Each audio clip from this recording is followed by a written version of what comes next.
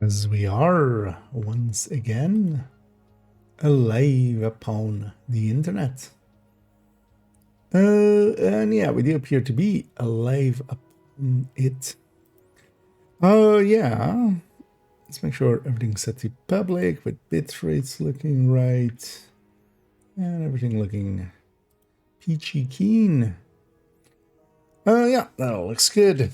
And audio doesn't look out of sync. Well, actually, it's no longer desyncing most of the time. It's just breaking in other ways. Yeah. Let's jump in.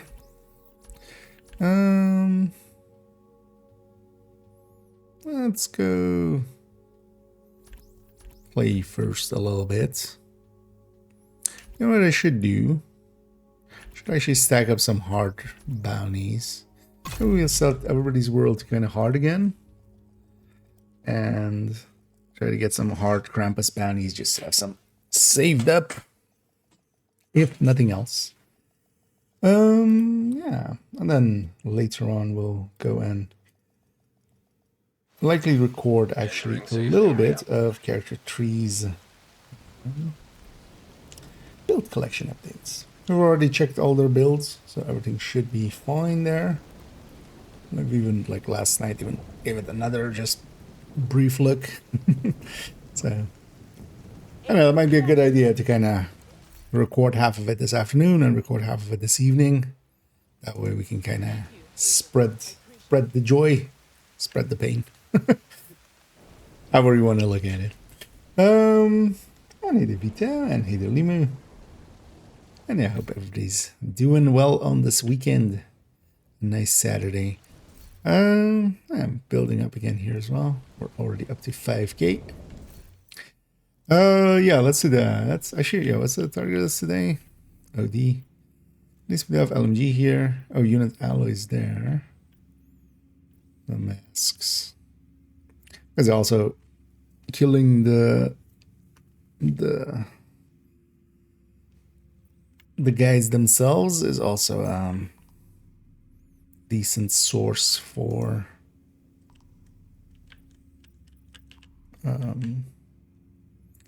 some maybe purple gear. So yeah, let's go through. Let's set everybody to hard. I mean, we can here and there sometimes just go through every character and just quickly get some hardens. That, we don't call it that. Yeah, let's go do in the unit alloy zone. I wouldn't mind getting 2 piece unit alloys for that build. That would be nice.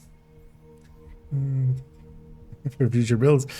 The OD is, yeah. Got those covered. It could be good for blue resources, but yeah. We'll wait for better things. Also, in my case, unless there is a good target, I've gotten what I even wanted from the caches and stuff. More than even. Although as well, I didn't need, and that's also already, you know, totally understand others still wanting a lot out of the caches. But in my case, I'm mostly done with the caches. I just wouldn't mind having some, because I was planning to do that anyway, having a few hard bounties available, especially for some of these characters, and then mostly not even to, because if we need to, we can always just choose them and keep the bounty, not even use it up. I can always character swap to have it not cost the actual bounty. But I should just grab a few while it is available. Like that.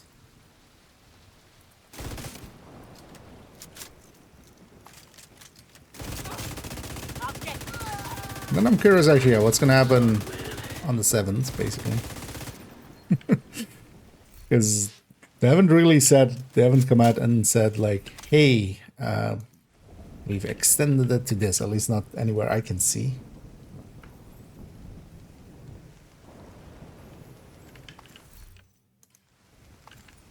So, yeah, let's keep him at White House. Seems to also be, if you kind of leave him at the safe house here, you have to jump across. It seems to be like the area around it sometimes doesn't want to spawn. If you of where you gonna spawn in. Yeah, let's go through all 4 characters and set them all to hard and get them down there.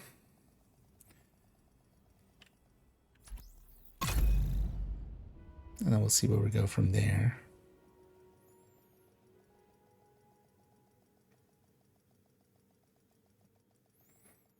We'll likely go and play around a little bit with this character. Wouldn't mind actually playing around with maybe even putting some shotguns or something there. So I also wanted to see actually how much, although we could calculate that out, that could also be a calculation. Figuring out actually at full stacks how well Coco can do with headhunting. Best gear. I've got it right here. Especially also with Dodge City. Dodge City might be actually a tool we could use there. Actually, let's go over here and let's see if we have somewhat better luck. Keep over. And hit the dig. As yeah, let's get a few more of these bannies.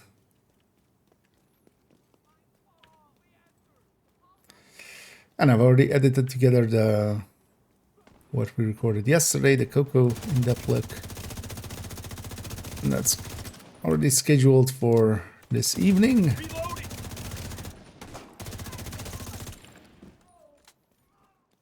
Oh, basically unlock at 6.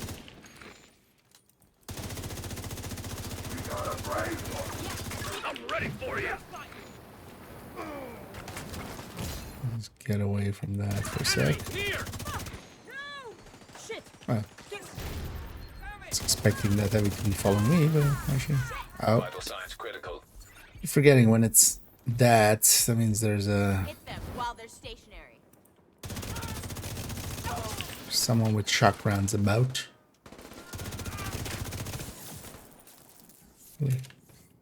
I mean, you are unnamed. I was hoping to just stagger him.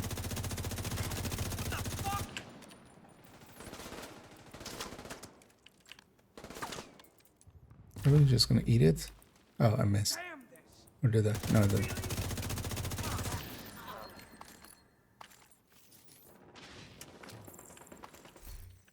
Why was there Is there no purple unit alloys?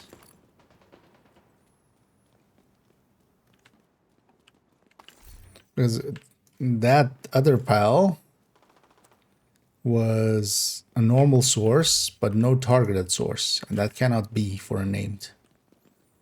Is there just no purple instances of unit alloys? Huh.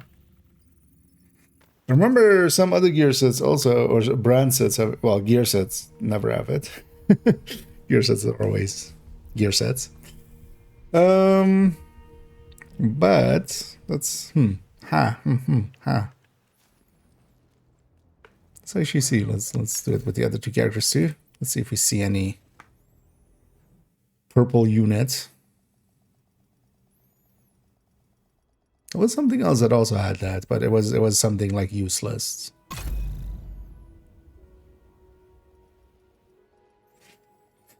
So yeah, this can go away as well. Concentrated company. You go on the pile of done stuff.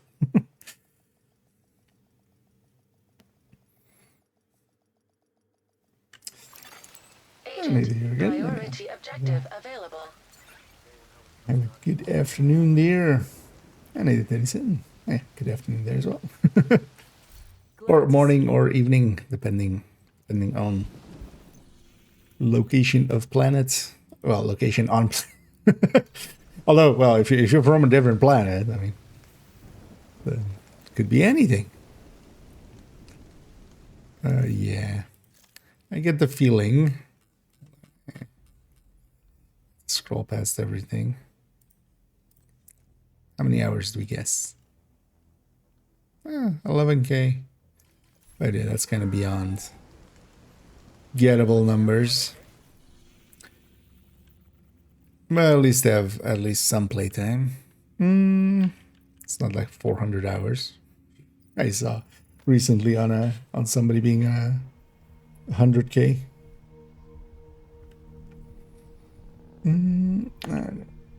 Airship here. You can still like for longer than 20 minutes.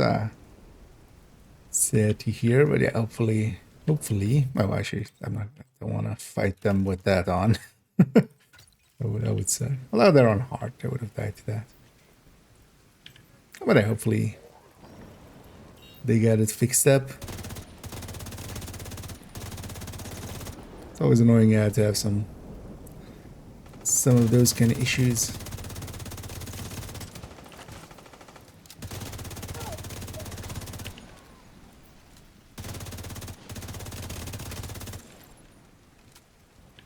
No. Names group in the distance. Wait, you guys want to have to... You're supposed to attack me.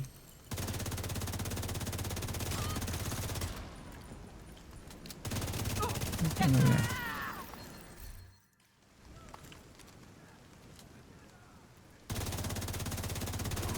was kind of hoping to have some purple unit alloys, so it would kind of suck if unit alloys doesn't have purples. I think it was urban or something that also, yeah, didn't have purples.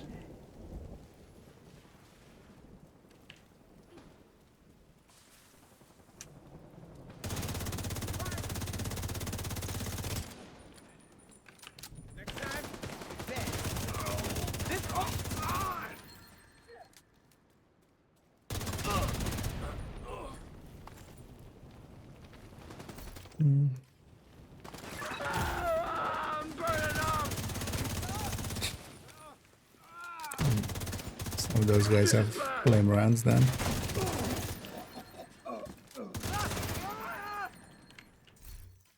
Oh, the heavy was. But also, yeah, that heavy should have dropped. Targeted. Immediate medical assistance needed. Huh. God damn it.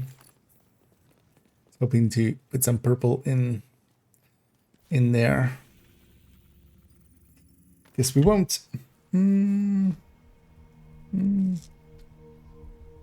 See ours plays the others in game. Yeah. Also your own, you can inspect yourself. But yeah, in game, yeah, out of like at the start menu or you know the menu there, it shows it as days and stuff, which yeah. My brain works better than ours. But you can also / inspect yourself to get the same menu up. But yeah, when you go into that tab where the clan tag and stuff is also, you can just well, does this work on controller or on consoles? Because you can just do like that / inspect your own name and then you can come here and then have your own hours played as well. So, nice. And yeah, nice indeed.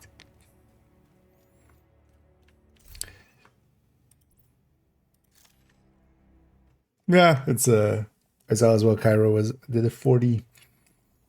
I'm kind of waiting for that headshot event to come to pass. And then see if we get a rat or NV during its 4 days. Because yeah, we'll have to. Actually, hopefully it's 4 days. We'll have to. Very likely, we'll have to. Safe area detected. Rotations. So yeah, if either of them is rat or NV, we'll. Because yeah, last season using that crit chance one, the red line overdrive. That that was one of the easier 40s around. But then also, yeah, that was a more powerful one than this one. But also this one, yeah, the bonuses are still pretty good. Especially will make the early loops a lot faster. That's also what happened with the other one, was just the early loops were so much faster. We got into like being OP way early.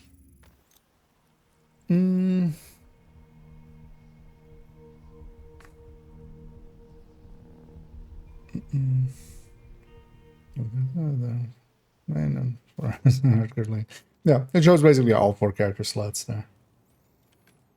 That's also, so the point of it is actually of that is that you can use this. So this is like the character I was on when it kind of thinks this. But here, if you select one of the other characters, you go to that character. So you can see, you know, what they have on all their characters. And then, yeah, the hardcores and stuff show up here as well.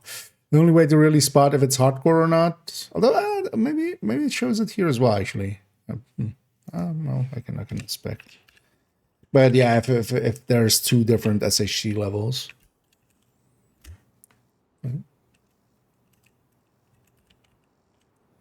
Let me check my second account, actually. I'm curious, because that's a normal core. That's a normal core. And then this is a hardcore. Okay, no, it doesn't show the... Because yeah, when you normally have it, it shows the hardcore icon here, right?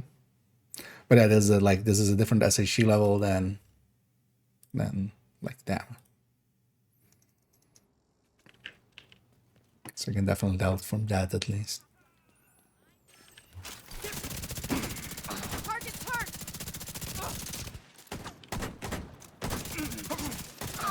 Oh, I'm running this thing. Oh yeah, later on we definitely also need to add this thing to the build collection. Because I'm kind of fine with it, the way it is now. It's just regen PFE, effectively, but not as regen-y as the other PFE, nor as tanky as that other PFE. Still gonna shoot you because... yeah, don't shoot you like that one.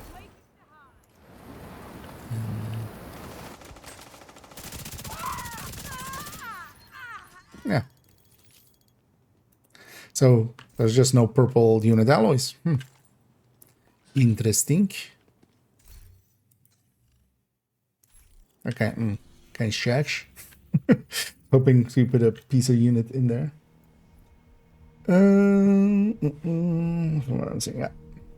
Yeah, that doesn't there indeed. But yeah, I can tell from the double XPs or double SHC levels. Main character.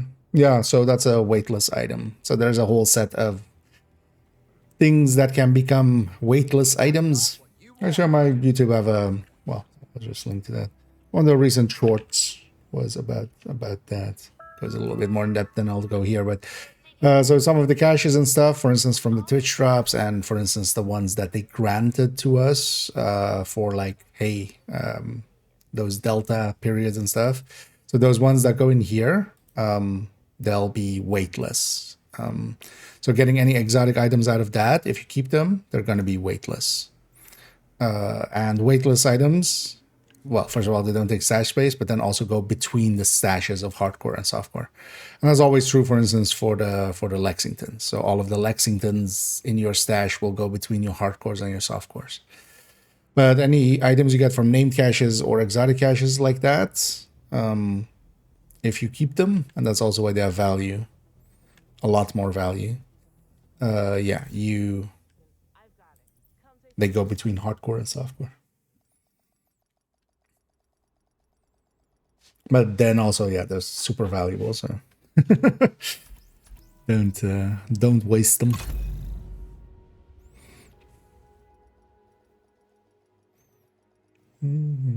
Yeah.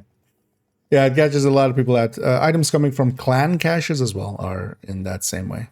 So some people have a bunch of, you know, if they've been in clans for a while.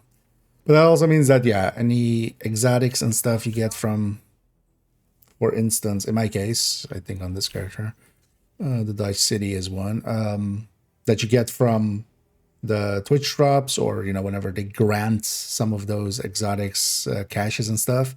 For instance, this one is a 0 weight item, so my inventory is 133, my stash is 387. When I move this over, neither of those numbers changed, and then when I pull it back again, neither of those numbers changes. So that item is weightless, and that also saves me one inventory spot here, of course. So those items can be like, if you get even some gear out of it, because here, for instance, this one's optimized and stuff, but that's perfectly fine. Like, I likely had a God rolled one or something, because that's old item, so we have a lot of them. But I replaced it with that because inventory space, much more valuable than just looking good. The thing though is, yeah, you can't reconfigure them. You can recalibrate and optimize, but you can't reconfigure them. Reconfiguring basically makes it a new item, and that wouldn't have that same trait. So that's just the thing to watch out for. But yeah, from the Twitch drops and stuff, if you whatever, like especially gear items you get, it's well worth keeping and optimizing just for that. And hey there, Larry, and hey there, Fax.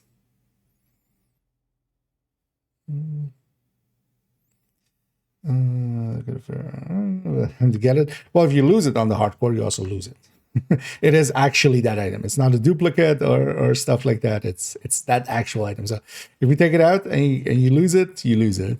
But nowadays, of course, because blue screen is part of this, for instance, right? It's just one of the general exotics. So you would be better off just making that one. If you lose that, that doesn't feel as bad. Because those items can be actually very valuable. Weapons are a little bit harder because you need to get them with like the right third stat. But gear, whatever gear you get out of, for instance, the Twitch drops, the clan caches and stuff, if it's usable. Also the named caches. Oh yeah, let's try to get a purple LMG then. Although, has it been 10 minutes from this character? I feel with me waffling on likely it has been. And I will jump to character tree and actually maybe start recording already.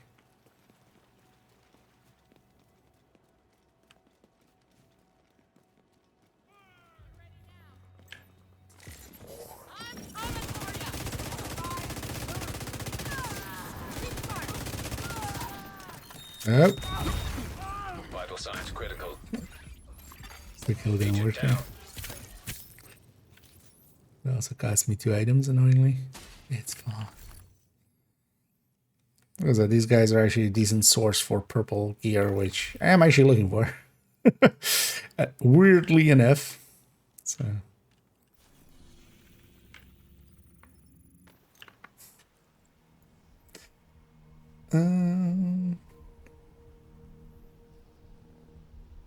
Yeah, let's do maybe character 2 as well, and then we'll get the character tree, do that as well, and then go and get set up. So what have I used already? So I used New York, and I used Brooklyn.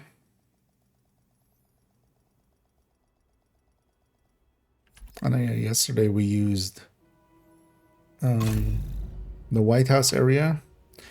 For other videos, I've already used. Well, we'll likely keep it to like the Christmas areas. Maybe I'll just go campus or theater. And then we just use other corners of theater. Let's grab something else. Like Coco is not great for this fight. We're just fighting 4 enemies and then giving up, so. Alright, finally, we really have some snow going today. I'd already snowed a few times, but this is like the first time it's actually like staying around for longer than an hour. Although I see the sun shining pretty brightly, I wonder if that's gonna turn to sledge.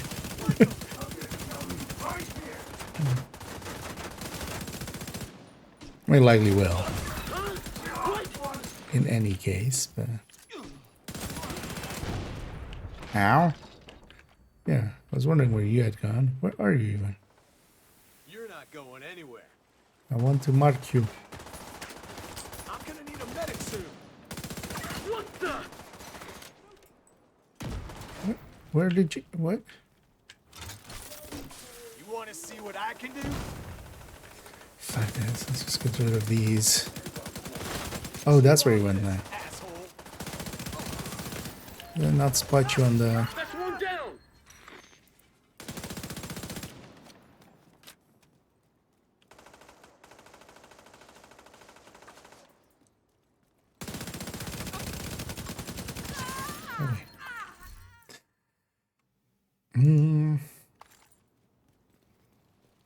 Okay, the dream would be like an MG5 with high weapon damage or DTAC with killer already on it.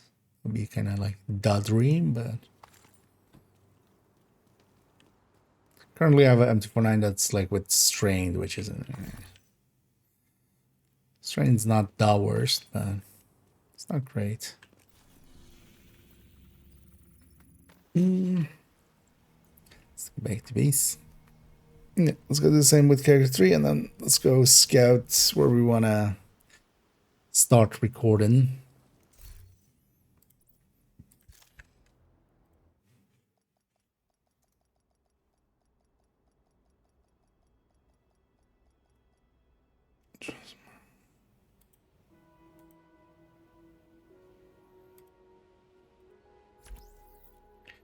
Oh,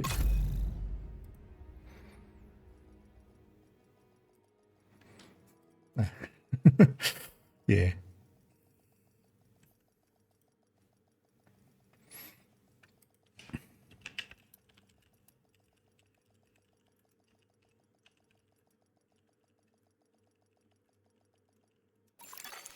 Priority objective available, Agent.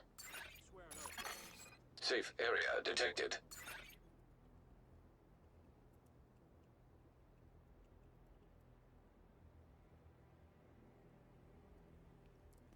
Yeah. Let's go and first do these. Any recommendations for hardcore? Don't I?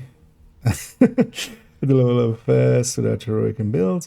I mean, it's basically the thing is with heroic, especially if you already are doing it on not a fresh account, it's not as a fresh account effectively, because you have access to, for instance, account shared resources and account shared blueprints. You can actually just you'll need some credits, because the credits of course are not shared through that system between characters, but yeah, you have resources, you have the blueprints. So for instance, especially for somebody that already has as well the reconstructed caches done and has nowadays as well retaliation done, for instance, it's pretty easy because you can just load in, you can craft the equalizer, you can craft some striker, you can craft the memento from blueprints.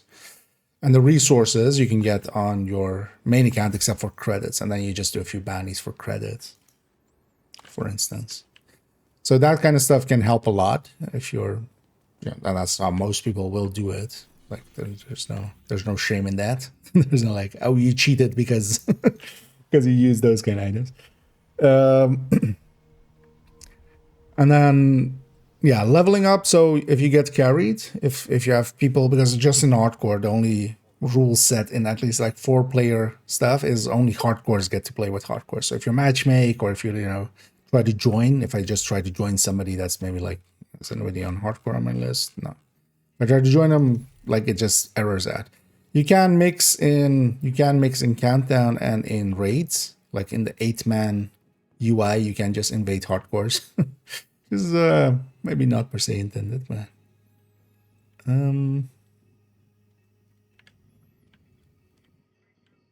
we stand on this side and look that way.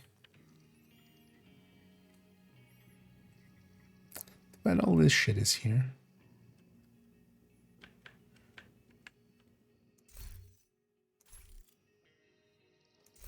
What is that light supposed to be? Just a light? It's randomly a bright ass light. Okay. 4. So I would think it would be maybe like a projector or something, but Nah.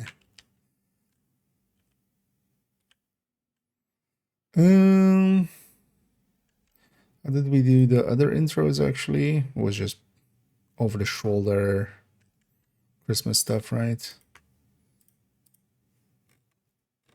Let me go have a peek.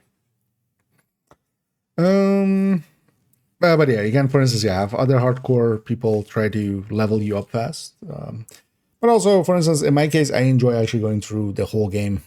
Kind of. It's not too hard. It's all set on story anyway. You can't increase the difficulty. You can even, for instance, if you have stuff in your level 30 library, you could actually even, for instance, join other people and recalibrate, for instance, a level 30 armor core on like a level 2 gear piece. And that'll make you basically invincible for the whole, until you're like into that level 25 or something.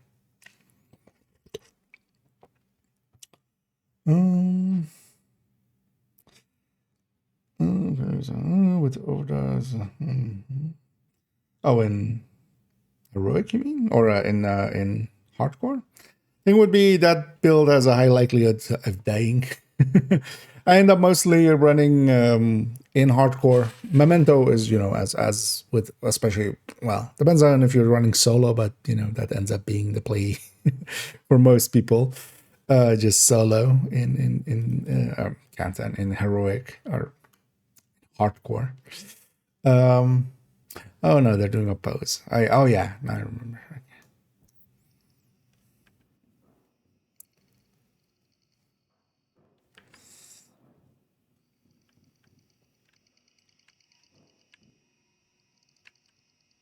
Go for this one, yeah. We need to do.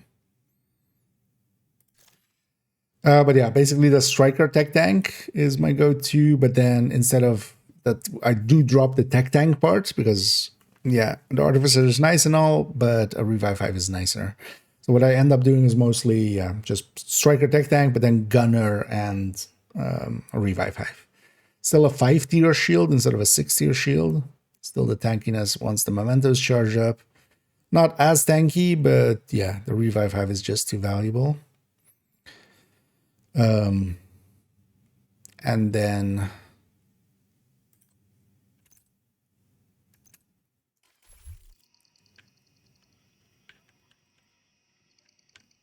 yeah, AR and a Scorpio. That's kind of my go-to for it. Obliterate style as well. Yeah.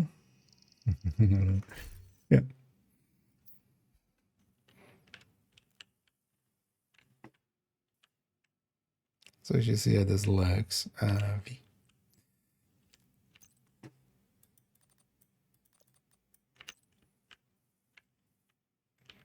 Can we go come a little bit forward? There we go. No. To do a little bit of compositing. Not only that, just as a make it a little.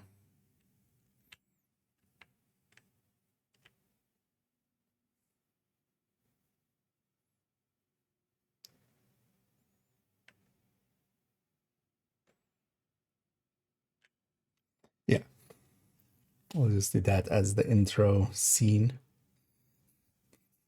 People running through the thing there. Yeah, let me catch up on this for a second, but also let's check that these all work. And my mind definitely not fully awake. This is gonna go great. It'll be fine. Yeah, let's go here. Yeah, oh here. Let's open up all the trees. Set that up already.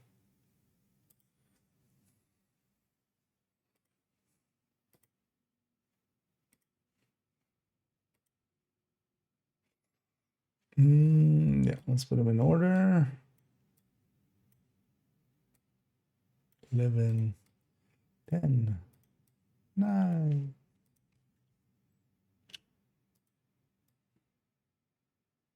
15. Yeah, let's put these all in front here, and then shuffle this around too.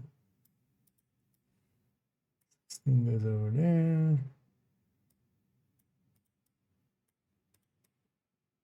4, 5, 6, and 7. Okay, 1, 2, 3, 4, 5, 6, 7, 8, 9, 10, 11, 12, 13, 14, 15. Oh, this is 4.15. 3.15. 4.15. I know, we've checked them all already. I checked them again as well, kind of this morning, at least the 3s and the 4s. So we'll have that be our worst case. We spot something while we go through it, and then I just become pissed and we fix it, and then we redo. Yeah, let me catch up here for a second then. Back in my day, indeed. Yeah, back in the day. Although back in the day, there was also, you could get mailbox, of course. Nowadays, you have the stash. That's also the thing, since you have the stash nowadays, it's a lot easier as well to kind of go from hardcore to hardcore. And also, yeah, ever since SHD levels, like SHD is continuous, which is kind of cool. That makes it a cool mechanic. You basically kind of, it went from being a roguelike to a roguelite, although it was always a roguelite, but now it's a roguelike light. Because you can continue kind of where you left now. And 82 minutes. And yeah, indeed. Hope you're enjoying your Saturday too, and everybody else as well. For me, yeah, still, this weekend is kind of nice and relaxed. Heavy will shoot. I mean, yes. Disruption will happen here and there. Sometimes it will get destroyed. But yeah, it's better to have one than none. It's worth more than in normal play, I'm fine dying. When it is true and just rushing too hard with a tech tank, but and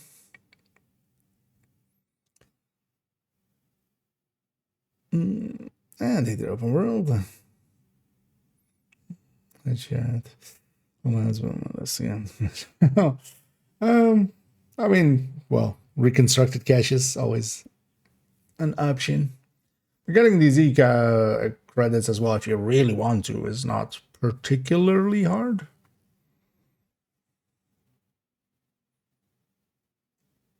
Because you'll just get some. Well, I mean, even in the normal way, but yeah, you can look up, for instance, where the boxes are. Just rush in and just grab as many boxes and then get it. At least as long as nobody else has been doing that. I'll try to extract some items here and there. You'll fail a bunch of times, but every time that you succeed, you'll get a bunch of credits and stuff like that. And it is. Oh, yeah. I just had heard that thing a little bit too much, so I just noped out of that one. And Happy New Year's indeed as well, man. As yeah, it is indeed, of course, the new year. Even though, yeah, already on the second day, we're starting great on the second day already. Just all out, just world stage horrendousness. But it's fine. It isn't fine, but it's fine. When crash unexpectedly, yeah. Well, the real hardcore is doing hardcore on a fresh new account, so you don't have all the benefits. But yeah, that's also not worth it. And the fun is actually, yeah, with hardcore, you can kind of have a somewhat of a fresh start, but it's not like fully a fresh start. So it's actually pretty, especially if you have the resources and the blueprints and stuff like that, it makes it not too hard to get going there. But it's still also not completely easy. You don't have access to most of your gear and stuff. So.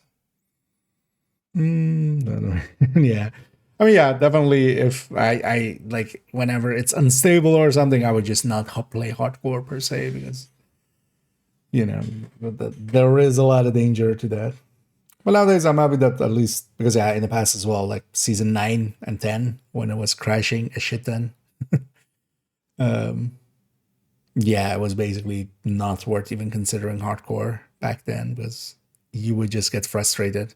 But the thing with hardcore is like also, as long as it's my mistake, I don't mind. As long as it's a mistake I made and I lose a hardcore, that I'm fine with. It's when it's the game that's frustrating. But most of the time as well, like I don't think I've never lost on hardcore to crashing or deltaing. I have sometimes lost it to just it being like getting super laggy on something and then that costing me. But I still should have just disengaged and ran away. But most of it has been my own fault in losing some hardcores. Didn't get the money yet. Yeah, it's just a experience thing. Just keep building up on it. I would think yeah, you would like it. I want to try something different. Exactly. I mean, it is if nothing else, yeah. And for instance, that's also for me been the impetus of like second account. It was just like I have most things at those times. I just like you know what if I start fresh, then and hardcore can be that on like one account without like other stuff, and especially nowadays that you don't need the slots for watch alts and stuff. Whereas in the past as well, for instance, on second accounts, like the hardcore slots were competing with watch alt slots and stuff. I was just like, but nowadays, yeah, we don't have watch alting anymore. Yeah, if at some point they give us a 5th character slot, man, I'm gonna be so up in hardcore on main account. That's one of the reasons I don't hardcore nowadays much. I kind of set the goal of like reaching 1K on second account and stuff, and kind of like getting going there. That's kind of done now. But I don't want to, like, I'm much more invested in my main accounts. But there, yeah, we have 4 character slots that are kind of set. So, speaking of which, let's go and, as yeah, for those maybe coming in, we're going to record a bunch here and there. As I want to spread it actually over this afternoon stream and the evening stream. And that is that I'm going to go over, I've been doing the build collection,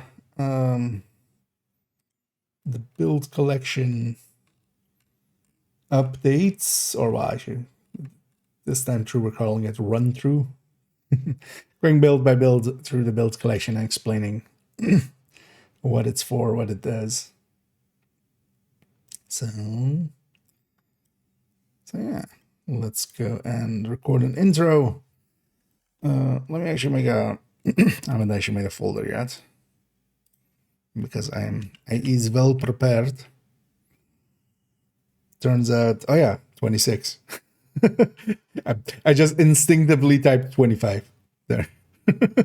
2601 03. That's the dates. Actually, I can just copy this text and then just turn character 2 into character 3.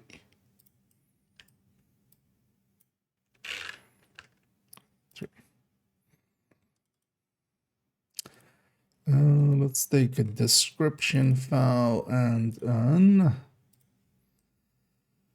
Photoshop file for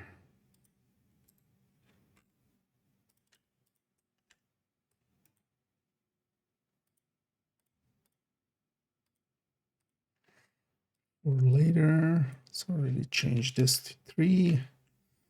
I'll just deal with the description file in the future. Let's just get to recording. Yeah, let me catch up here. And in between, I'll catch up on chat, but then yeah, we focused on streaming here or recording here and there. So second arc, yeah, same here. Although well, nowadays, yeah, I've kind of like I replaced it with 1 test character and 1 extra hardcore.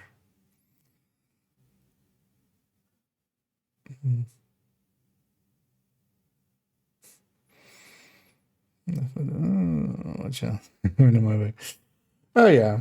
Well, floor 10 was also not too healthy, I feel. Being honest, I do miss the runs. Yeah, the thing is also you can just do those runs without that.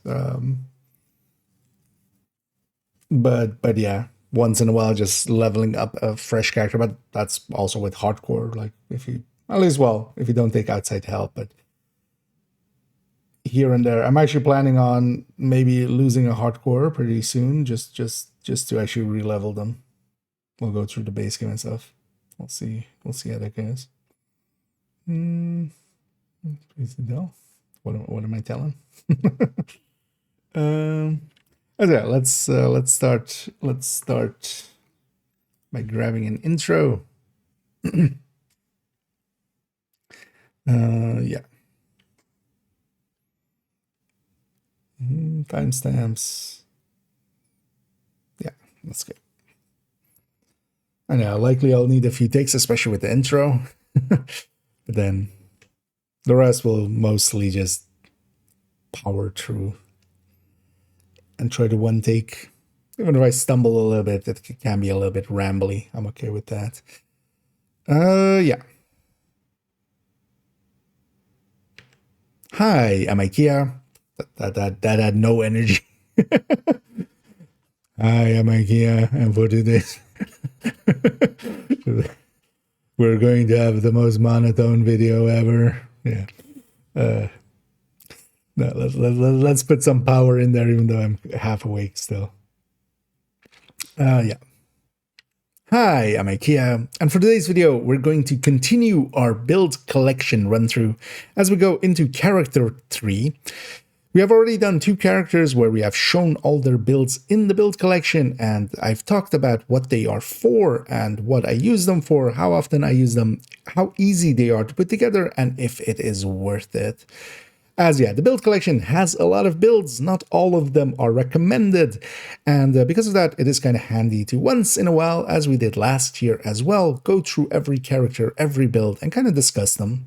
Of course, as we go through as well, I'll explain, for instance, some of the tactics and such that some of the builds use, and in doing so, I hope it is informative and enjoyable to go through. And we'll cut it there. Oh, actually, I need timestamps to be there, right? Yeah, let's try that again, and then I can actually leave that. Yeah, yes, let's try. Okay, just dips. Well, this one that doesn't have that in there, but my shows does still play. Oh yeah, been around. Countdown builds. I mean, there's several. If you're not familiar with it, I'll link here to the recommended. Just making an striker, like most of the team should be strikers or tipping scales or damage dealers in general. I'll link here to the recommended build list if you're unfamiliar with that, but anyway, exactly. I'm also fine with it. I've accepted that people are okay with it. I have to be with it as well. So, but yeah, let's try that again. And I need to talk about timestamps and stuff, and I can leave actually what the recommendeds and stuff until later. Hi, I'm IKEA, and for today's video, we are continuing our build collection run through with character 3. We've already done character 1 and 2. Those are previous videos that you can go and watch, and we'll be doing all 5 characters in total, so 4 and 5 will follow this up in the future. In this series, I've been going through the entirety of the build collection and talking about each of the builds. And in doing so, we go over what it is for, how often do I use it, and is there any use to it really? How does it stack up against other variants? And also, how hard is it to put together if you want to do so yourself? Because yeah, in the collection, there's a lot of builds. It's not always clear what is recommended. The recommended build list, of course, helps a little bit with that, I hope. But it can be kind of unclear what builds do for what as well, as some are definitely specialized. As we go through, everything will be time-stamped down below so you can jump to a specific build if that is your intention. But let's go, get started. Yeah, a little bit better. I fumbled a word in there somewhere, but meh. The word was not meh, but meh. Continuing our build.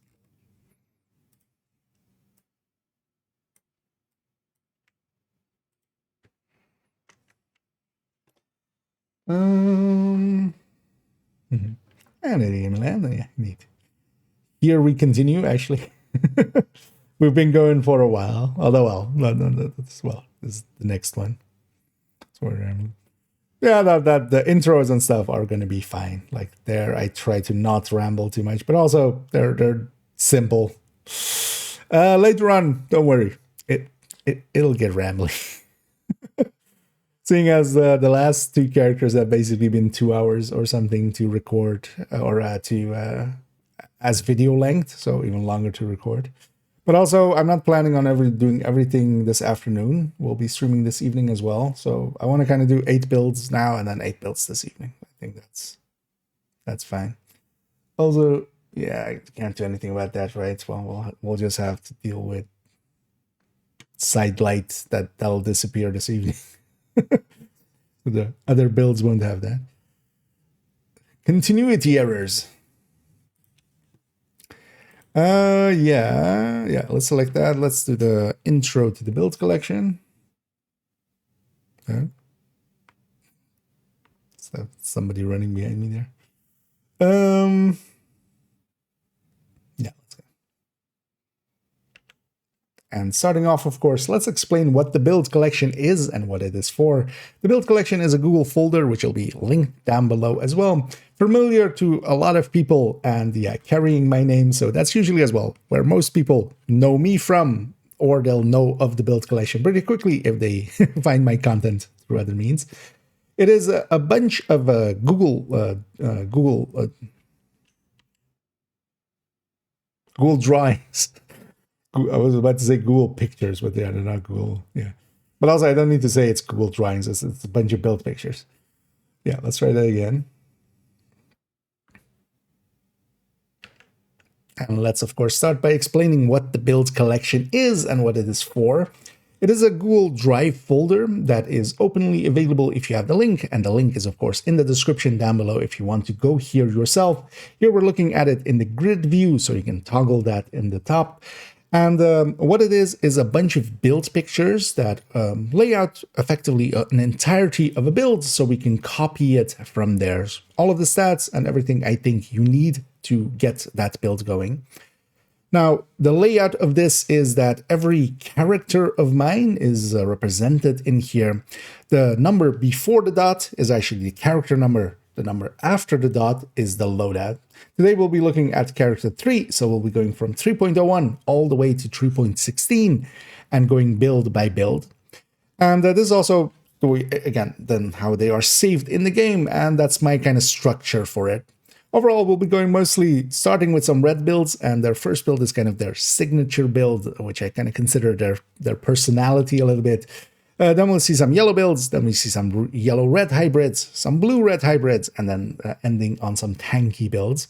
That's kind of the structure that I lay out. I don't always follow it to that degree because sometimes we just shuffle stuff around. And yeah, it is still trying to follow a little bit of a structure. And at the top as well, there's a recommended build list and a recommended weapons and talents list. That's the place I would recommend, as the name implies, where to start, as they lay out the builds that are definitely recommended to try out. Because not everything in this collection is that great. Some stuff is just there for testing or just playing around with certain gear sets or builds. So yeah, let's go get started here with 3.01.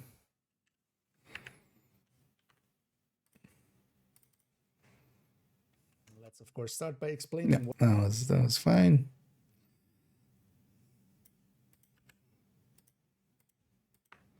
Just to give it a separate intro, just in case. Yeah, 3.01.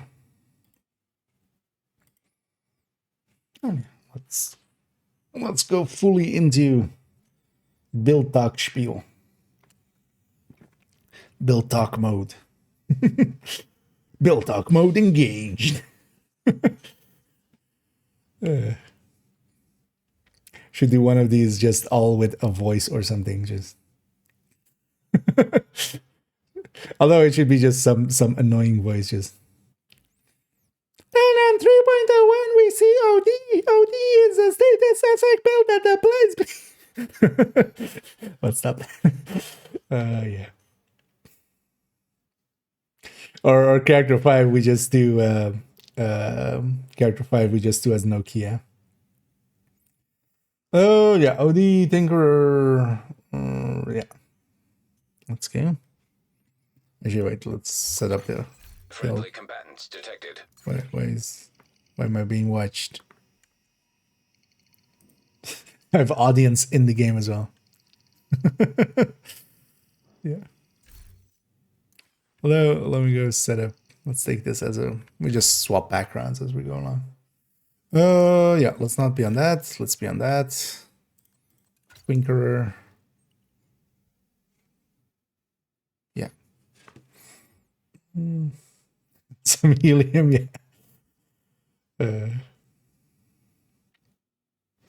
Or just go batshit insane of just like, Odie is the best build ever. You just put something there, and then you can join us instead of joining those that betrayed. Kajika voice, although extreme Kajika voice.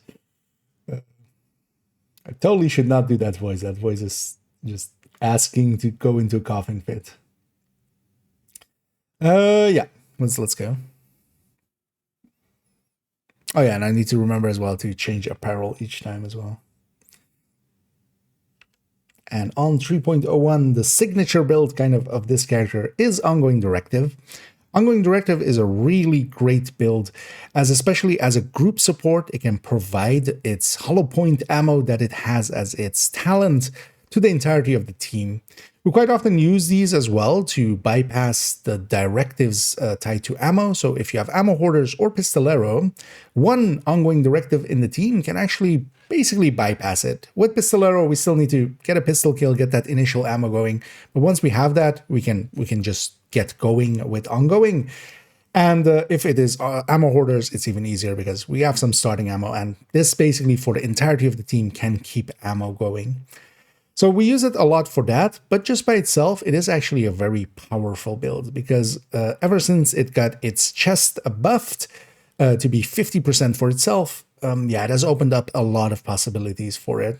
We definitely don't want to use the backpack. That's why generally we'll go at least on the red style builds with a different backpack. Here I'm going with a Cheska backpack with Vigilance. The other option that really works well here is Wicked, because Wicked will be applied consistently.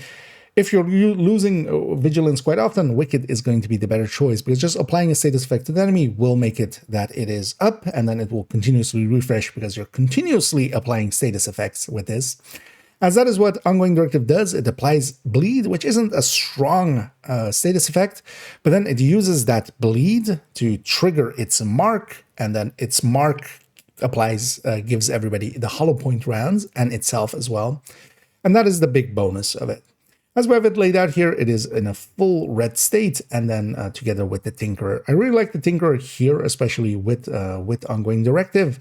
We'll later on see as well an OD with an OD, so an Overdogs in an Ongoing Directive, because sometimes you just gotta put some OD into your OD just to be the OG. And yeah, both of those work really well, of course, and we'll see both variants. But Tinkerer, this is one of the best places for it. Sadist is the go-to weapon talent choice for it. But there's a lot of talents that work well here because, for instance, putting Frenzy alongside of it here as we have with LMGs, of course, Frenzy, a really big talent once it comes in. And when it's down before it, that's kind of fine. And then when if the fight goes on long enough, we'll go into that Frenzy and just melt everything. That's kind of one of my go-tos. Together with that, yeah, we have other good talents that trigger off of status effect or apply to status affected enemies. Because of that, Tinkerer is actually really strong. This layout, yeah, I've been using quite a lot and often. It comes up in play a lot. If we take it into the game, we'll see that actually that, yeah, the loadout as we have it here, I have it saved for the time being with Pressure Point as the secondary weapon here, but I have other LMGs that have Frenzy, so I can bring those in as and if when we need them. I don't have that actually. Oh, that LMG got moved, then fuck. You know what, that got kind of rambly. I wouldn't mind actually restarting there, because I kind of started on, like, I need to explain what the set is for. I went into like a completely different spiel. That's fine though. For the first one, gotta get into the groove of things. And we start on 3.01 with Ongoing Directive. Ongoing Directive gear set is a gear set that is centered around its bleed status effect and its marking system. It gets hollow point rounds that can buff its own damage, but also they are group-wide. Because of that, it is one of the good group supports. We saw earlier on through Patriot, and there we discussed that, yeah, it doesn't really hold a candle to Ongoing Directive or Redify, and that very much is true. Ongoing Directive is one of my most used builds, and especially in group settings, we quite often use these, as that hollow point ammo can actually be used to bypass the ammo directives. With either Pistolero or Ammo Hoarders, we can have this ammo that it provides to the team as long as we're getting enough kills and such. As this build is getting its mark and those are dying, it will provide ammo to the team. Making it so that, for instance, with Pistolero, sometimes we do need to start a little bit with just pistoling the first enemies, and then once we have ammo, we are good and will be ongoing. And if it's Ammo Hoarders, it's even easier. Because of that, this does get used a lot, even for instance in solo play to deal with 5 directives, even though for myself in solo play 5 directives, I wouldn't go, for instance, with this full red one as we have here. As I said, this one is effectively just full red, all weapon damages, crit chances, crit damages, trying to get that weapon to deal as much as it can. That's also why on this one, I'm running it with Vigilance, but you can definitely run it with Wicked as well. Those are the 2 good backpack talents, and would definitely go for a backpack that is free talentable, so you can play with both of those talents. Wicked will have a lot more uptime, because every time we apply that status effect to the enemy, it will refresh. But Vigilance will, for instance, be active against the first enemy that you're fighting when you don't have bonus rounds yet, or you don't have the hollow points around yet. And then Status will be inactive, and the chest will be inactive, and then Wicked would also not trigger.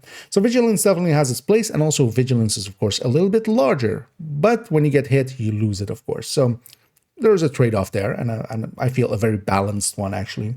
We'll later on actually see that I use Wicked in a different variant of this. Because yeah, there are variants to make. Here we're seeing the Tinkerer one, and Tinkerer really works well. Sadist is a really powerful talent. That'll always be our first pick for this build. It is applying bleed, and that's actually opening up this option to put Sadist there. Alongside of it, we can go with, for instance, now that we have LMGs here, we can take Frenzy alongside of it, and that makes it so that, for instance, for me, from a playstyle setting, if the fight goes on long enough, eventually we'll get into that Frenzy, and that will just melt whatever's left. And that works out very well. Otherwise, there are other good talents, and that's why we are going with Tinkerer here. Other good talents that we can go with, especially because we're applying status effect. Pressure Point applies to any status effect a full 15, and that is actually really competitive, even for instance with things like Killer. But we can also even make it more group supporty by putting Vindictive in there. Overall, this is one of the top builds I would recommend having, especially if you play in groups.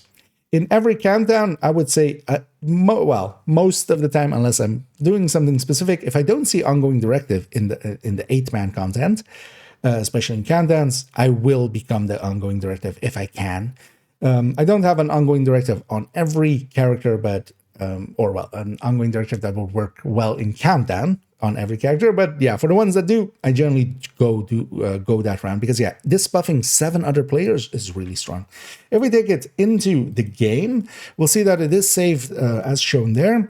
Here though, I have on my secondary LMG, I have it with Pressure Point, but this is a free talentable one, and that would be my recommendation. Make sure that generally your LMGs are free talentable. For LMGs as well, the stat that for this build definitely we want to go for is crit chance as that 3rd stat, as that is the biggest gain overall, just because it's also a little bit larger than, for instance, DTA or DTH by number, and more uptime overall.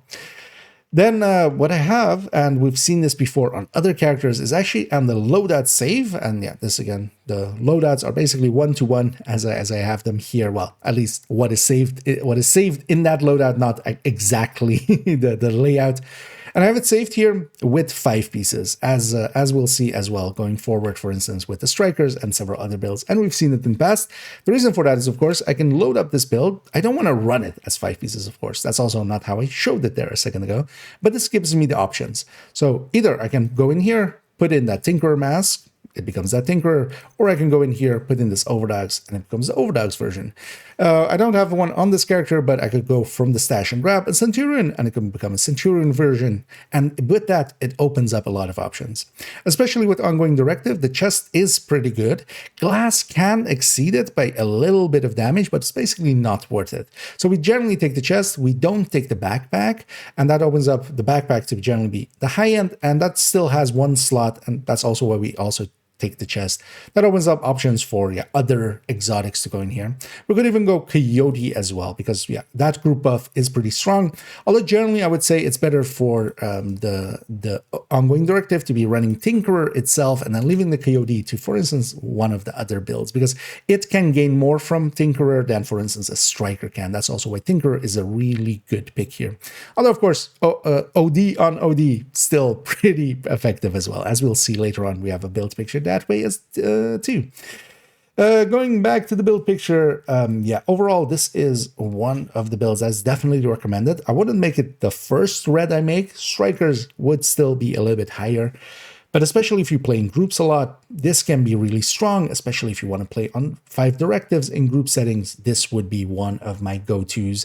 This just bypasses the ammo directive. That's usually the directive we need to deal with, because with the rest, things like the health pack ones, like hard to earn, and for instance, things like fragile armor and the skill ones in cool skills and scavenge skills, we just deal with. Those we can just deal with.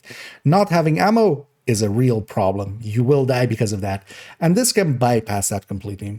Then also, actually, briefly on the specializations, Gunner can, of course, for that 5 directives as well, especially with Pistolero, provide that initial ammo, and it opens up as well that we can have the extra round in the pouch. Because without Gunner, we only have a plus 35 pouch for these big box LMGs, but with Gunner, we of course have the 50. But Survivalist should definitely not be discounted, especially for seasons when it isn't Pistolero. If it is hard to earn, I generally just lock these in with Survivalist. And Survivalist, especially because of that bonus for allies to status affected enemies, will be status affecting a lot of enemies, so will they themselves, because when they get the hollow point rounds, that will bleed the enemy too. And because of that, that has a really high uptime for Survivalist. But yeah, here, for instance, this being a season with Pistolero, I have it actually saved with Gunner, but I'll change that save quite often. Skills-wise, it is a red build. We want that Revive Hive. That is my first pick, generally. But alongside of that, generally a skill to make it to make that initial status effect happen. But often as well, I just take a pulse there or maybe smart cover. So overall, a very versatile build. There is also a lot of other ways we can kind of set it up. And yeah, there's a lot of variations, especially in talents and such, to kind of change it up. But definitely worth having. How long was that? That felt like 17 minutes. Oh, that was 8. Okay. Still a little long, but yeah, this is a build that also, like, some builds are short. This one has a bunch of points to point on, point out, point in. Yeah, so that's 3.01. Oh, I don't have the description file set up. That's fine though. I'll just do those all together in one go then. Yeah, on to Striker. Yeah, in the game as well. Loadouts, every time as well. I've made 16 loadouts per character that aren't any duplicates. Oh, we need to replace Sinister. Actually, wait. What do I replace this with? Because we need this on character. We need this on account too, because I don't have as many outfits there. What do we go here with? Especially as well ones that we... Oh, actually, no, I'm using Drifter on character account too as well.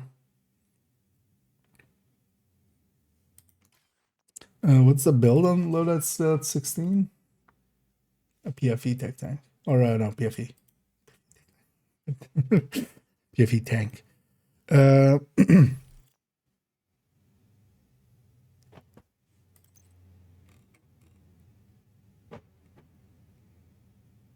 Outfit would be just nice and easy.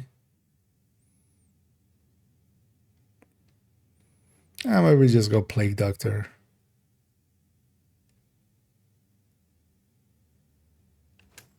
Yeah, let's just go Plague Doctor for that last one.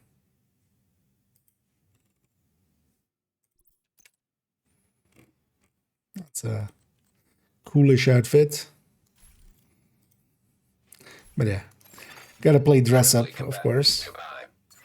That's half the fun.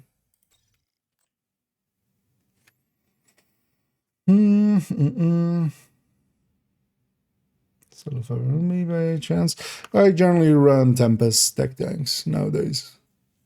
Is my go-to, but also, for instance, yeah, OD, but then not that full red. No, but the full red will do fine enough. But otherwise, as well, determined headhunters, of course,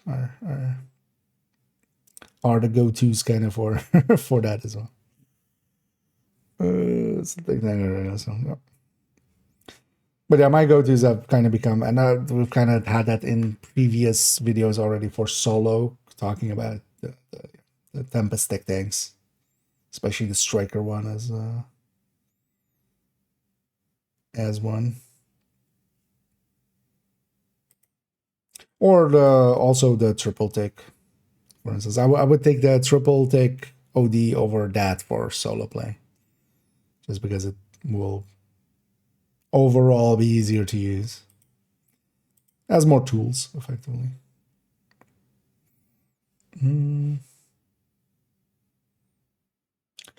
Yeah, so Stricker, let's go back here.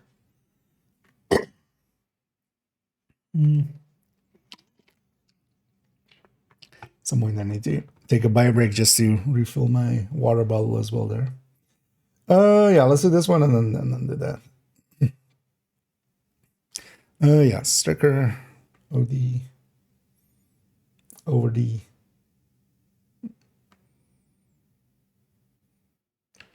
And then moving on to 3.02. I was about to say 2.02. Wait, did I say it right with the first one? One sec. I mean, doesn't matter. I'm not going to change it, but I might just cut it out if I say the wrong thing. And we start on 3.01 with ongoing. I had the same issue with character 2. I was just still stuck on 1. Yeah, let's go. My voice doesn't want to go, but it'll be fine. We'll power through. Yeah.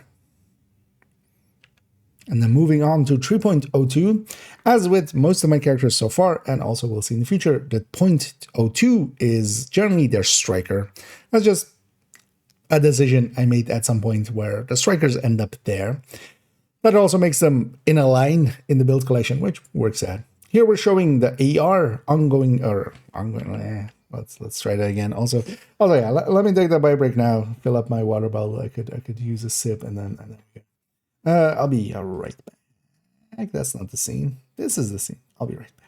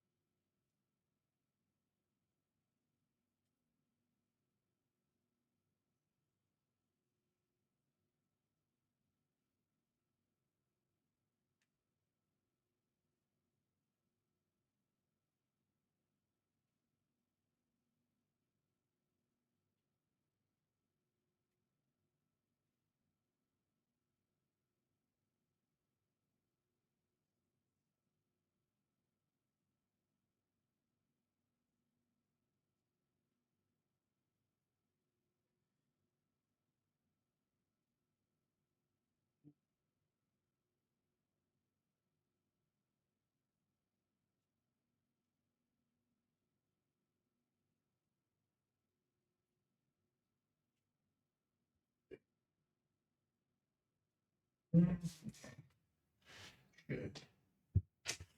Yeah. Back we are. No, high-end Regulus. No. Oh yeah, that's one of the go-tos for a lot of people. Well, especially Reguluses in general.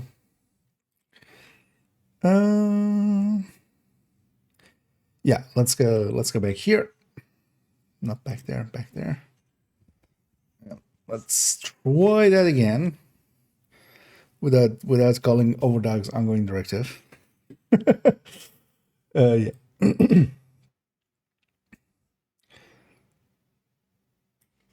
Let's click into the game. That also doesn't disconnect us here. And then moving on to 3.02. The 0.02s in most of my characters, all my characters effectively, are their striker setups. Here we are showing it with an AR setup with the overdogs alongside of it. And all of my characters effectively are kind of set up in the same way. Let's actually start there before we go talk about what strikers is, because it is one of the top builds, definitely worth having, one of the highest recommendeds in the recommended build list. But first, let's discuss here that actually this save, as with all of my other characters, is actually all the same. We're saving it with the equalizer chest and then 5 pieces of striker. And the reason for that is that, again, I can load up the build and then come into here and have it as it is, for instance, shown there with the overdogs, which is generally one of my go-tos, especially for just general play. Overdogs is kind of hard to beat by most other things. But by saving it this way, I can also, for instance, bring in either Coyote or Tinkerer.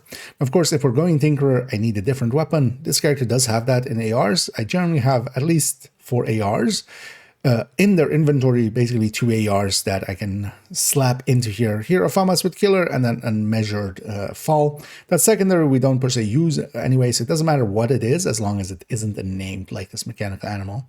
But yeah, we can, for instance, do that and then go in and grab those two ARs. And then, for instance, I'm set up now for Tinkerer.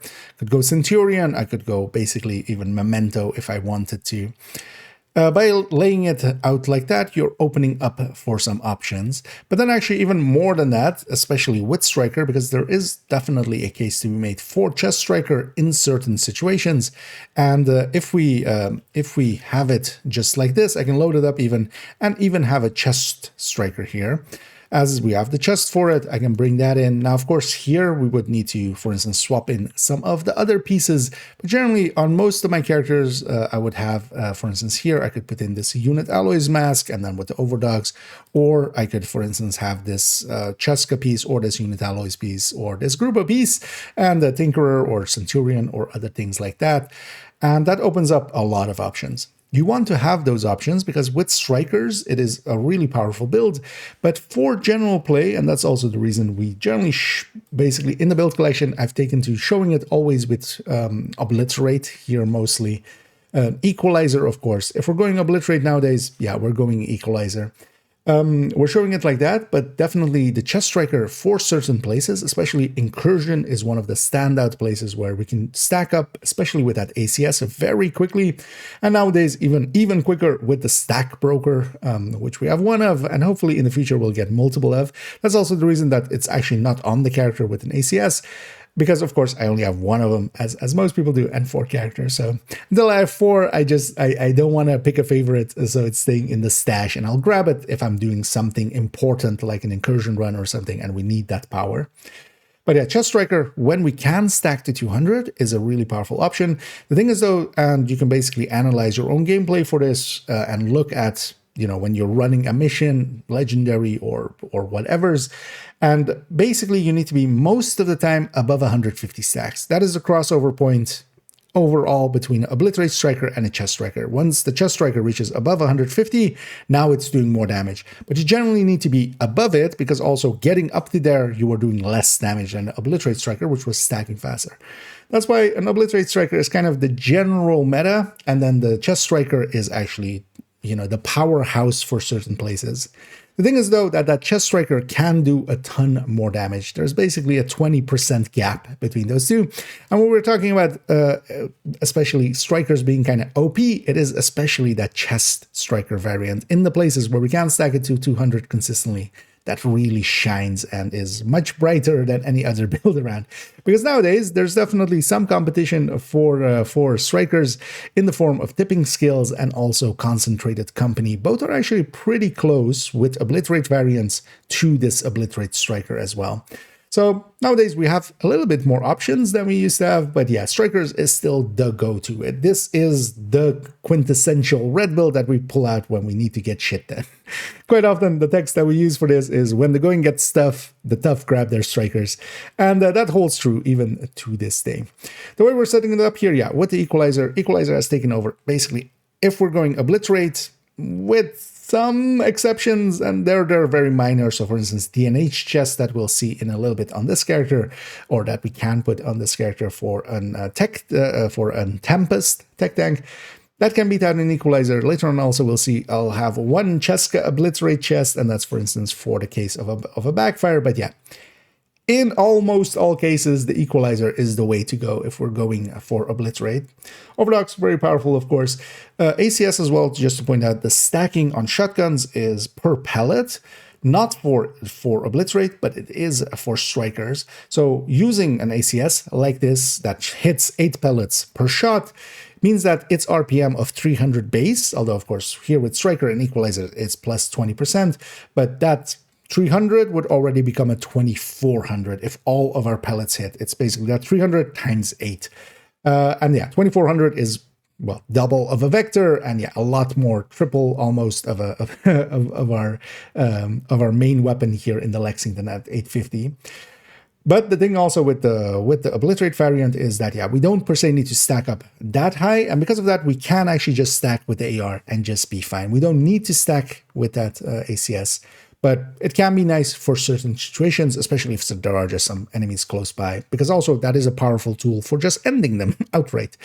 But yeah, definitely also consider putting other weapons there. For instance, putting just an SMG or an LMG there just for a different ammo type. That can also be a really good option. And also likely a future toolbox that I want to go into.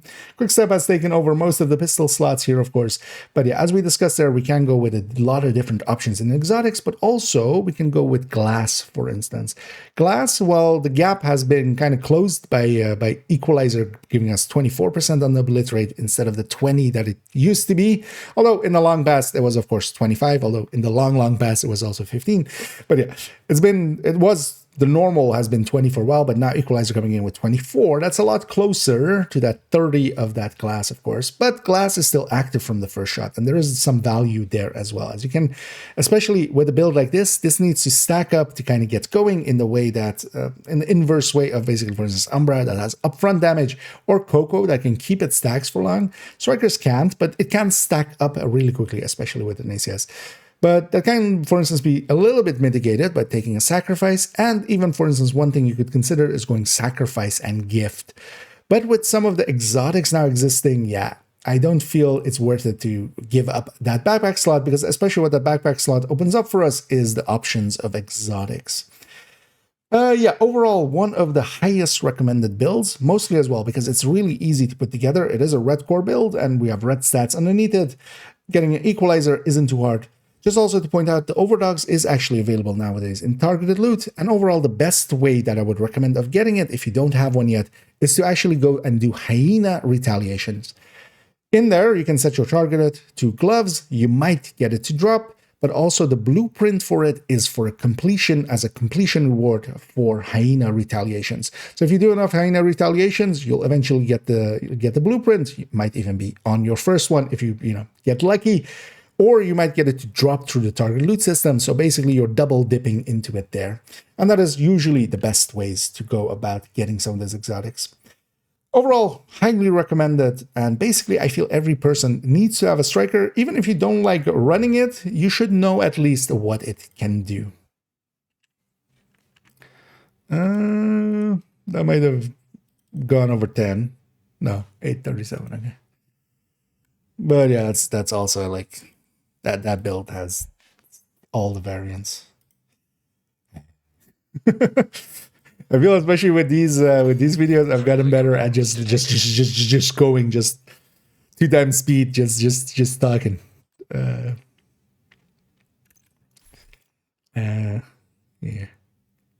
Anyway, we'll go to the Houndsman. I really like this layup with taking the Yeti mask in here. Instead of, just being the Houndsman, we're literally the Hound. Man. Woof woof. Next up. High-end. Actually, we'll have it on the loadouts. Load. Yeah, let me catch up here. It's kind of... cancer. Yeah, indeed. Yeah, you do have to get a shot on them. But yeah, yeah, they definitely can be annoying. Also, if they actually get you, they're painful. They leave a mark. Indeed, we're roofing it. But I feel this is kind of like a Division furry cosplay. This is what it would look like, right? Like just truly the Houndsman. But yeah, the hoods and masks kind of working together nowadays is actually has become. I was like, who cares about that first? But yeah, it's become one of my favorite additions, just to play around with what masks we stick in, for instance, especially outfits like this. Because yeah, you have stuff like that as well. Although that works better with Krampus, but actually, yeah, that also is not too bad. Just Krampus tongue sticking out. Even though, yeah, it's kind of clipping through other stuff. But I feel Nemesis is usually one of my favorites with any of these. Although actually with this one as well, you have this thing, just a red nose sticking. Where's Nemesis? I always love Nemesis with most of these. Just works so well with like the low hoods. And there, just smile. Yeah. Yeah. We'll go back to being combatants nearby. Truly the Houndsman. Yeah, let's go back here. 1, 2, 3.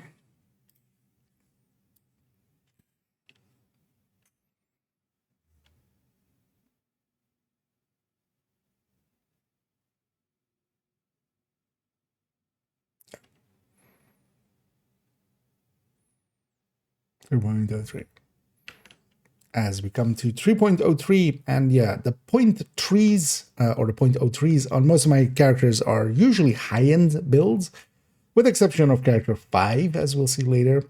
Most of the time, high-ends have kind of been exceeded, especially in the red section, by going some of the gear sets. Most of the gear sets can basically outdo what a high-end can do, especially for most fights that we care about. Strikers, for instance, still needs to sometimes stack up, but once it gets stacking up, even a glass high-end, effectively at 50 stacks, an Obliterate Striker has it beat. And of course, that's an Obliterate Striker, and then also it still has 50 stacks to go.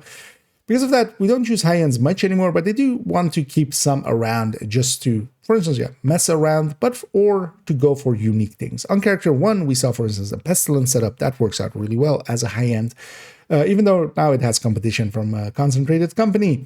On character 2, we saw a rifle build that actually had a little bit more weapon handling than most builds would. And here, actually, I'm going with the 3-piece of unit alloys. Generally, we don't want to go with the 3-piece unit alloys. To get it into a gear set, we need to use the Ninja Bike. The Ninja Bike costs way too much, especially, for instance, if we're sticking it on strikers and such. You're just better off not going for that extra 50% on the mag. But here on the high end, we don't have those constraints as much. So here, what I've chosen to do is actually with this Obliterate high end specifically is, of course, yeah, there we're going with the Equalizer. We're taking the Salvo as well. We're taking a 3rd-piece unit alloys. Once we've invested 2 pieces into it, as long as it's, for instance, here with the high end, that 3rd piece doesn't cost too much because this is around like 3 or 4% of our damage. If, for instance, instead of this, we went with some other brand. Now, of course, actually the option, the layup for, or the layout for that would be actually to move either the Cheska or the Grupo to this slot and then have a Fox's Prayer coming. That still is one of the better options layout wise. But if we're going 3 pieces, actually we're putting our crit chance so low that the Cheska, especially with Killer, actually outcompetes the Fox's Prayer in this layout. So yeah, again, if we give up the unit alloy here on the mask, yeah, the Cheska Grupo should go there and you should bring in Fox's Prayer. But in this specific layout, as we have it here, where we want to go with the 3-piece unit alloys, then actually, yeah, Cheska Grupo makes the most sense. Here we're going again with the Overdogs, as yeah, that is still, of course, yeah, one of the top picks and one of the ways to kind of at least bump this up a little bit. The thing with this build, of course, is yeah, it needs to stack a lot less. It has only obliterate, but if we also don't want to stack as much, for instance, that ongoing directive we saw earlier can do more damage than this, but would be an issue, for instance, against mechanicals and such, because that's one of the downsides of ongoing directive. If we take it into the game, we actually see that my save is a little bit different than what we have exactly there, and that is that I have 4 pieces of unit alloys, and that should give away as well that, yeah, that's not intended to be a RAN in this way, but when we load up this build, this again as well is to give me options. I can, of course, put in that Overdogs, this is the build picture, but instead of that, one of the things I can do is, instead of that, go here, for instance, with a Tinkerer instead, if I want to play around with that, and still have the 3-piece here as we have it. I would need to, of course, replace my secondary. We can't have it be an AR and a rifle, but of course, as we saw earlier, I do have a trade-in weapon. So by saving it in that way, it also opens up options here. I've been enjoying actually having 75 rounds on the FAMAS. It feels a little bit weird of being used to a FAMAS that has 50 rounds and then just it keeps going a little bit longer than you're expecting. And overall, it is gaining quite a bit in sustain. One of the options that this also has is actually that 75 round mag on a FAMAS, for instance. As my secondary, I've been taking to having, instead of measured here, fast hands, having more ammo in the magazine, and then also having a faster reload actually works out really well, especially as well as we can get more stacks of fast hand going as well. But yeah, I've been actually enjoying running this, but it isn't powerful enough to outright recommend. It is definitely better, actually, than some of the older versions we used to have, so I would recommend taking at least the 2-piece unit alloy, especially for an AR setup. That does beat, even for instance, in what some people consider as raid setups and such, that does beat, of course, out a lot of other options, especially that 2nd-piece unit alloy bonus being that 20% assault rifle damage, when that 1st piece is also 5% rate of fire, which is a good bonus, but this is a great bonus. And with their powers combined, the 2-piece is extremely strong. And in every high-end, basically, it should be 2-piece unit alloys, especially if you're going ARs. And of course, that also brings up the options of salvo and equalizer. And salvo here definitely makes sense, where we are putting it up in a setup where it isn't with strikers or with Umbra or such, where it would feed into even more rate of fire than, for instance, those sets already have. If we go back to the build picture, yeah, we do have, of course, other options to run it with. For instance, there's a reason that this is the Cheska slot, because we could, of course, do it the other way around, or put the units, basically, the salvo, the equalizer, and the overdogs are locked into their places, but the other 3, basically, we could shuffle them around. By having it be that Cheska over there, we can take turmoil. This isn't per se the build I would put turmoil on. It is definitely, it can hit hard enough for it to be worth it, but I would much rather have it on a stacking build, for instance, where also it can help with stacking, because you can just stay on the same target for longer while still doing damage to other things. Of course, as we saw, yeah, we can go with other exotics, but also, again, sacrifice, gift, of course, an option. And later on, actually, we'll see a variant of this, yeah, where we put in the sacrifice and the gift, and of course, keeping the 2-piece unit alloys for that AR. And that works out, of course, to be a pretty decent-ish build as well. Overall, the high-ends they don't keep up against a lot of the gear sets, because if I want that upfront damage, I also always have the option of ongoing directive. That has the downside that it doesn't work as well against mechanical. So, for instance, Black Dusk missions, they're a little bit less effective there, because the mechanicals don't bleed, so Sadist doesn't become effective. But we also always have Umbra, which it has a stacking mechanic, but it has an upfront stacking mechanic. Now, as well, with Coco coming in for longer engagements, for longer missions, especially in group settings, that works out to be a really good choice. These have kind of fallen away. Still worth considering and playing around with. Now with the 3-piece unit alloys, this at least has something unique for me with a little bit larger of a mag. And that has been my reason to still keep it around and play around with it as well. Yeah. 7. That's fine. Yeah, let me catch up here. I need to get man.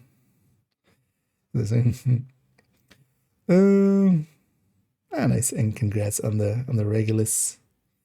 Well, thank you for the kind words there, Kat. As yeah, for those coming in, I'm recording for, as some may have already seen, the builds collection run through, basically a build collection update video. But we're going build by build, and I'm kind of explaining what the builds are for, how they work, how hard they are to put together. Actually, we forgot to, with the high end, talk about how hard it is to put together, but that worked out. No, that was fine. But yeah, I did forget actually, yeah, to talk about, for instance, yeah, how hard it is to put together and stuff. But that's fine, because also that, yeah, we kind of highlight it when it's like super easy or super hard. But yeah, I should definitely remember to do that again. Yeah, let's go to the next barrel slot. Because as we're going through, we're also basically showcasing a bunch of outfits.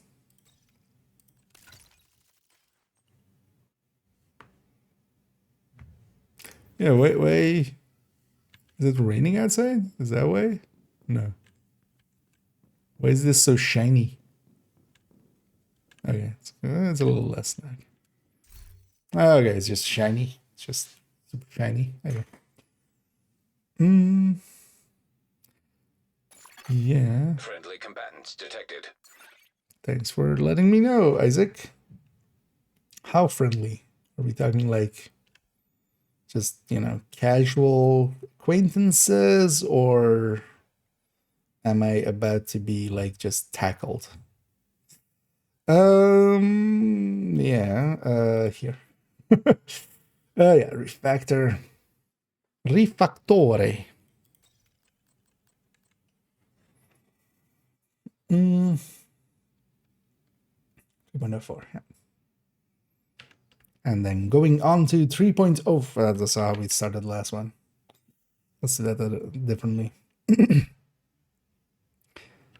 And on 3.04, we see refactor. Generally on the 4th slot of most of my characters, there's something that can heal in some way.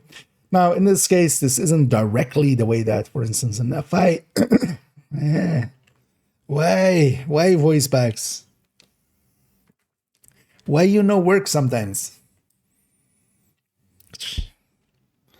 I need to trade my voice box in at some point. Just this one's a little defective. Could I have some? Could I have some? Just, you know, warranty on it or something? Yeah, let's try again. And on 3.04, we see a refactor. Most of my characters on the 0.04, there's something that can heal. And I bring it like that, and it's not a healing build effectively, because, for instance, things like this, where it isn't a direct healing build. Of course, the way that refactor works is when my skills do any damage, that damage comes back to us percentage-wise as some healing. And that is group-wide, a little bit less for me than for my teammates. And yeah, because of that, it's actually a really strong build. Earlier on character 2, we actually saw an high-end Turtro build. The only thing that the high-end Turtro build kind of has going over the refactor, although basically a minor point over it, is that it can do a little bit more damage with its capacitor, because we're going to have those crit chances and crit damages. For the rest of it, definitely I would say nowadays the refactor has displaced high-end versions of Turtro builds really in most cases. You do give up a little bit of, for instance, having either armor regen or for instance, damage on the weapon. But of course, armor regen, this can do as well. It just doesn't do a true regen. It just does its healing mechanic. It's damage and then healing mechanic. Because of that, refactors have actually taken over the place mostly of high-end Turtron builds. Here we have it with 4 pieces of refactor without the chest and the backpack. Those being high ends, 2-piece unit or a 2-piece. As they're the same models as unit alloys. So my brain just there went like it's unit alloys. No, it's Hana U, of course, the original model for those pieces. And yeah, we're taking kinetic momentum, and that works either with kinetic momentum or with glass. It works out pretty well. We can also take the chest, but I generally choose not to. I feel the healing is already enough on this gear set, and adding to its damage works out to be, makes it so that you're less dependent on your allies. What taking the chest could open up, though, is to take some other skills or some other exotics, and then we would generally as well maybe take some other skills. So with BTSU Glove coming in, for instance, we could go with the Stinger Hive or such to deal some damage, and then have the BTSU and have a Supercharger or such, kind of in the style of that we saw already, though, with the Refactor that was set up for status effect on character 2. Refactor, though, has become one of the stalwart builds of the game. It is definitely one of the go-tos if you're, for instance, just random matchmaking legendaries. Generally, nowadays, it's kind of accepted that this is one of the better things to stick in there. Even though an experienced player on Foam Eclipse is going to do much better, an inexperienced player will still do fine on a Refactor build. So if we take it into the game, it is actually saved up in that way. I do have the chest actually in the stash. Now, of course, the chest of this isn't too hard to get going anyway. It would come with a yellow core, so we just, need to put skill damage alongside of it and stick in a mod, and it can go. So we could even craft it as needed. Of note, actually, Refactor is a little bit weird. It is one of 2 gear sets, the other being System Corruption, that actually has different cores depending on the side of it. On the left side, we have it all being skill tier, so any of the 3 pieces on the left, the mask, the chest, and the holster, they will always come with skill tiers. The right side always comes with blue cores. So because of that, these do need to be recored, so the right side pieces do need to be recored. And here, of course, because we have Technician, we're getting a skill tier from there. I've changed this to be a weapon damage. The Technician is definitely one of the top picks to go for this because, you can get some extra skill damage out of it, but also, for instance, for its Faraday effect for the turret, even when there is disruption going on, which, for instance, in some legendaries, especially in Capital, there is, of course, the main entryway where we have a jammer going. This can still perform because then we can at least get our turret out and get some damage out and some healing. And that's the strength of this. This can do decent amount of damage, but then from its damage, we're basically at 20% going to our allies, 10% going to ourselves. And because of that, it has a lot of utility, doing damage and then also healing pretty effectively. I'm taking kinetic momentum, and then here perfect combined arms. Other choices you can make as well is go to tech support, and also with tech support, or even as well Hermano actually. You can go Brazos, which is the brand of Hermano. And if you're going Brazos, you can actually go 2-piece Brazos. And that is, of course, for skill haste and then skill tier. That's actually worth more than, for instance, the skill damage, because, you can trade in that skill tier for instance, having 2 extra blue cores or having an extra red there. So that can also be definitely a pick. Overall, though, I just go the easy way where we are taking the force multiplier, one of the better bonuses, especially as well as this is a little bit more in its perfect combined arms on the damage end than the normal combined arms would be with 25%. And the 2-piece gives us skill haste and skill damage. And we do actually want a little bit of skill haste here because, actually not having that second stat available, of course, eats into that a little bit. Capacitor then is the tool of choice to pair with this. It does decent damage on itself, and then also that skill tier gain going to weapons helps with that, and of course it adds to our skill damage. Overall, this is definitely a pretty easy build to put together. As well, the capacitor is actually gettable if you don't have one yet. It is from the challenges in the summit. You have to only complete 5 challenges. They are in the map. You basically go in there, you have to set challenges and then do them. None of them are per se too hard. You could likely, get it done in 10 minutes if you know what you're doing, maybe half an hour if you don't. That'll get you your first capacitor. That is account wide. That isn't per character or such. That is once per account. But once you have that one, make sure it's favorited and don't lose it. The rest of the gear set is pretty easy to get. We do, as we discussed, though, we need to record 2 pieces over here, which can cost a little bit in optimization. But overall, that's still pretty cheap in comparison. One of these in a legendary is pretty fine. You wouldn't want multiple, but for instance, it's actually one of the step in points for people going into legendary. And I feel that definitely works out. They are a little bit too slow for just general play, or for instance, for using in heroic and such. That's generally been the issue with turret drones as well, because it doesn't have the damage that you would much more prefer on especially heroic. That isn't to say as well that, yeah, for instance, a foam eclipse would definitely be a higher choice for me, and especially for if we're running it in an experienced group, but this doesn't need an experienced player behind it, and that's its strength.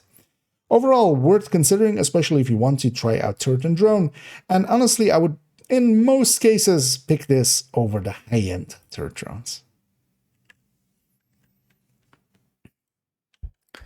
Yeah. 7 as well. That's fine. I want to hit below 8 on most of these. Yeah. Let's go to 5. Let's go here to 5. And yeah, let me catch it here. Is waveform with reflector vest. I generally don't like waveform for turret and drone. The way that the damage spread works, the turret is a much harder hitter than the drone, and has, if you're doing it right, a much higher uptime. Because of that, waveform already is not per se a pick for me. I generally just there's no build I'm using it in at all.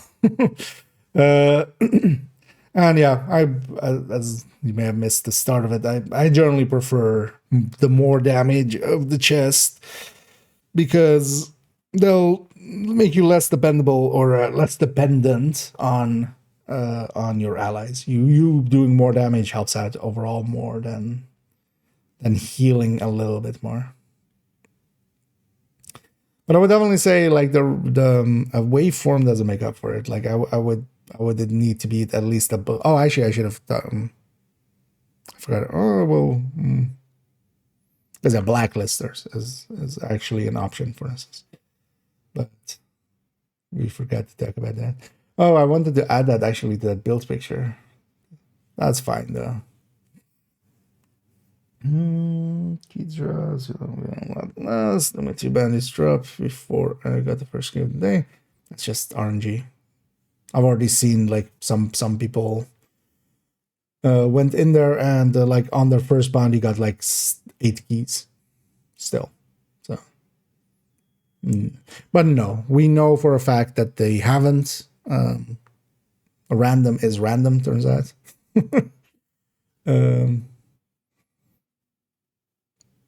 And yeah, the drops are set from a file in the game. We have access to it. They can't stealth nerf stuff without us noticing. Turns out. And yeah, lurk away.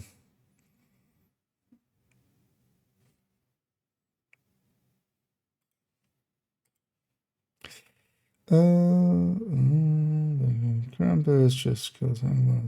Kill yourself. So the bounty, you know, to look for the bounties again. Yeah. Although there's other ways than that as well. You could just matchmake for them as well and just use other people's one. Yeah. Yeah. Although it's just also like 2 is a small sample size, because actually like with the other ones, because people are saying like, yeah, you get like 8 or 9 or something. Like, no, that was just sometimes. With most bounties I was doing like before as well. Because I actually went back and looked at how many bounties we did when we like did a bunch of them just for farming it up. It was mostly like 3 keys on average, including the Krampus one. So it was basically 2 drops and then 1 key most from Krampus for most of them. And then we had like some that like didn't have any at all, and then some that were like 7 keys in a row or stuff like that. And that's the downside of random. I wish actually they would use a much more consistent system for that. Just have the last enemy of each wave kind of drop a key or something, and then Krampus too. Yeah.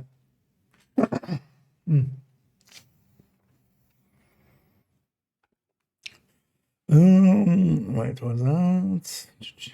And it is. Unlocking Tinkerer, yeah. So Tinkerer is from the manager mission. That is this Potomac mission, but you have to toggle it.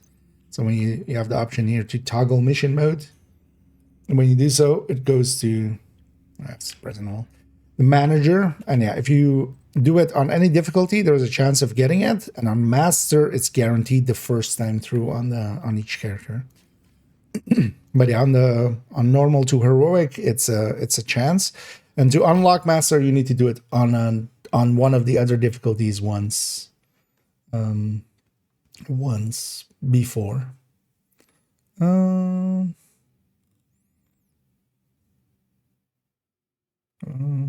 Well, yeah, master, because it doesn't have legendary, even though it's kind of it's the same.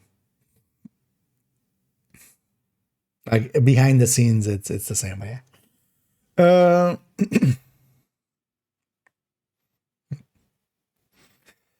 And thank you so much, Ash, for keeping that sub going. And yeah, happy New Year's indeed. And I hope you're enjoying 2026 so far. And best wishes. And yeah, thanks for helping with making sure that I have enough income to just keep buying all the apparels. as we're showcasing them here alongside of the build. I've enjoyed how some people have gone like, oh, I like the detail of you changing the outfit each and every time with the builds. Of course, I'm on the stream talking about it as well, but I know some people, yeah, a lot of people don't watch it live, of course. So a lot more people watch the final version, but I kind of like it as a detail in there as well. Wait, so was this also apparel 5? Make sure it is, right? Yeah, so Eclipse. Oh yeah, actually, so yeah, here I put the Eclipse and then here the X0 because that'll be also the builds that'll be there. The outfits will match. And it, Diego, and thanks for the kind words, and yeah, welcome in.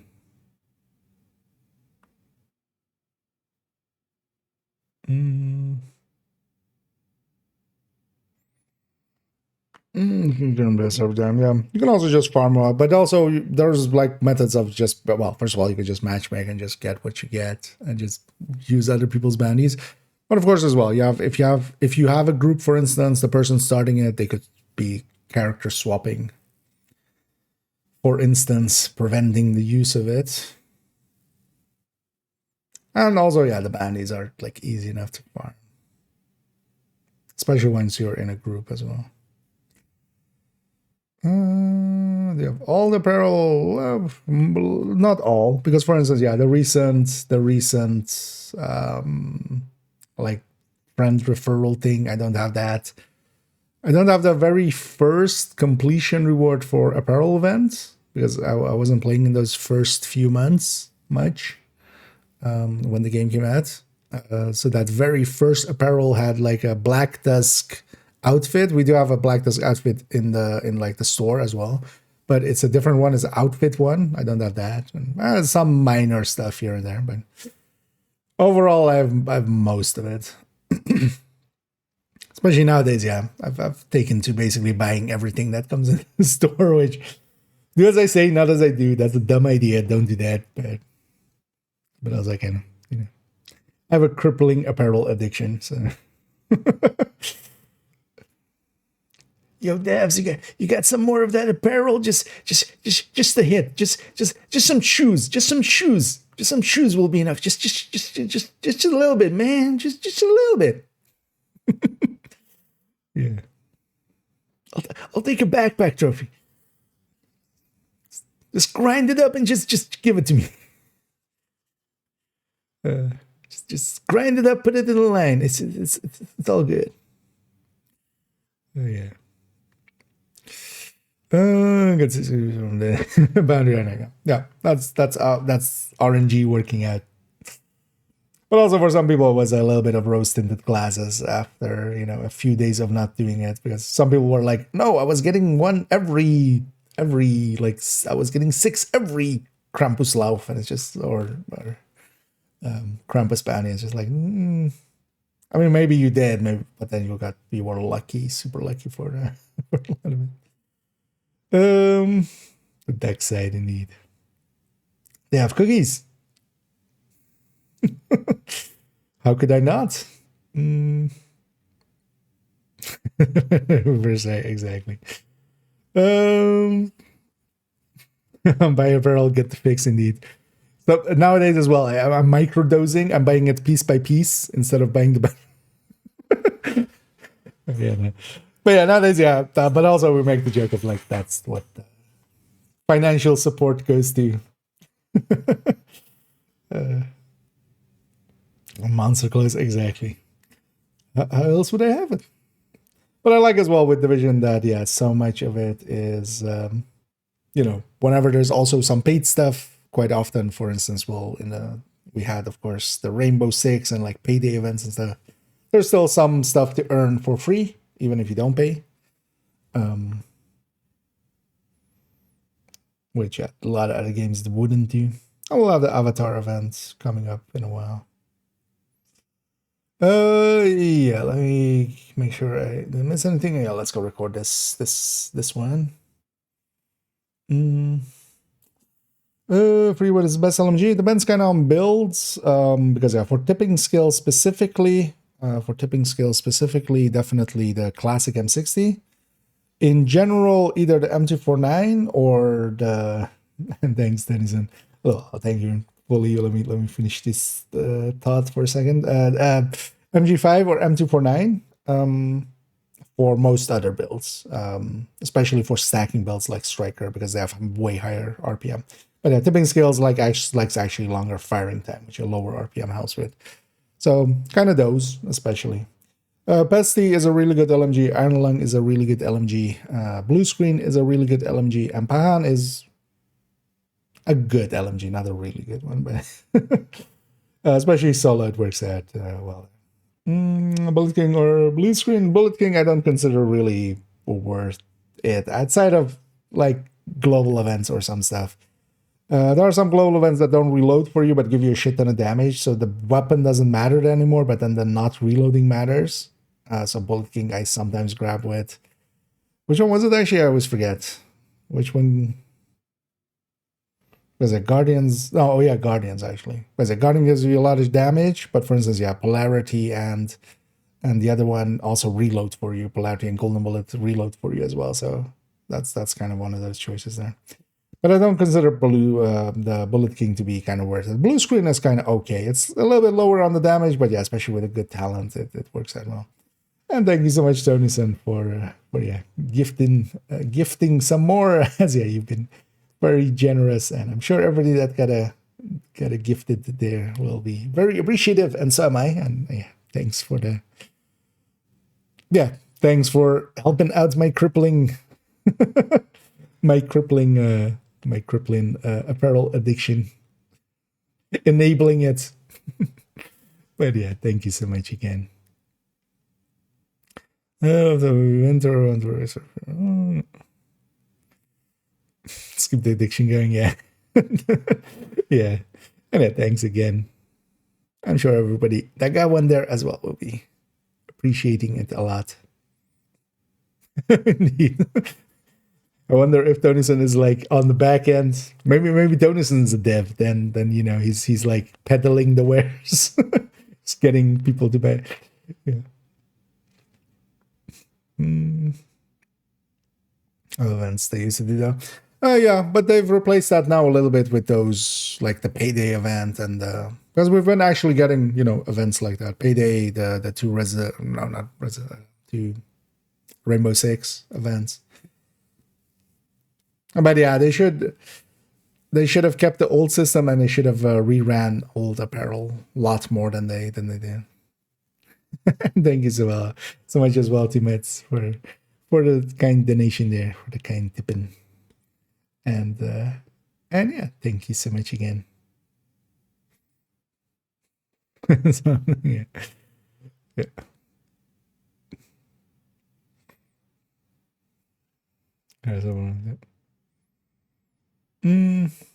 which is good as well because yeah, for several seasons we didn't have anything, but they're doing those now. I kind of like actually those better as well than just the plain, at least mechanically, than the old events with the season XP. The season XP is at least, you know, basically most things have a decent amount of season XP going. So, yeah, maybe in the futures. They should have totally done one for Shadow or something when it came out. Like, I don't understand why they didn't.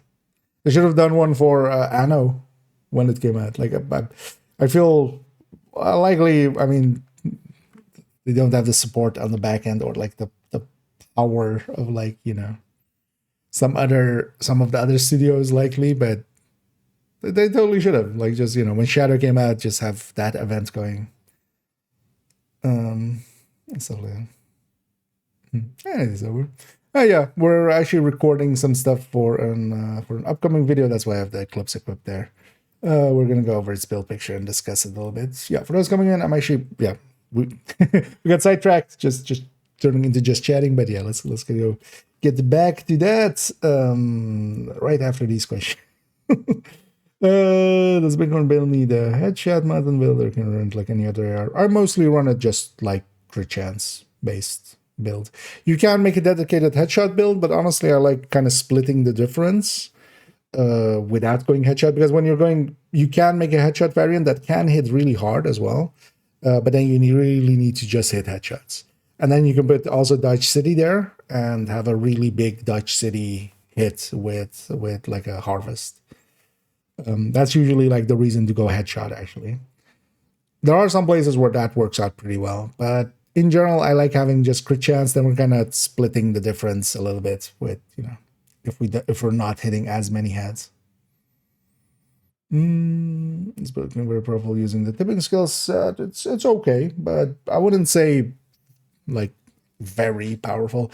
Thing is, it lacks in damage. The gear set makes up a lot for that, but definitely in harder content, you notice that the Bullet King just doesn't have the power of, especially for instance, yeah, Classic M60 with a good damage talent can just do so much more in like the same time frame.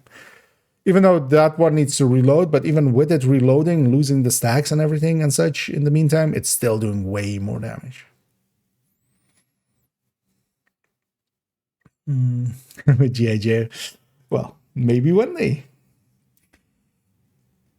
They should do it with He-Man, just so we get Skeletor. Yeah, blue screen is indeed. That's also one of those things. Like even blue screen, I would consider pretty much higher than the Bullet King. It has more damage overall, and then also its utility. But yeah, especially just the Classic M60 with a damage talent is my go-to for it. Long enough firing time, and then also damage talents add quite a lot nowadays, like killer or measured, although well, in tipping skills, measured, because killer doesn't work out there, but measured by itself is already as well another like 10% on top of the build.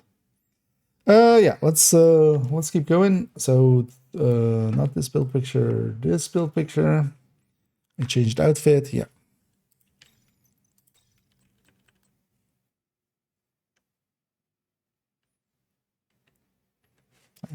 We'll load that already. I need a later.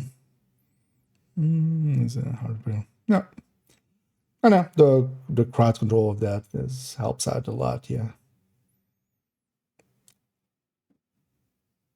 That's also why it's definitely one of the better options on it. Pahan is also decent, especially solo. Especially if you get the kind of stacks going consistently. If you're doing content where you're getting a bunch of kills.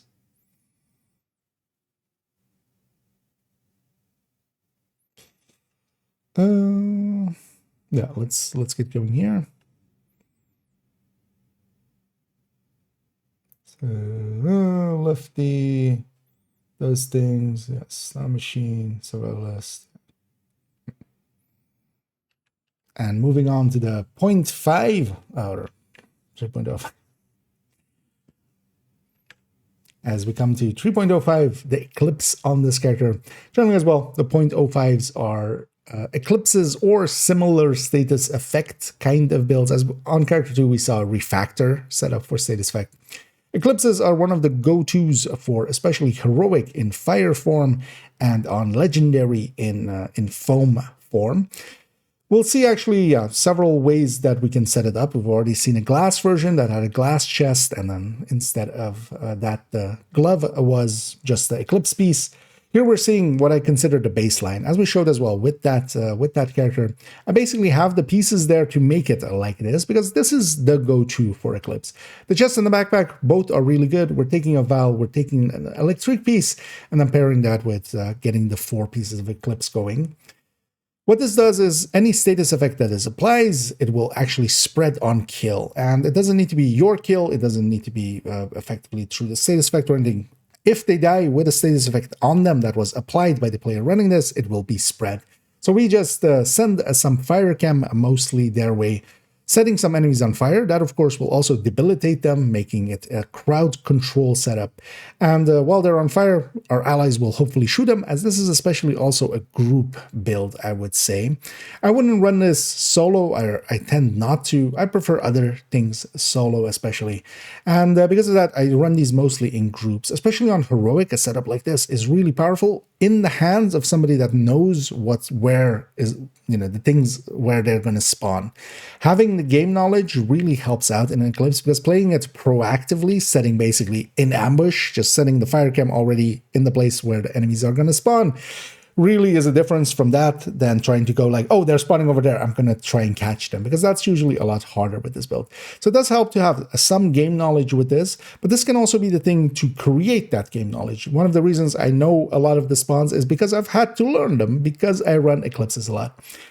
Overall, as I have also made an Eclipse Masterclass even, which is basically a build showcase, but then way extended, I would say that I'm pretty proficient with Eclipses. And also, I would almost say nowadays a little bit less so, because especially a lot of the modifiers of the seasons aren't really aligning with skill builds in general, and Eclipse is a skill build.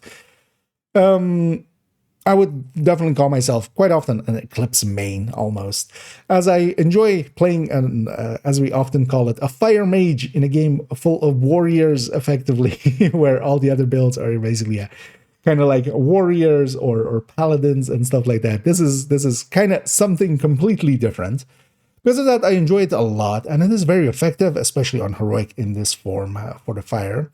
We'll see on character 4 a foam eclipse that'll be much more set up for the legendary, and there as well, it is my go-to, especially in 4-man teams, to have 1 foam eclipse and then 3 damage dealers, usually chest strikers.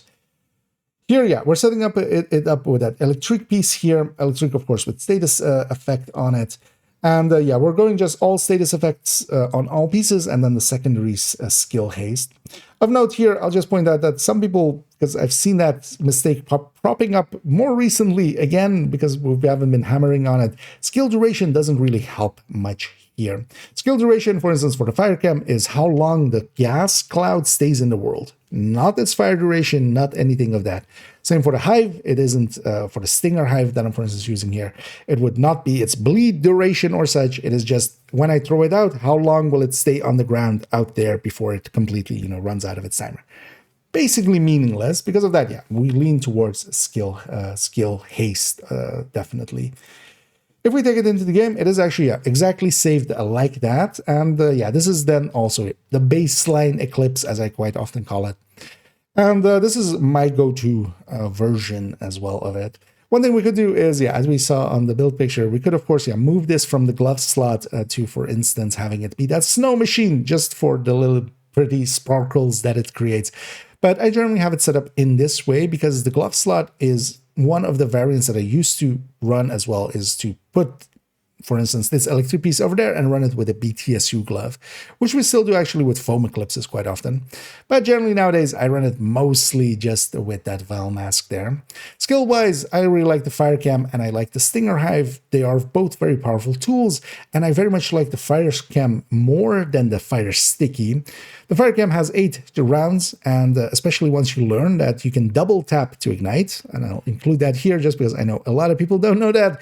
If you send out the Fire Cam, once it's dissipated on the ground, the cloud is on the ground, you can double tap, as it states here, to detonate, and that will ignite it. So you don't have to shoot into it, you can just set the Fire Cam out, multiple even, double tap, it ignites all of them. The only reason to shoot a fire cam is just if you want to ignite one of them and not all of them. And that sometimes does come up. Scorpio is my go-to as an extra source for dealing some status effect, especially as well. Even reds and purples, when they get poisoned, so just shooting them twice, they will hunch over, they will just basically get staggered. That is a great opening, of course, as I can do 2 shots of this and then bring out my fire cam and land that underneath them in that moment that they're kind of stuck. We're going with the lefty, of course, and then survivalist. The lefty here for perfect sledgehammer, and then the survivalist bringing in its fire grenades, which even the lingering fire of it will trigger sledge on enemies that do get set on fire. Of course, yeah, quick step here as one of the go-tos, just to zoom around faster. Specialization-wise, if we go back to the build picture as we have it there, survivalist is my go-to always for this. Well, not always, mostly for this. That bonus to allies, and as I said, I mostly run it in group settings. Survivalist, the flame grenades is really good. The bonus to my allies, to status affected enemies, that I'm, that's the thing I'm doing anyway. If I'm doing it right, every enemy will be status affected, and that helps out quite a lot. 10% is quite a bit. Firewall can work out solo. It has burn duration that it has, and that can help, for instance, solo to kind of help out. There is something to be said, as some people do enjoy running fire eclipses solo, mostly on challenging and 5 directives, because it can deal well enough with that, because we can just set the things on fire from activity. On challenging, everything will die, especially if we are running firewall. And that can be a farming method, not one that I per se enjoy, but I'll point it out. Demo is not an option. You don't go for the Valtics. Don't put China here, as you may have seen from some other people discussing that. That's basically always hurting their fire, which the Val is just a bonus. We don't go for upping this too much, no, because we would give up way more on our main damage dealers. Because of that, these two are the specializations I go for. Also, firewall, just to point that out, because otherwise I know that comment is going to happen. There is the shotgun that it has, the double barrel sawn-off, with which you can set, for instance, warhounds on fire. That's trivia. You can't set a warhound on fire enough to damage it. You would need to do multiple times, and especially nowadays with diminishing returns, that doesn't work out. But I wouldn't. The firewall having that is basically a meaningless point of trivia at this point. Overall, one of the top builds to get together. It is also pretty easy. Valmask is, for instance, available through just target loot. It is also in the retaliation system. All of these pieces will come with that yellow core already, so basically that is there, so we can just put status effect alongside of it, a few mods, and then these skills you of course already have, and of course because we are using skills, we don't need it maxed out the way we do for weapons. We don't need, for instance, a D-Talk weapon there with a free talent or such. No, the skills are much easier to use. So this can be, from that perspective, a good way to start out, but also it requires quite a bit of game knowledge that newer players wouldn't have. But that does mean that, for instance, when I go to a new account in the future, I'm planning a 4th account. This will be one of the first builds I put together, and especially for experienced players, maybe going from one system to another, this is actually one of the top recommendations to put together first, because it is so easy, and you don't need effectively, maxed out weapons and such, because the skills are doing that.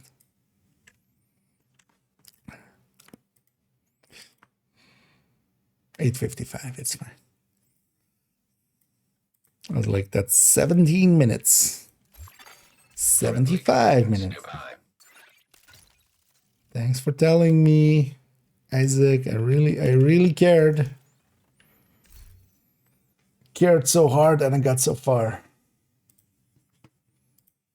Let's catch up on chat a little bit. As for us coming in, I'm recording, so that's why we're kind of in a spiel, and then in between I'll check chat. Oh, let me catch up now. Backfire is a monster. It's decent in certain situations for myself. This season doesn't really make a difference for Backfire. Not the way that the season with Crit Chance made a difference for it. Now, Hazard Protection, in most cases where if you really want to make the Backfire powerful, you would run it without any Hazard Protection at all. But Backfire in general is decent, but I wouldn't, like, as I don't as well run it always. I consider just the consistency of other guns to be worth quite a lot. Another gun, yeah. I mean, I've talked already a bunch. We're gonna do a fourth account at some point. I want to see nowadays as well how it is for new players coming in with like retaliation and stuff, and getting exotics through there, and kind of. Most as well, I've kind of abandoned third account, so.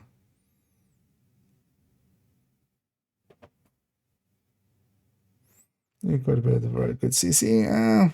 Thing is, OD Sadist is way too powerful to give up. I would basically never use anything except the Sadist weapon nowadays.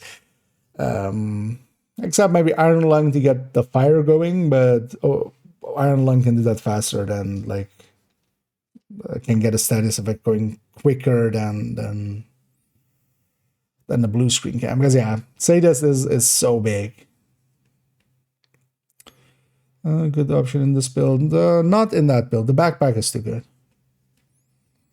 Creeping Death, for instance, for the foam version, we use Creeping Death. On the Fire Eclipse, it is way, that backpack is 30%, basically a 30% separate multiplier, 30% amp to all of the damage that we do.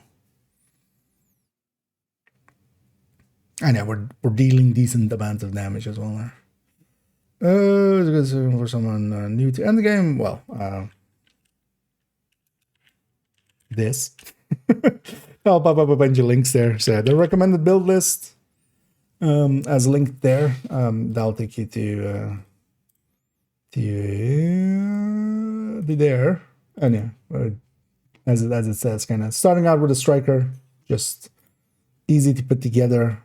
High in its output, but then you can also, depending on what you're doing and what you want to do, for instance, you're going tech tanks for solo play, having some headhunters maybe for if you want to get into 5 directives really quickly, so to, for instance, do control points and such on heroic, getting some loot, getting some blueprints.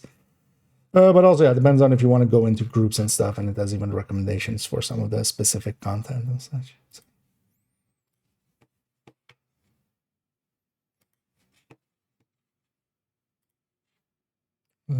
Let's go back here. Let me get you up here. Okay, if you're nice as well. I mean, yeah, that piece doesn't drop as often with red stats. Yeah, crafting would be a better option, but yeah, you would need the reconstructed caches for that. I'm guessing you don't already have that because likely if you did, that would be the way to go for you. That's for a second. No, so I'll link to the blueprint thing here as well. There is a blueprint for it, but it is from the reconstructed caches, which is a system that can take a while to get through. But yeah, the reconstructed caches come from retaliation and descent. But yeah, that blueprint thingy guide will has that information in there as well. But yeah, that's not going to solve your issue now at this moment, because if you're starting to farm on that one, that's going to take a while until you have most of the blueprints. And yeah, you would need to get a ton of them to get likely lucky enough. It's a non-duplicate system, but there's like 111, I think, right? Is the count now. And that guide by Doug, not by me. Just to be clear, as I don't want to take credit for other people's work accidentally. Very easy. Yeah, yes. If you're comfortable with that, because that's the thing. It's not the build. The build does nothing. It's the player as well alongside of it. The build is just a car. A car just sitting there is just parked. You need a good driver to make it work. Sometimes the car can make it easier to get somewhere. You know, you need to go over hills and stuff, and then a Jeep might be better than just a station wagon, but I don't trust Reddit. I mean, actually, don't trust anybody, actually, is the thing. Don't even trust me. My name isn't even really IKEA. Yeah. Even though I say hi, I'm IKEA.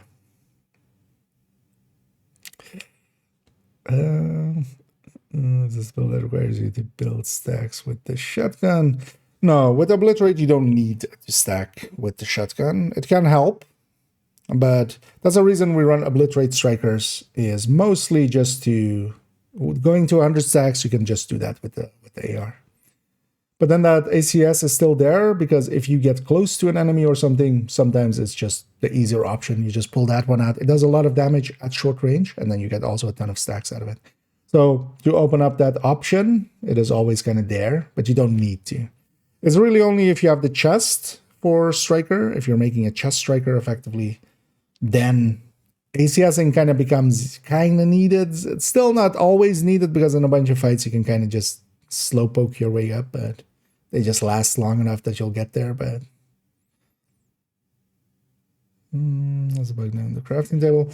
No, it's not in the crafting table. It's in the expertise. In the crafting table, I'm pretty sure it's points, man. But also, you need the blueprint for it. Like, the blueprint is not per se easy to get. Well, it's not from Retaliation's completion. It's from crafting reconstructed caches with Retaliation, the broken watches. To be clear. But the Retaliation itself gives you exotic blueprints. This is from, you can craft reconstructed caches from there, and Descent, you can buy them or earn them through Descent. But no. Oh, that would depend on like what faction you're doing it against. Against Outcasts and stuff, yeah. Hotshot Determined will like make it super easy. But even that, of course, yeah, kind of depends on how good your aim is, kind of.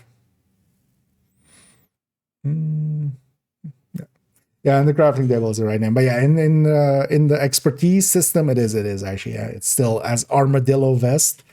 And both actually just running Gila or running Pointman actually feeds into that, which makes it easier at least to level up. But yeah, they still haven't fixed that, which is a little funny to me.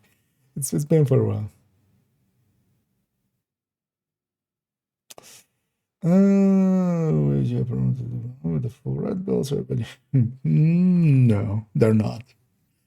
But also, yeah, they might not be a noob, but maybe just a newbie. But yeah, I wouldn't say it's easy to do retaliations with a full red. It's easier with other builds, honestly. Especially solo. Because also depends if you're doing it in a group or in a solo.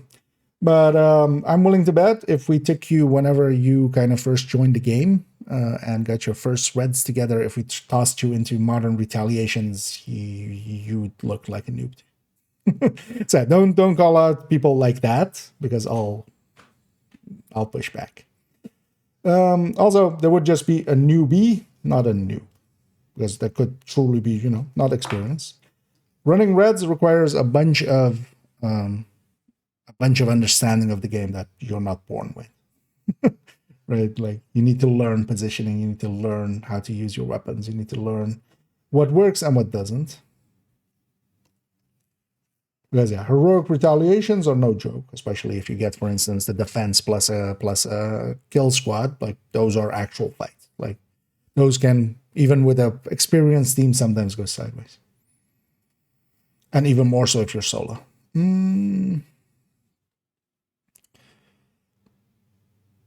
To buy the game, which are a must if I should try it. Neither are a must, I would say. So if you want to, you can just buy the base game, try it out, if nothing else. Both of the DLCs nowadays are just basically their areas. There are some, sometimes some items locked behind it, Catalyst, for instance. Minor stuff, but you could just buy the base game, and that allows you to get to completely the end game and get access to most things except the 2 maps that are there. So you could buy the base game for now, unless it's not a big difference in price. And it also depends, of course, how much money you have and stuff. If it's barely anything to you, then it's. But yeah, you don't need the DLCs per se, and you could always buy them later. So you could get to endgame, see if you like the game, and then be like, hey, I like the game. I would like more of the game. And then you buy them. Because it might be wasted. If you like play it and then you go like, maybe I don't like this too much. If you don't get to the end game, neither of the DLCs are really available to you. Wony doesn't unlock until level 30. Brooklyn doesn't unlock until level 40. But yeah, you can just get to end game basically without them nowadays. They're now just extra areas to kind of go around, extra missions and stuff. It's worth it, especially if you are invested in the game, but first check if you are invested in the game. Average fires not really used, right? I think FPS with your Coco rifle, yeah. Obliterate still, even with the faster firing rifles, it's still takes too long to get there. Just the RPM isn't there. Situational, you could make it work as in longer fights, but yeah, I just go glass. Glass or spotter. Spotter would work too, but yeah, glass is glass. Right. Yeah. No, but Steve works as well for. I like that as well for retaliations. But yeah, you can't put a new player there and with that build and expect them to complete it first try. I still lose some retaliations here and there. Even with good builds, and that's with maxed out builds and maxed out watch and all that.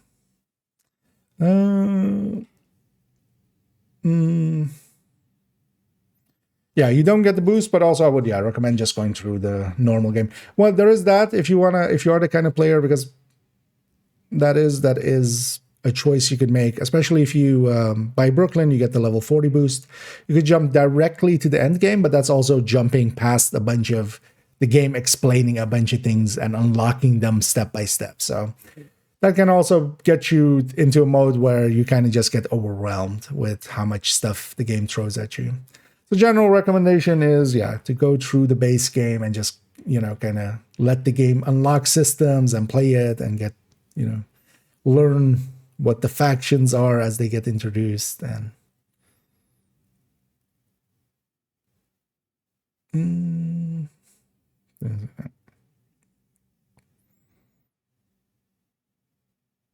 but also, if you are the kind of person that just wants to go like to the end game, you can. There's a boost included with Brooklyn to level 40 right away. But be prepared to then maybe spend some time kind of catching up to the systems of the game. But some people do enjoy that. Some people just want the end game. So,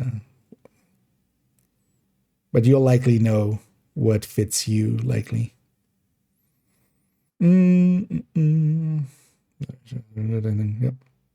But I have an ultimate. You can buy ultimate later as well. But yeah, you could buy the ultimate version.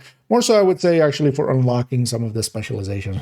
That's actually quite the benefit as well there on a newer account. If the price difference between normal and ultimate isn't too high, that could be a choice. But yeah, the DLCs you could always buy later. At least level 30, yeah. Well, I mean, I've had players as well that kind of just want to get to the end game, but they're more experienced already in like the game style. And I've sometimes recommended, hey, just jump to 40 with me, I'll explain it. But then that's the thing, like, I'll explain it, right? Like, if you don't have somebody like that, or you're not into like going and watching a bunch of like new level 40 videos or something, you're going to get yourself into just being overwhelmed.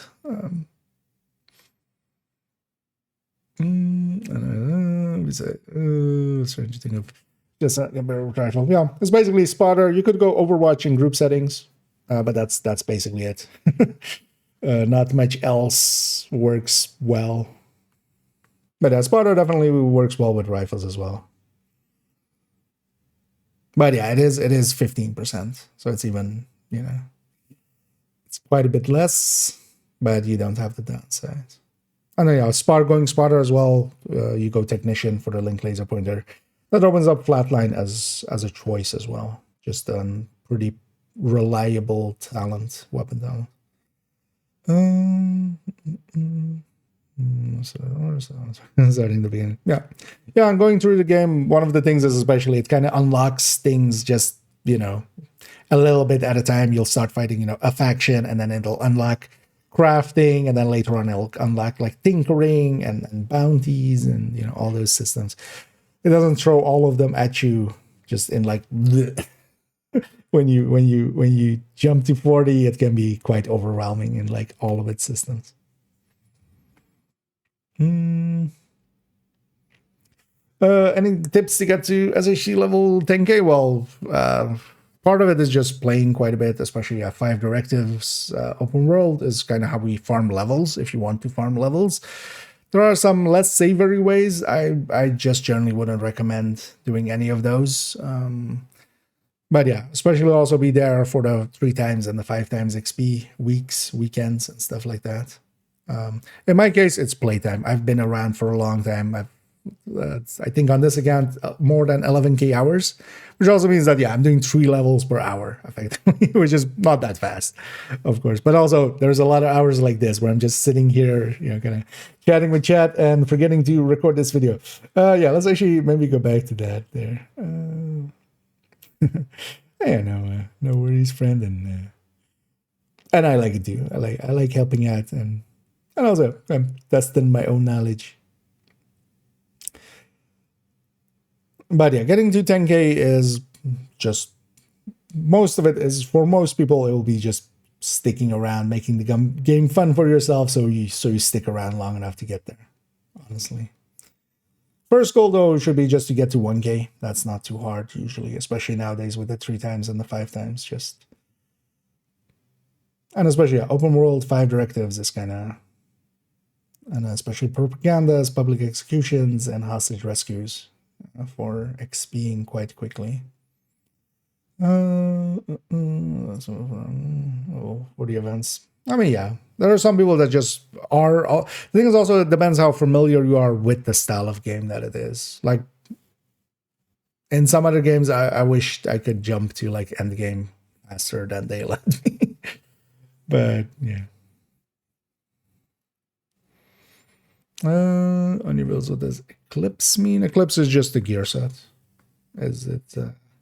It's, well, the gear set I have on screen there.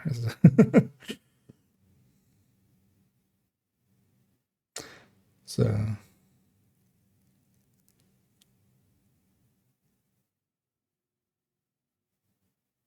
Yeah. Melt City, indeed. Let's go record. Because we already recorded that, but now the other the other on fire thing that everybody always forgets about, including me. I haven't run this in like a year, I think. But it's still in the collection, etc. Actually, wait, what was the naming convention? Ortiz X0, right? Ortiz X0, yeah. I always forget if it's X0 Ortiz or Ortiz X0. But it's always Ortiz first because it's the name of the company, right? 3.96. And in slot, hard disk is not ready. That didn't actually record.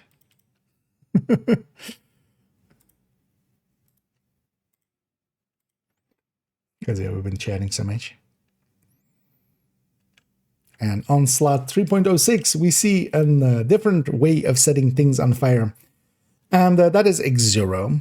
Now, overall, I'll just start by prefacing. Overall, that was also the conclusion when we build showcase this, is that why go with this when you can be Eclipse? This is just Eclipse, but worse.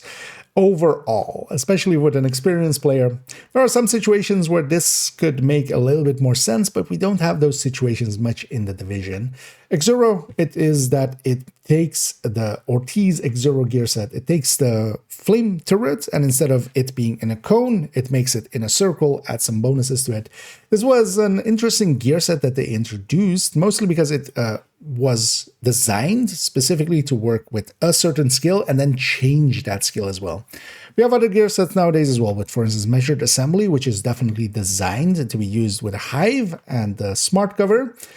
but it doesn't change them. This completely changes the flame turret. Effectively, what it does in the background is turn it into a hive, actually, but a flame hive. And that is pretty potent, except that, yeah, we have already Fire Eclipse, and Fire Eclipse can set a wave on fire. It spreads out, and then everybody's on fire as well. This, if we had, for instance, a sort of like King of the Hill or Hold This Position kind of game mode, this could be actually very strong. If we had Resistance in Division 2, for instance, Division 1 game mode, this could actually be decently strong because it doesn't lack in damage per se, or its availability to do crowd control in similar ways as Eclipse. It's just that the Eclipse is partially a little bit more damage, and then on top of that, it is much more usable, especially with Firecam. Because of that, X-Zero just gets kind of forgotten about, to the degree that I don't think in the last year, I might have pulled this out maybe twice, but I don't even remember pulling it out. So maybe we didn't pull it out at all. In the layout that I have it here, we're taking 4 pieces of X-Zero with a sacrifice chest here, and then the BTSU data gloves. As we saw with a lot of builds, BTSU data gloves can be really powerful just for that overcharge mechanic that it has. This would, again, be a build I would mostly run in a group, kind of to do the role of an Eclipse, but then just play something different. That's usually as well why I still have it around, just to have that playstyle of it.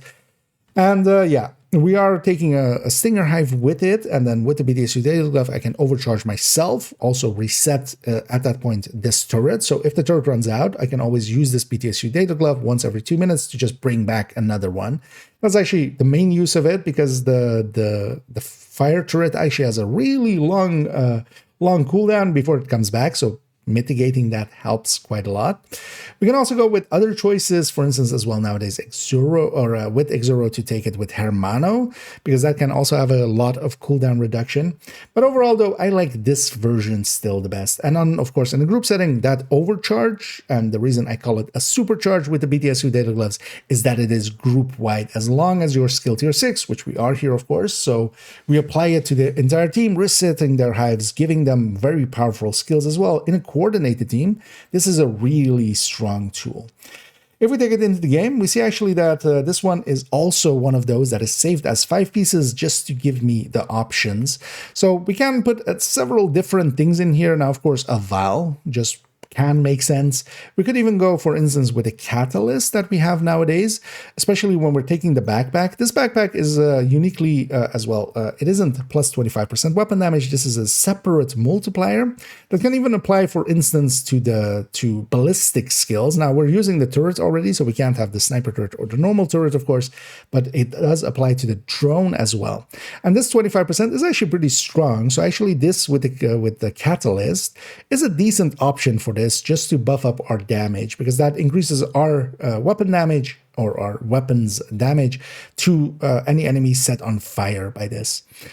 Now, one thing I've been considering also making is a skill damage variant of this, but especially now with the diminishing returns on status effects, I don't think that would work out now, but that would increase the turret's damage a little bit against the hits on the enemies. It is continuously setting the enemies on fire anyway, so we wouldn't need the duration to be there that much. But now with diminishing returns, it means that it will actually make it so that they are getting reduced durations much quicker, because the duration's already shorter, so they'll go immune quicker. There's also line of sight issues with the turret as well, which is actually one of the things I would think, if they change that, would help quite a lot. A fire cam can, for instance, be spread, especially the fire of the Eclipse can be spread across a door boundary. So if there's enemies inside, I set something outside on fire, it can spread. But even the fire cam, if it's on the door, effectively, it can set on fire inside and outside. The turret, as it is here, any enemy that is inside of a door boundary when they're spawning before they come out of the door, effectively, they can't be set on fire. And that's actually one of the downsides of this as well. To go back to its varianting, there's also the reason that I have this Acosta go back for it, because that's also an option with this, where we can just throw a grenade, and then that can be our source of overcharging for ourselves. But yeah, as we discussed, yeah, mostly I run it with the BTSU data gloves. One choice we could make here as well, and actually that holds true for the refactor we saw a second ago, is blacklisters. Now, blacklister for builds that aren't per se directly engaging the enemy in the way that, for instance, the refactor is, where we can kind of leave it to our skills to kind of deal with the enemy, or we could mark something that is more closer to them, and it doesn't. The blacklister, same as glass, doesn't have transitive properties to our skills. So our skills don't take 60% more damage because we have the perfect glass here. And neither do they from the blacklisters.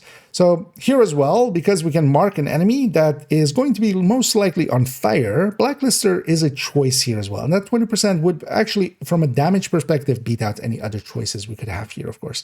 So there are some choices like that I want to play around with, actually going back to maybe some X0, but also, for instance, with that refactor, actually, blacklisters could be an option. Going back to the build picture, overall, a pretty easy build to put together as we are. We're reusing a bunch of pieces that we've seen already, but commonly used pieces as well. Lefty, capacitor. Here I'm running with survivalist, same reason as before, where we can have it be with our allies, getting 10% to the enemies we are setting on fire, or any status effect that we apply to them, including the bleed from the hive as well.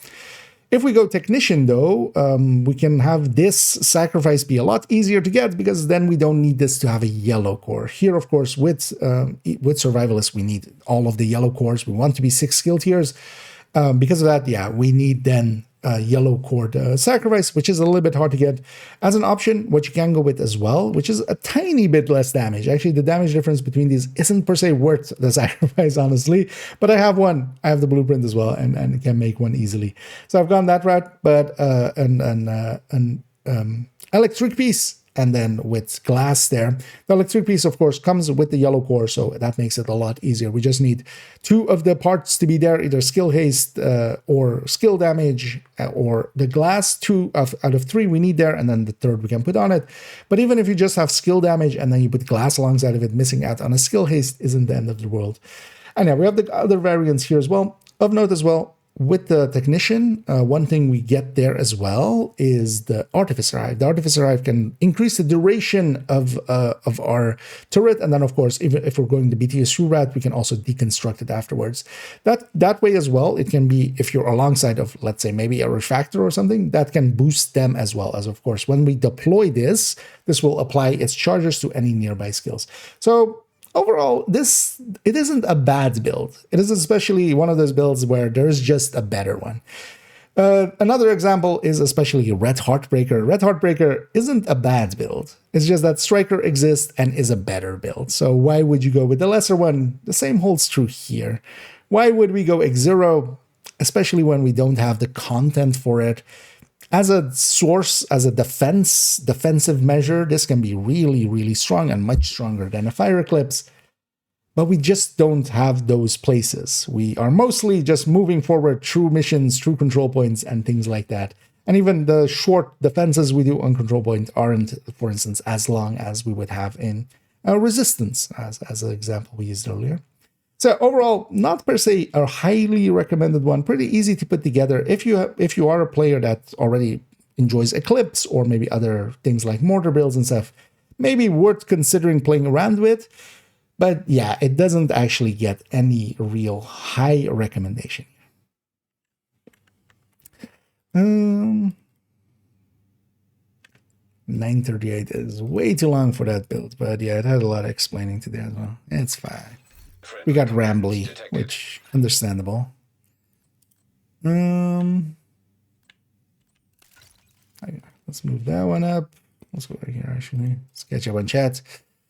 That's it for us coming in. I'm just recording some stuff, so we'll be going in and out of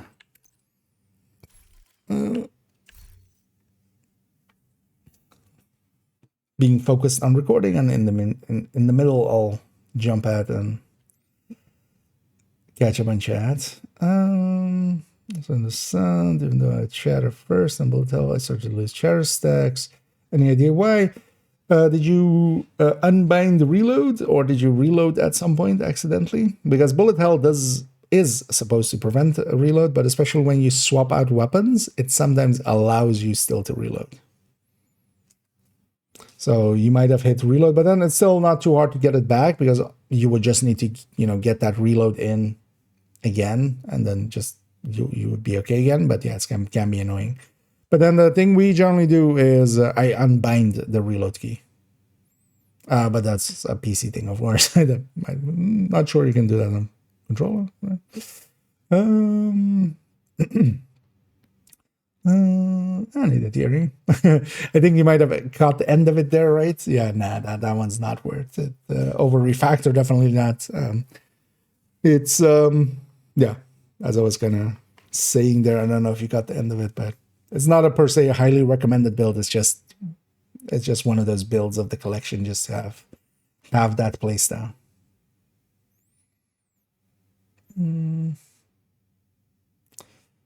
So spinning fighter. Well, yeah. Should have actually talked about how annoying it is to shoot through its fire. But, yeah. I think just AR.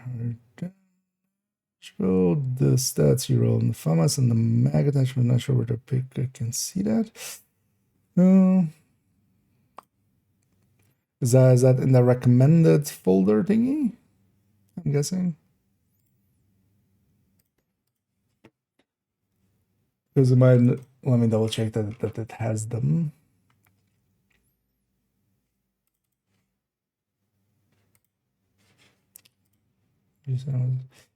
Think just they are. So is this one? Yeah, so mod wise, so generally for the mag, I don't put that here. But yeah, it's basically always at plus 20 mag. You can go to plus 15, but I generally just only go to plus 20, which has a reload decrease, which is fine. What was the version? Yeah, that's this one indeed. And yeah, for anything except LMGs, it's all DTOC. All DTOC all the time, always. And yeah, we don't include that just to not like add too much shit. But yeah, as you can see, every weapon here, everything is DTOC. There's that damage to targets out of cover. So except for LMGs, and the LMGs already have DTOC there. So that's the reason they don't have that. And then that depends on the build, but yeah, crit chance mostly, tipping skill, rate of fire, DTA or DTH. So, but yeah, most other LMGs crit chance. So that's kind of a given almost, just to not clutter up too much. It doesn't say it. Well, maybe I should at some point just. Although we're meaning to make a best practices kind of file, just like, hey, this is the basics, which we don't include like that. Because yeah, it catches some people out sometimes. Oh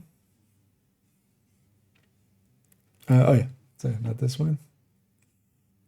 I'm like, that's not the build we're on. Yeah. Striker to turn hybrid. Yeah, let's just get going. 3.07. So the same save. And on 3.07, we have the first. Why am I saying the first of the third turn hybrids? We've seen already plenty of them. As we come to 3.07, and there we have a striker turret drone hybrid. I shorten these quite often to Turdro, and that's also trying to imply they aren't full turret drone builds. They're kind of halfway on the turret, halfway on the drone. So Turdro. And these are turret drone hybrids, as stated, kind of. And they are builds where we take especially skill tiers to kind of get the skills to skill tier 6, but the rest of the build is mostly going towards the capacitor here. And I like this playstyle a lot. We've already seen a negotiator version of this style of build. In the future as well, on character 4, we'll see a strike, or alongside the striker one, also a Coco one. So yeah, there are multiple ways of setting these up, and what we especially take is gear sets for it. As yeah, some of the gear sets, as we discussed with the high ends when we were going over those, a lot of the gear sets outperform, especially on the weapon damage and most of the high ends. In the past, you could also make this out of high end setups. They were sometimes a little bit, competitive, but especially ever since strikers came in, and nowadays as well, Coco, for instance, coming in really aligns well with it. Here we're taking sacrifice specifically because the glass will apply both to our skills and then also to our weapon. And what we're set up for is, those 6 skill tiers as we have here. And you have 5 on the gear, or well, 4 on the gear, 1 on this memento exotic, and then we have 1 from technician, getting us just to 6 skill tiers here on our skills. That helps them especially to kind of get leveled up through their weapon damages or through their damages, and especially as well, their health and armor goes up. The way that this gets played is mostly that these skills go out and they're basically very effective decoys. And while they're doing their thing and also dealing a little bit of damage, not a lot, in comparison to a full turret drone, definitely not a lot on those skills, we do deal a decent amount, especially once we get the striker stacks going. Now here, of course, we could actually, that's why it has an ACS secondary, we could stack a little bit with that, with InSync here, but especially just with this, I mostly just run the capacitor as we have it here, just get the stacks going there. That gets us a little bit of skill damage as well, just to get this a little beefed up, and we hit decently hard at full stacks. Now, of course, getting the capacitor, the striker, to the 100 stacks with the capacitor does take a little bit. It isn't the fastest firing gun, but we can get there pretty consistently. If we take it into the game, it is exactly saved as shown there. In the past, I used to actually have it where we had the option to, for instance, take Coyote, or even, for instance, trying around with Tinkerer and such. But I've taken actually to saving it nowadays with just the Memento there. The Memento is way too good of a piece to not include into most turret drone hybrids, as unlike, well, with the Negotiator, we didn't on Character 1. But there, we had a really good backpack in the Negotiator backpack. Here, the Striker backpack, while good, doesn't give us and weapon damage and skill efficiency. We're basically eating in both sides of that, and then the regen is actually pretty nice as well. What we're focusing on, I'm not going around and picking up the short timers pickups at all. I'm just going to charge up the Memento over time, doing several activities or just doing several rooms of a mission. I'll charge up the Memento, especially on its long buff, and that's the part I'll rely on. That skill efficiency and that weapon damage is pretty nice in here. And then we can make the capacitor hit decently hard. And by also saving it this way, in the past, this used to be with then if we, for instance, are taking things like the overdogs, for instance, but then that doesn't apply to the turret and drone. That does apply to some other skills, but not to the turret and drone. Or if we are taking things like the Coyote, we would need this chest to be yellow cored. Now I have that option here, as we can see, the core has been recorded, but just to present it in that way and make it easier for people to kind of understand that you don't need this chest to be recorded. We're just going this way. And also, honestly, I just run it in the Memento way only. Overall, these are decently powerful builds, and I enjoy them quite a lot, especially for solo play. This can be a decent way of having, for instance, some coverage by your turret and drone, and then you basically sit a little bit more behind them and just do your damage out that way.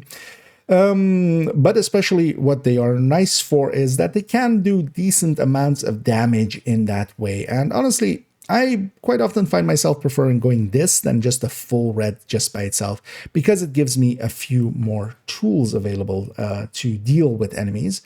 Just because, that turret and drone, they can actually really drag some enemies away from you. Of making it is a little bit harder because, we are going with record pieces. That means we need to find, for instance, for the striker pieces here, we need to find them with the right stat, and then we put the core alongside of it. The sacrifice as a full red that we're keeping it here isn't too hard to get. And then, a Memento that can be gotten through the backpack target loot or through retaliation, where you can get the blueprints. Capacitor again can be gotten from Summit through its challenges. Especially builds like this, though, do require you to be, or well, they don't require you to be, but they prefer to be at SHE level 1000 or above, where you already have some of those bonuses. Because even there, we are, of course, making use of the skill damage, the skill haste and such. And also, the weapon side of things. And even, the Memento, once it's charged up, gives us a little bit of regen that will take a little bit care of our healing. Overall, these are recommended, but they're a specific playstyle. You have to kind of like that playstyle to go this route. But if you do, definitely give these a try, especially if you're someone that is into playing, for instance, a full turret drone. I would say, especially the Coco one, though, would be a little bit higher recommended than Striker, but both of these can perform a lot better, especially in the hands of somebody that is decent at getting that gun singing. Yeah, let me, as I saw, I got kind of distracted by this all. There's a raid coming in for those coming in. Yeah, sorry, as I'm recording something, so I was focused on that. Let's go back here. Let's get you a shout out there. And I thank you so much, Copium, for raiding there. Hope you had a great stream and hope you had some fun and some loot and some shoot. Let me. I mistyped that 7 times. There we go. But yeah, we had a great stream, and yeah, welcome in raiders. And I do say, well, yeah, thanks, Denison, for for explaining.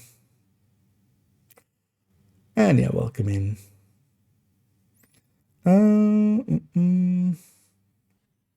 Coco was better. Yeah, that's fine.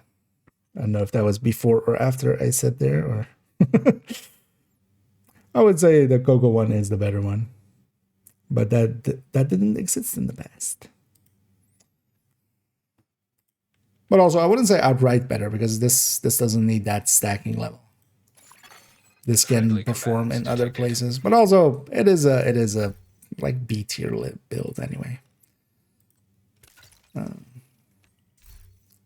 Mostly it's there as it's also pretty cheap to go from that one to this one.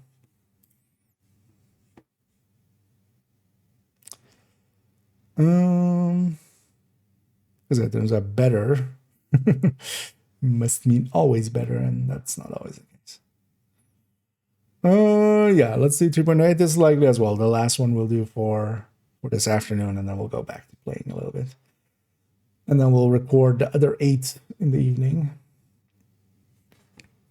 That's number 9 though. Oh yeah, that's fine as well, because yeah, then we can have the headhunters and stuff there. Yeah. Let's take here.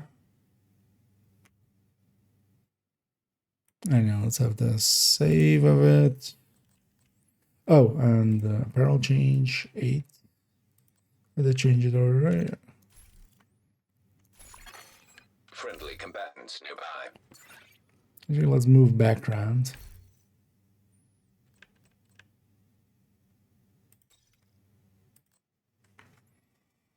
Yeah. So obliterate. This is the obliterate variant shown right here.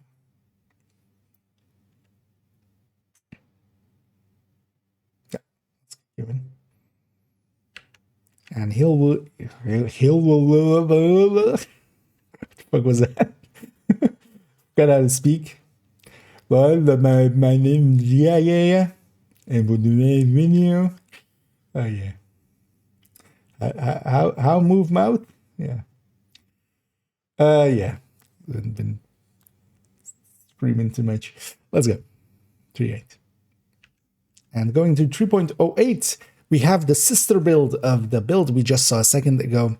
And this will actually happen with the Coco one on character 4 as well, where we're here reusing some of the pieces as we saw from that turret drone hybrid next door in here. And that can actually be really nice because honestly, going from a turret drone hybrid or Turdro hybrid to a combat medic, if the gear set at least kind of applies and can do both functions like Striker can and like Coco can, having them side by side works out as we can reuse some of the pieces. But first, let's explain a combat medic. Combat medic is kind of going in that same idea that we had with the Turdro hybrids. We're taking the skill tiers, and those are going mostly towards our skills, and then we are taking the rest of the build, with the exception of here as well, the stats on the BTSU data glove. We can't change those, of course, but the rest of the build, the crit chances and the crit damages, they're all going towards the weapon. Here we're reusing the capacitor, we're wasting effectively that skill damage that it has, but here still the capacitor is the better pick, even best pick overall. No weapon, basically, even a Lexington with Killer actually doesn't, well, the Lexington with Killer would be ahead by just about 5% on this build when Killer is active. And when Killer isn't active, it would be about 20% behind. So it is very much a build that, yeah, because of consistency, we go with the capacitor, because I'd rather just have that consistency, and yeah, not having killer up would not be an ender, especially as well on a build like this that isn't, while it can kill, it is not going to, you know, I'm not going to outkill, for instance, a full striker alongside of me.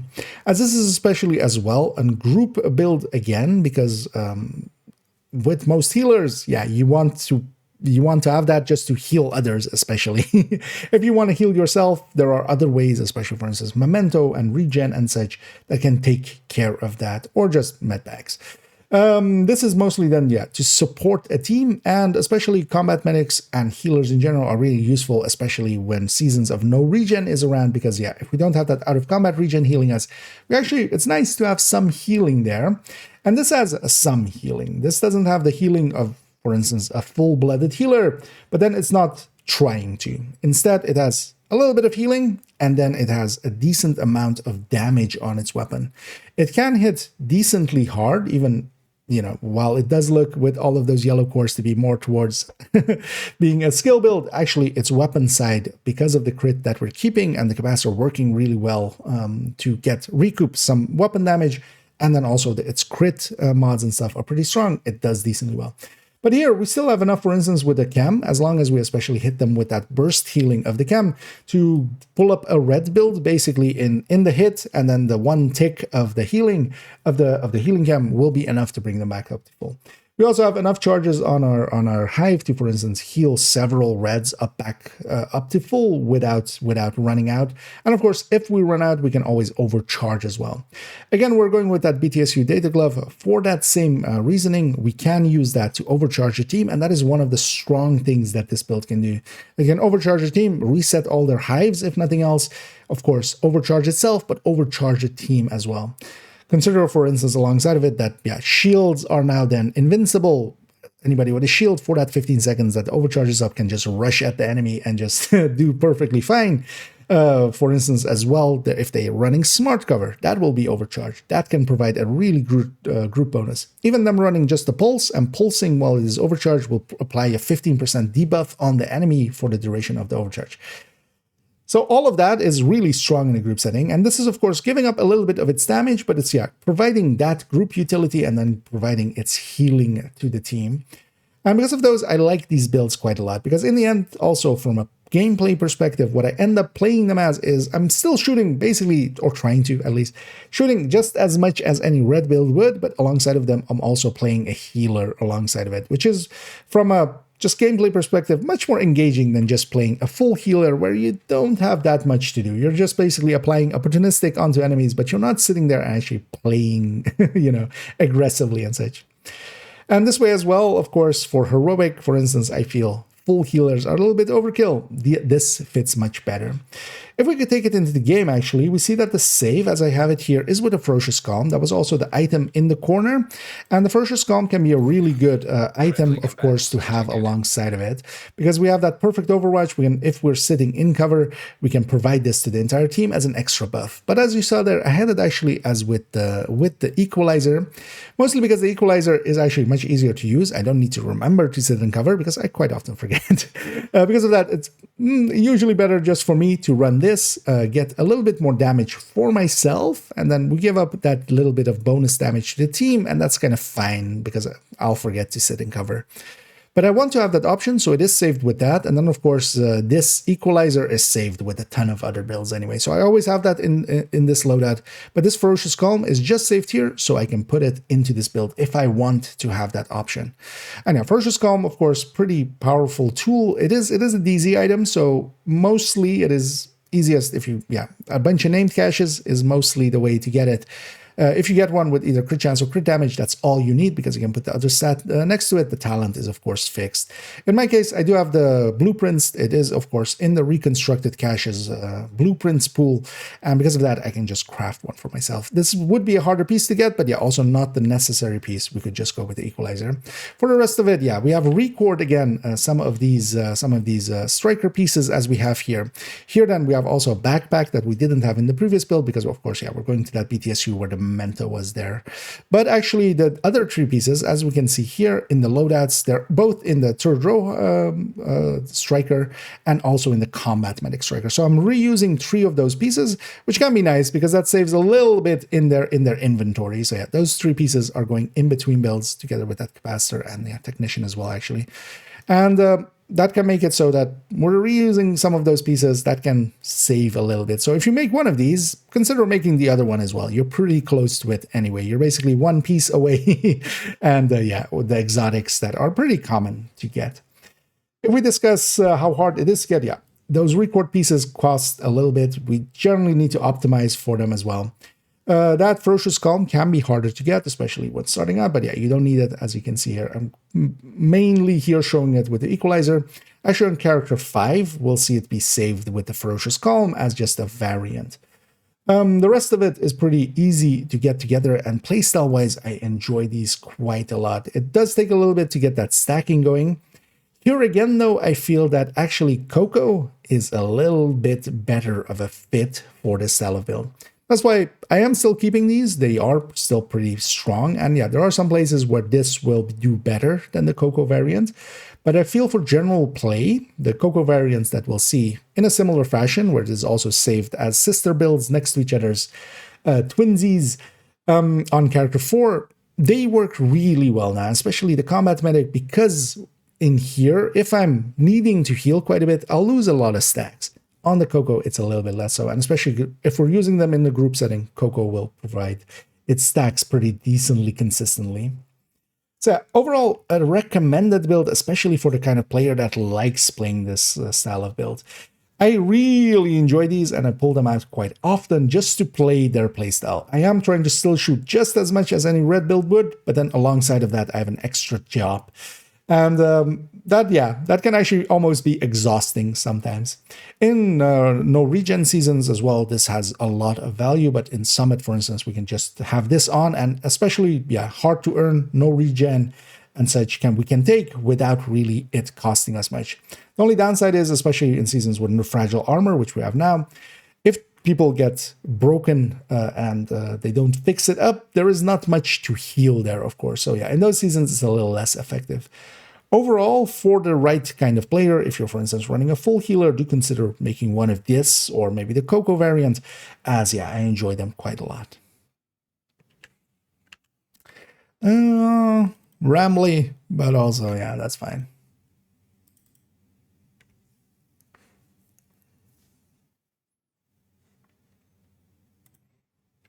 Oh, did I not put this?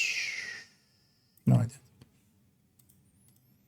Then I put the third drum build one in the folder I was about to say. There's 8 of them, right? 8 items, yes. How long are we already? 107. Okay. Yeah, some of the later builds will be a little easier and faster to go through. Need emotional damage.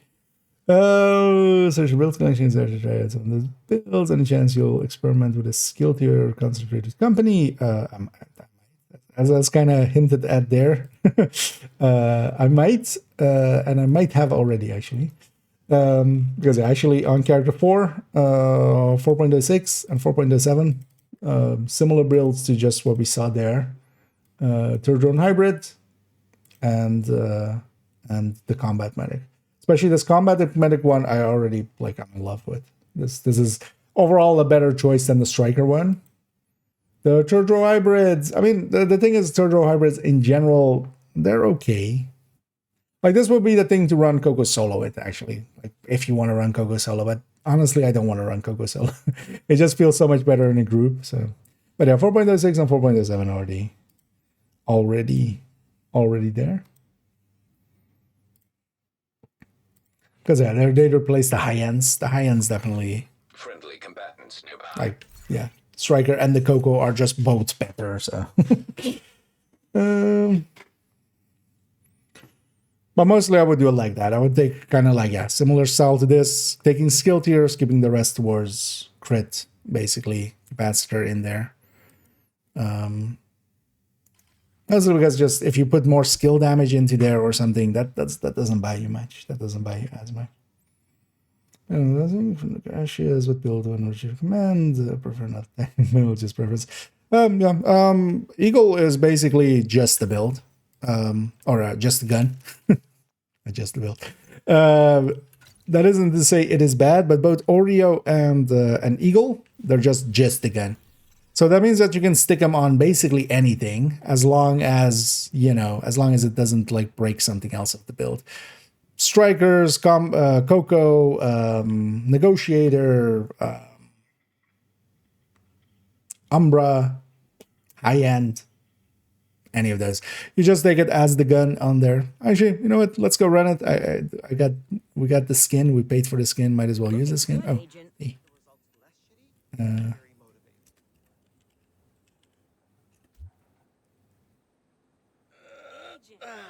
No, you guys are in animation. You guys aren't in animation. What are you doing?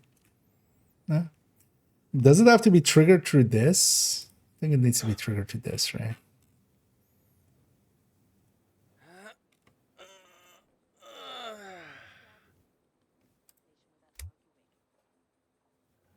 No, you guys just don't wanna jumping jacks then maybe. Maybe their animation just ended and broke, but they're kind of stuck. Because also normally they would be walking around already by now. Right back at you. No? Well, screw you, kids! In video games. Wait, did most of the kids' animations break? You want to do it? I just want to show the jumping jacks. Just have shown it.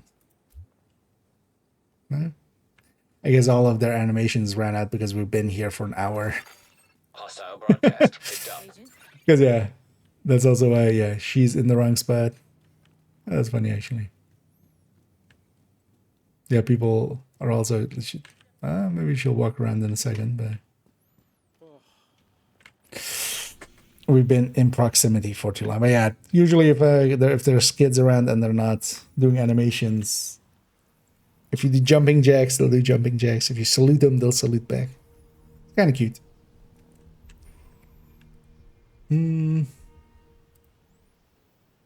But yeah, you know what? Yeah, let's go run.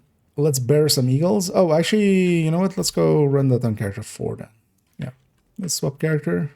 Hey, agent. Although, you know what? Let's try to go get a hard bounty first. It makes sense. Don't worry about it. Trying to get hard Krampus bounties for purple gear. That sentence makes sense, I promise.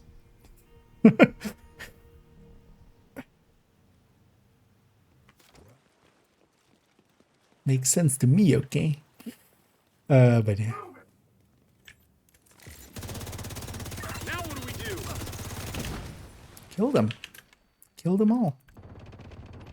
Everybody protecting that backpack on that heavy.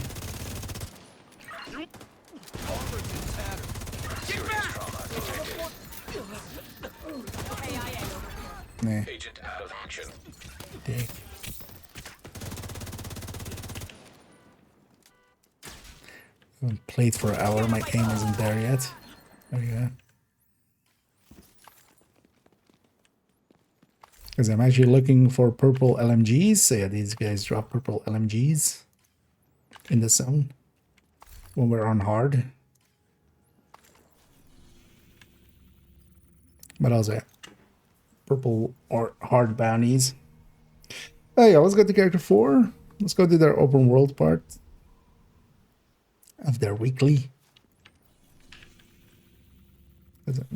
All the other characters are done, if I'm right. Did they borrow anything? I don't think so, right? No.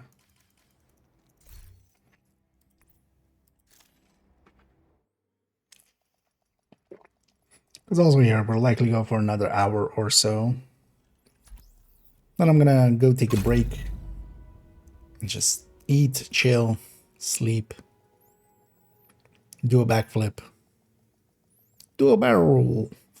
And then yeah, we'll come back and in the evening record the other 8 builds for that character. Area. I think I might do as well this evening. We'll see how that goes though.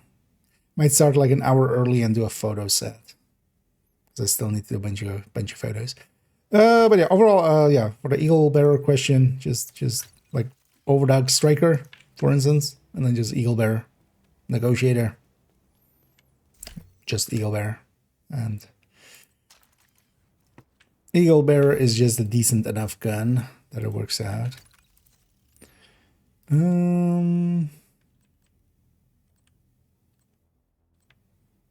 Way too many chances on this. Maybe I'll go something else. What else do you have? Nah, I don't want Shred Heartbreaker.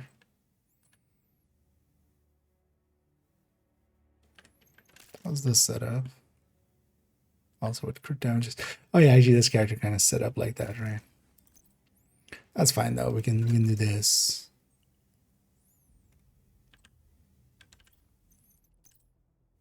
And then just make sure your crit chance, crit damage aligns well.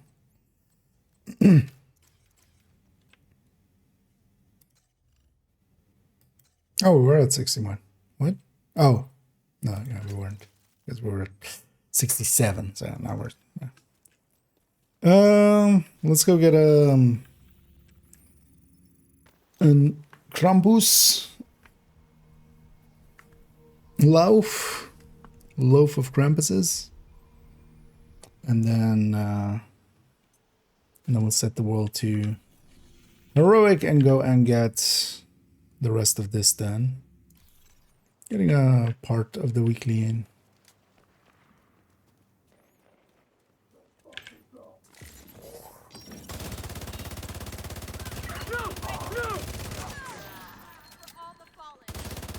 Okay, getting shotguns back there is kind of annoying.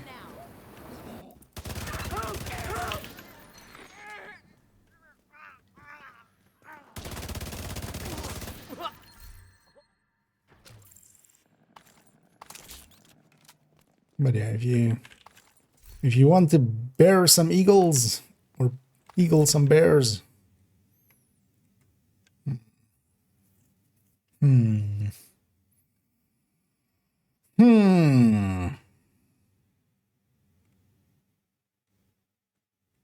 That's not bad. But do I want fast stance on this gun? No.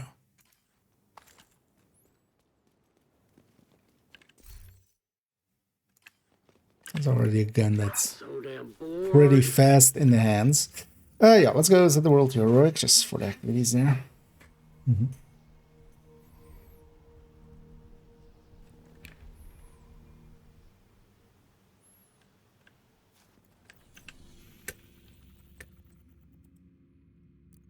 Let's keep it without directives, just lazy mode.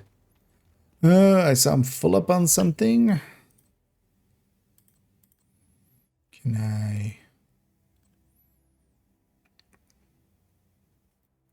I spend that on something?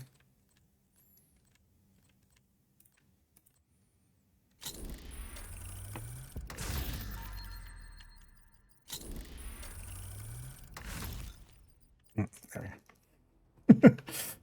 Right click and X's. Because you can recraft really fast. You can just go into that, right click X to craft first, and then right click X to recraft. And when you're recrafting, it goes really fast. So what did I need? I need 2 Black Desk bounties, some more activities on top, and then those missions.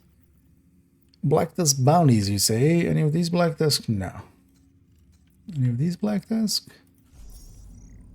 Yes. And yes. I want to keep those though. We need some activities anyway, so let's go get fresh ones. Where do we do that though? Because yeah, this is this character's world. And it's kind of the bounty cheese character. Or maybe we just use it. Yeah, maybe we just do it there. Because I'll just go to the bounty cheese area. Let's just bounty cheese 2 of these. Even though Black Dusk is not the easiest faction to bounty cheese, but We'll go over there.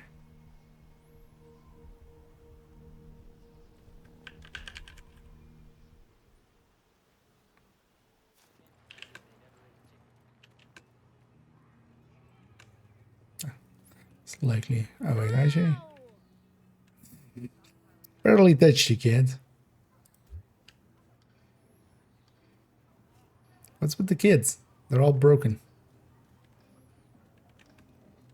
The target is nearby. But also, you should be playing with that ball. Actually.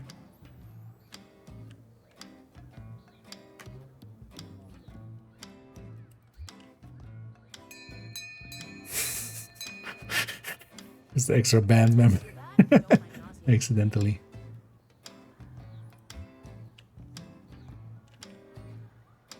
Actually, you know what?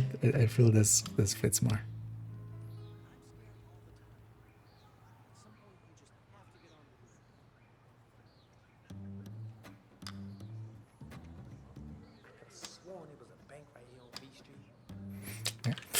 Yeah. Let's go actually do some stuff. But yeah, we always love the band. Want the best gear? I've got the best gear. And I've got the best gear. It's already equipped. Next tusk be pink tusk. Would actually make sense. You could totally have pink tusk for like the like breast cancer awareness days and stuff. Just a pink tusk. I mean, you would just have, you know, RGB tusk.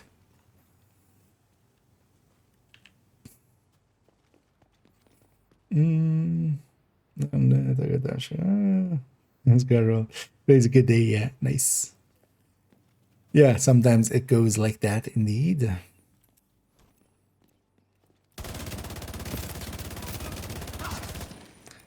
And let's deal with this Banny. Let's deal with Lanky and Peaches. I'm actually gonna make them spawn over there. Mostly this one, because I don't think I can change it either now anyway. I don't mind actually with Black Tusk not door camping them, because that doesn't work out against Black Tusk too much. Huh? What?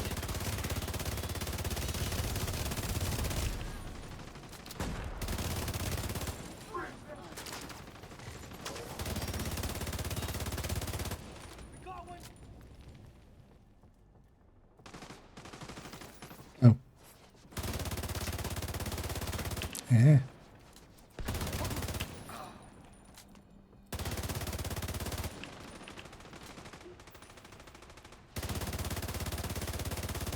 Wait, where? What?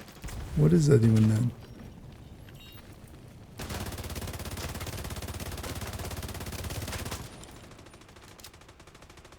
Let's close the distance.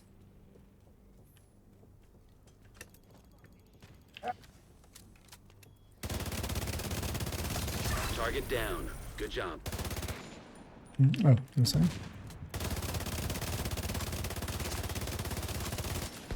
That's the target, agent.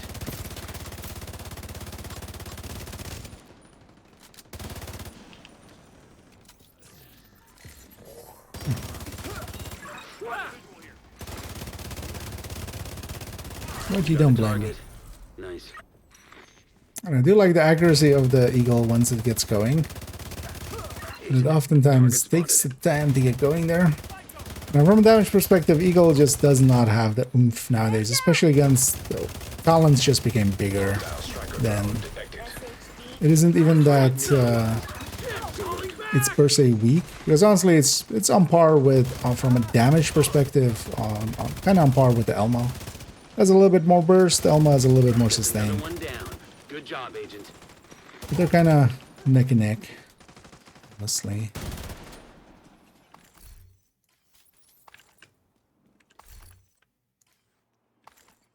But yeah, a Lexington with killer is just so much higher. And not per se that, you know, handling. Actually, the handling goes in favor of it, of the Lexington as well. But still worth using. especially with the new. I do love how it's been kind of been dubbed the ugly bearer. I kind of like the look of it though. I can get it. The original eagle bear looks pretty good. The skin is.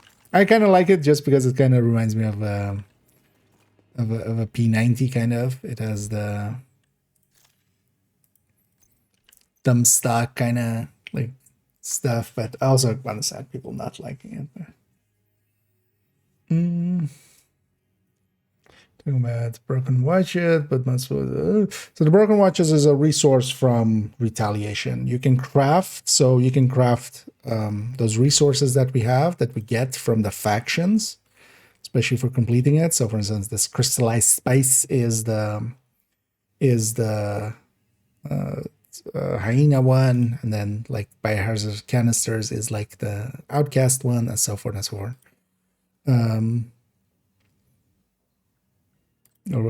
That was outcast, right? Yeah, and this is cleanest. So, but you also get some broken watches just doing it. But you can from any of these resources, you can go to broken watches, and then from broken watches, you can go back to any of these resources. But it's basically lossy. You lose a little bit in doing so. But then there is this automated defense parts. This is the technically like as it doesn't have the text there either, right? This is actually technically the Black Tusk. This is technically the Black Tusk retaliation, which we can't get now.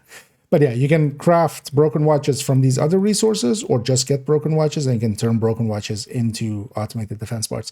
And especially the overdogs, for instance, as an important one, uses this. It uses automated defense parts. So you need to either have enough or craft it from other resources and then craft broken watches into that. What is your stance?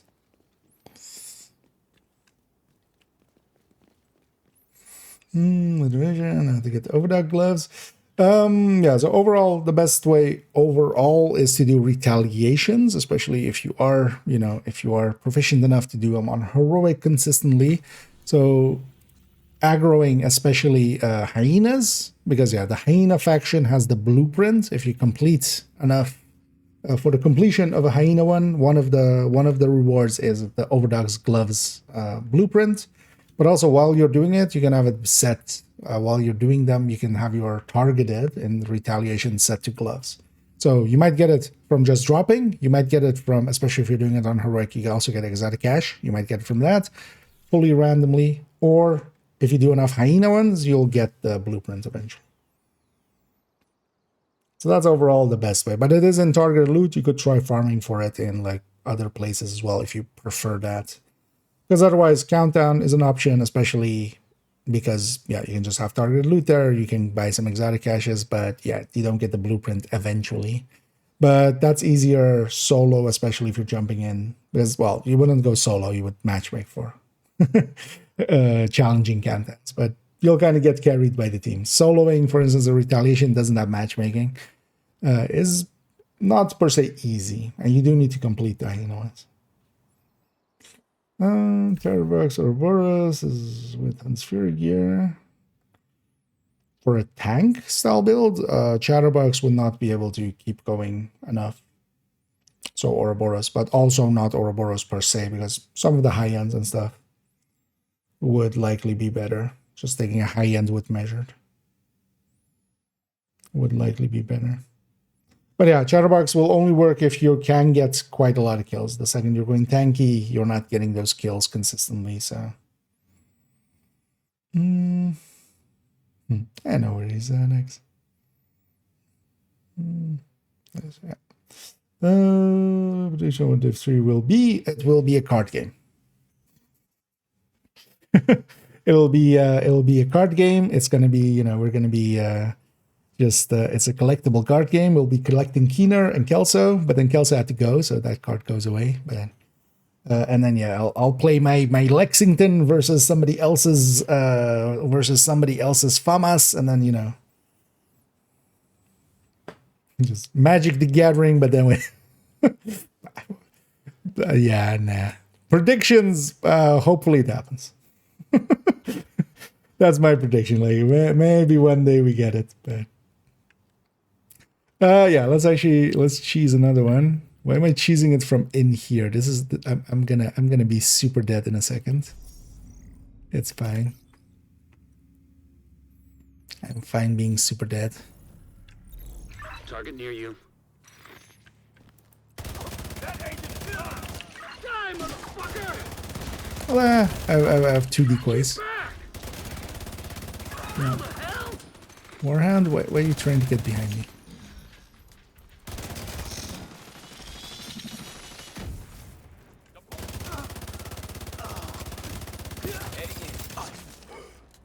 Long, careful, boring. That's your target. Hey, that's my life. Till the game's making fun of me. With his name. What? You got the target. Nice. Get back! Hostile restore hive detected. But also now I want extra boring grandpa or grandma or whatever I want. Oh. Why didn't I grab ammo?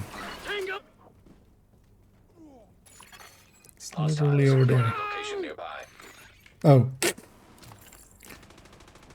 And a Krampuslauf appeared. Too close! Kinda busy, Krampuslauf. Come back later. Love you long time, but go away. Busy. Said I'm busy. Assistance needed. Asshole. Target down! Oh, I'm still.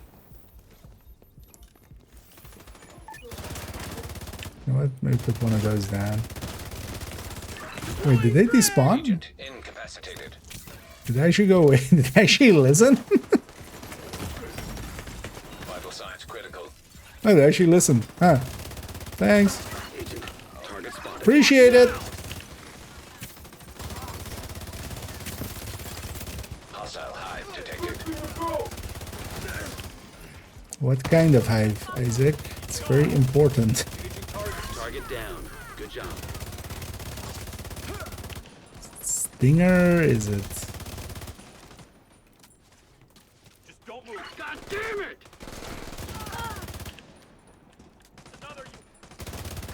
Thank you for keeping us safe, Agent. Krampuslauf just actually listened to me and left. How nice of them. They're like, okay, we'll come back later. Gas shield indeed. Yep. Haha, you've revealed my trap card.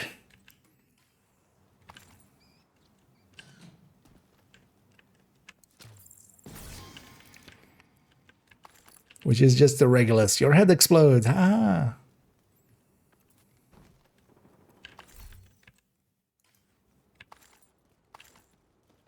Funny thing is, Fireball is still in there, but it's just a fire cam. Just Fireball. Lightning Bolt is just the Elmo. Oh yeah, so we did enough bandies, right? Yeah. Just wanted to do enough bandies. We need 2 more activities. Let's go do 2 activities in Black Dust. They need to be but quick ones, preferably territories. Those are nice and quick. That's Hyena. Oh, that's Black Dusk. That's Black Dusk. Let's go to that one. Let's go to DC. That's one idea.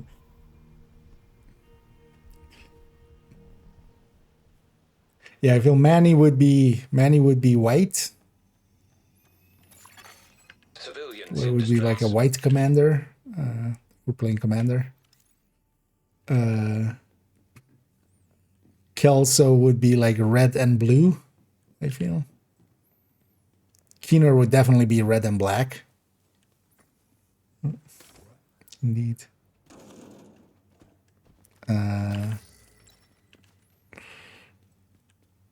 Would be Cindy would be blue.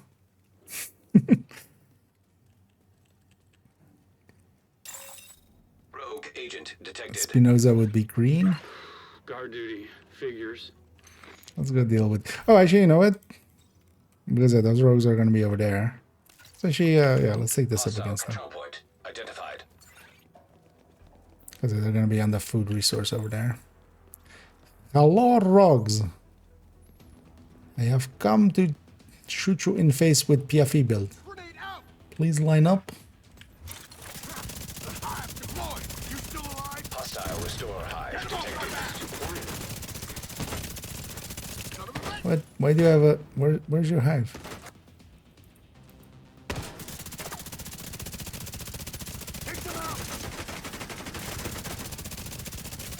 I really need this hive now. Where are you? I got you now. I need you out of the hive. That works. Yeah. Trap deployed. System disrupted. Damn. Why you disrupt me? Hostile shock trap I'll detected. make it. System reactivated. I'll get this agent. Oh, oh. Rogue agent Didn't eliminated. even want to kill. How long have you been out here? Yeah, I don't mind this thing. It has enough damage. It takes a while to get going though, because of the chameleon on it. I was like, you assholes, you despawned the thing I came here for. But yeah, this PFE needs to still go into the build collection. We definitely should do that at some point. What were we doing?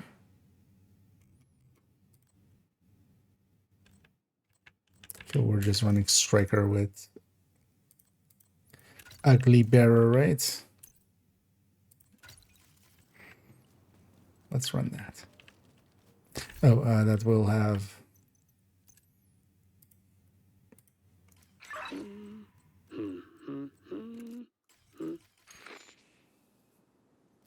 Thanks for sharing that over the radio. Goddamn 3 cents. I feel all of these people would be disciplined for the lack of discipline. Stay off the comms with me. Wait.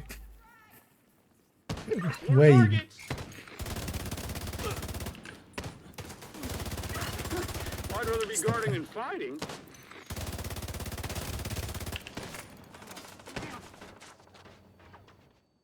I heard something down there, but that'll be fine. Why are you running?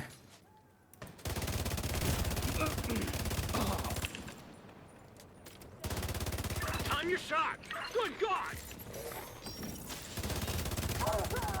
It's a target-rich environment. Oh, I didn't see you there. What? No. Go away. Or at least give me 5 seconds. Oh. Or just don't spot anything. Never mind. I have my skill, but I need a quiet moment. Are you serious? I don't know. Am I serious? Yeah, I kind of need a quiet moment. Nice of this thing to not shoot me. But also, how about you stay there? EMB sticky makes these guys pretty easy. Not the best gun to deal with this guy, but Guard duty. it's fine. Figures. But one EMP sticky. Is usually all you need with a good enough build.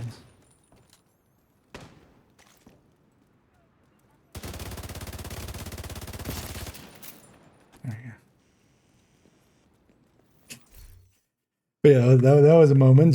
You're just fighting some hyenas, and suddenly there's just a doop de doop de doo. Don't mind me, I'm just a marauder. How's everybody's day? I'm here to ruin it. Do do do do do. Canonical voice of the marauder as well. There.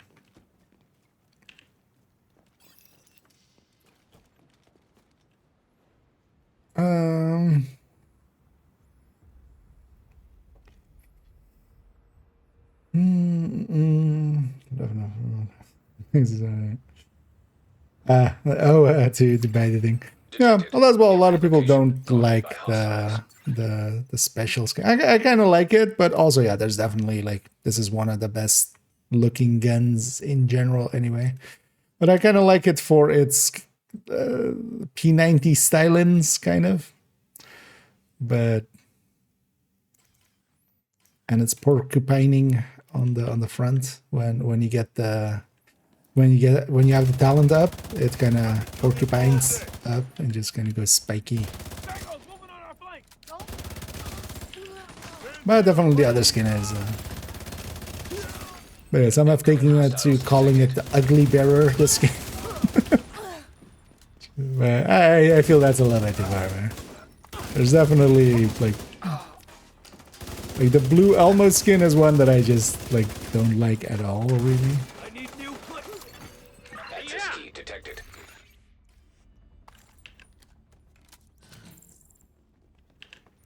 Looks a little bit way too much like a toy.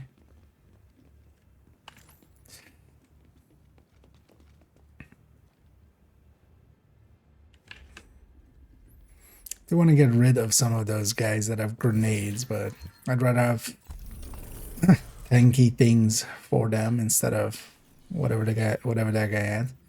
Oh, actually, the Marauder will have counted as an activity as well. Oh yeah, nice. So that worked out actually. That was a black desk activity as well. Now comes the question: do I want to just do one mission and title, or do I want to do the 3 missions and then DUA? None of these are part of the daily. Let's just take the quick way out. We'll just go for a mission and title.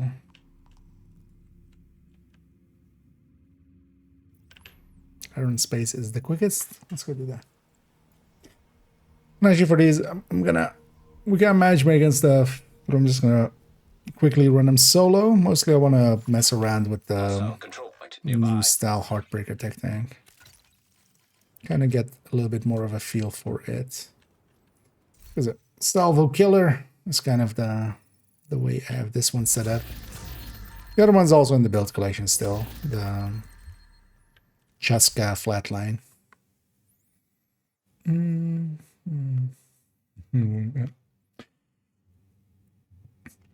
I mean, yeah, that's why I stream, just to get other people's money to pay for my crippling addiction.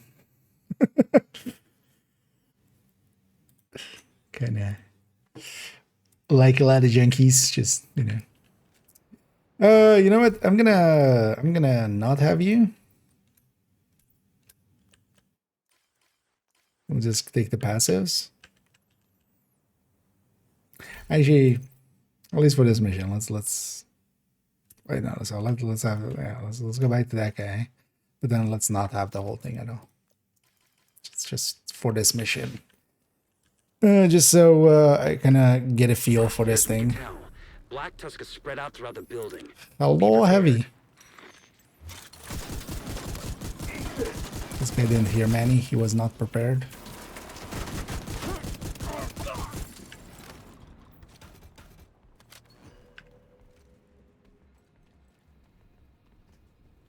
With any division 8 weapons for free.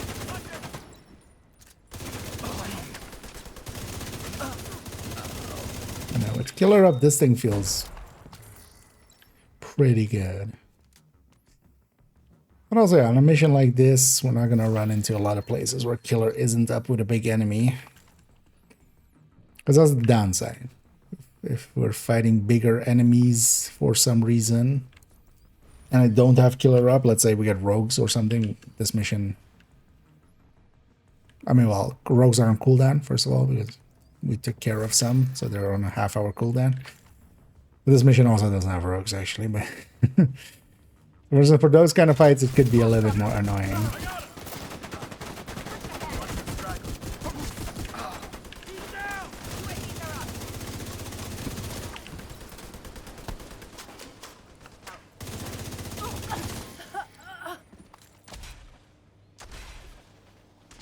Who's left and who's right?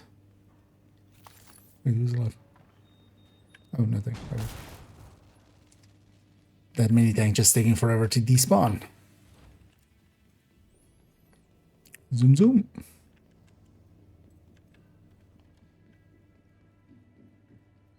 Should have maybe grabbed ammo.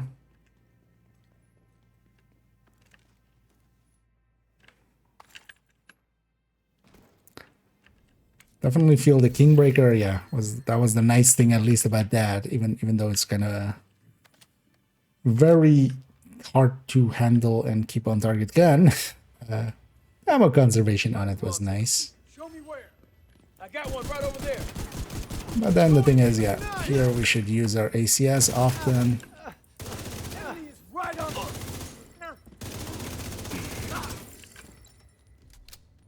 Sending intro. That should buy us some ammo. Oh wow, we're using that for some enemies. Sending it.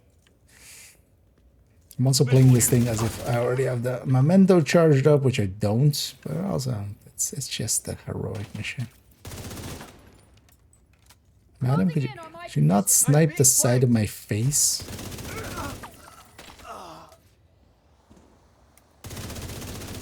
Just for that, I'm gonna destroy her.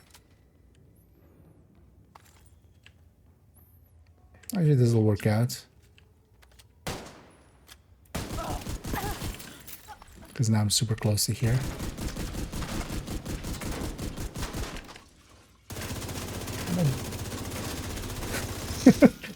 That was some good blocking on this heavy. Go for the quick kill on through the back. Okay, those heavies have a hole behind where their healing pack thing is. System restored. So that's what I was going for. I didn't break his chest. I just went through that hole.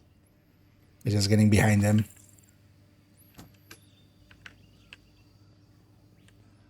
I already have the key.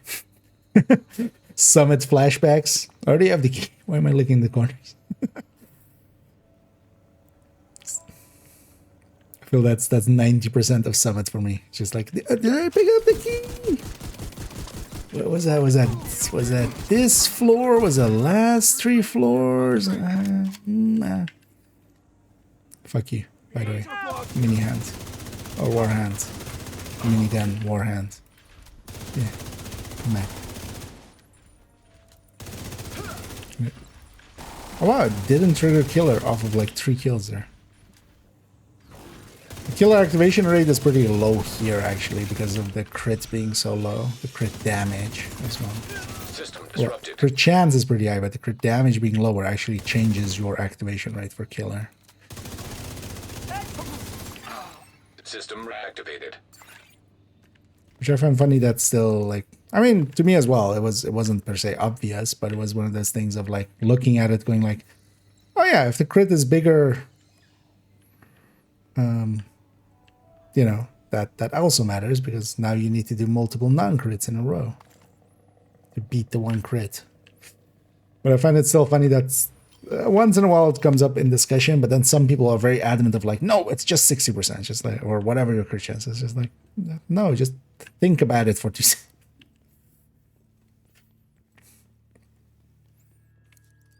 But then also it's usually the people that are, you know, confidently incorrect. Because I don't mind being incorrect, but I would hate to be confidently incorrect.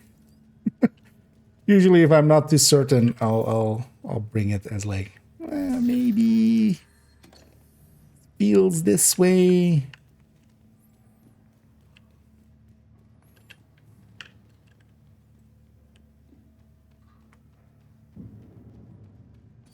Here we go. Hello. No survivor. There's a hit. Is a box here.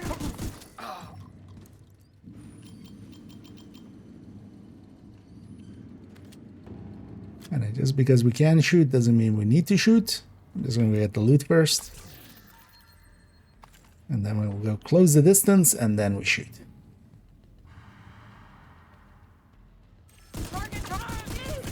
Especially when we don't have fog of war and I know where the enemies are anyway.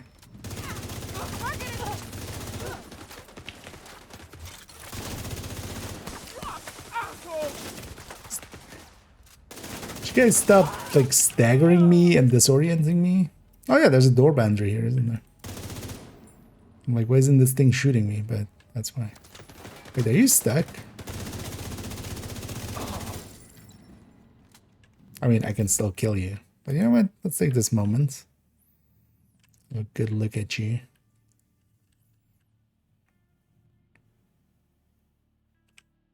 Just chilling.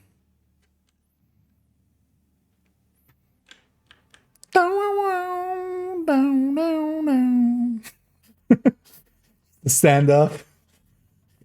I feel the minigun would win against. I know maybe I could look about Regulus, then it's kind of more fair game. But and yeah, the second he steps over. Oh no! Wait, are you my new companion? Oh no! There it goes. We could have been friends, Dougie. We could have been friends. You're making good progress. Take it steady. Yeah, sometimes you gotta play with your food. Laptop detected.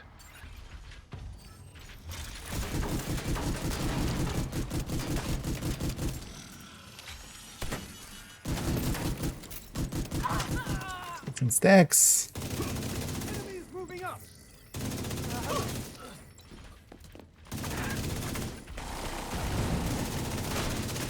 We should go for some leg shots on this What I one. got. Going faster. Hey, give me 1 second here. Nope, I won't.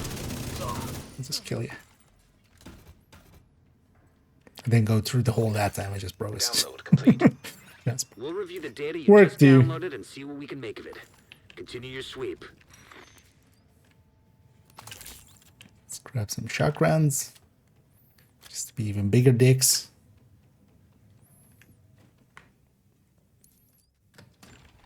I'm getting a flurry of movement right outside the north entrance. A McFlurry? I feel I'm a little mellow apparently.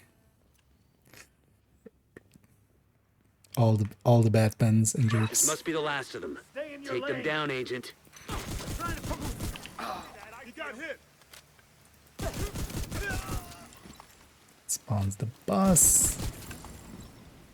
You're gonna bleed out right here. Right here? Right here. They're right up against it. Look out!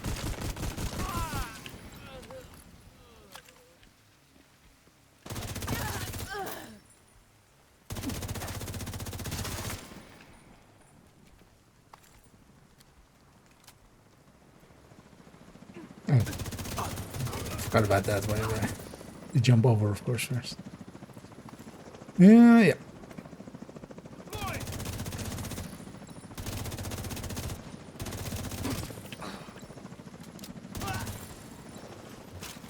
Enemies on our perimeter. Can't surprise me. Go away, mini tank. Area secure. Nobody Good likes work. you. So you just gotta be mean and then you just get sad and just explode. Yeah, let's take this to title. Yeah, let's go to title. I'm gonna keep the modifier off. Well, yeah, kind of want to get a feel for this build, but I mean, it feels like the Heartbreak Attack tank. Oh, I should go and grab. Yeah, let's do that. Target the site and see what you can find. Let's get this Krumpuslav first. We need to Nope. retrieve the antivirals before Blacktest can move them somewhere Nope. safer. Alright, it's Head fine. down into the sinkhole and fine, locate the I'm fine. maintenance pump room. We rigged explosives there that should get you inside the perimeter once you detonate them. Let's go grab a graded Lexi. Fuck you. How great is for this kind of fight because I don't have killer rep. Maybe I should do this. Yeah, now I have killer rep.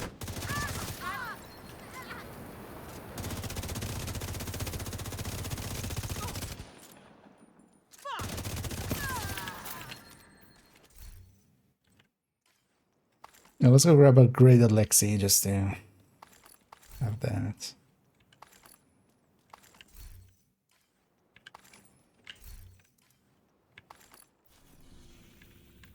I'll be right back. Oh. Well. There'll be another There'll be a future. You can always build up again. Come on over. I wonder if I can have what my stream streak is on myself. But it's still happy to have you though. Nice speed.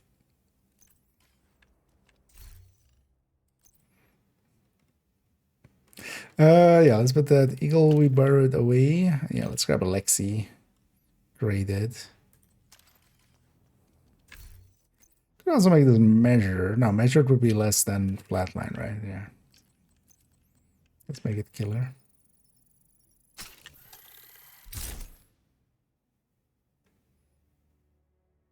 How's it set up? Double damage link laser.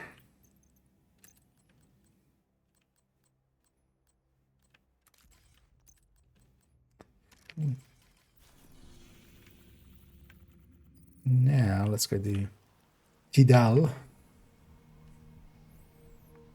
And I hope everybody's enjoying their Saturday so far. I mean, it's nice and relaxed. Today and tomorrow is, yeah, still kind of not much to do. The last few days, though, for me, that's kind of not much to do. Well, it's not going to get, like, super busy right away, but definitely coming Monday will be a little busy. Tuesday as well, likely, and then I'll be, like, okay-ish. Okay. Now Still not working next weekend, I think. Or I'm working and I'm working like a Saturday afternoon or something. I won't be missing any evenings. And I think the week after I'm away for 2 evenings. That's actually still pretty far away. Okay. You're supposed to die. You're not supposed to be out of combat, especially. You're supposed to be in combat with me, so you die.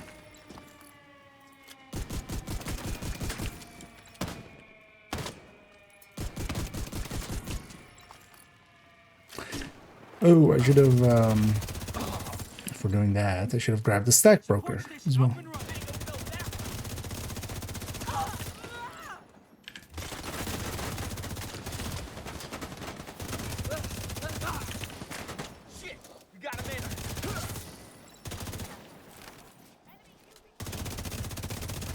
ACS stack. Copy that. We're moving up. Forward ahead.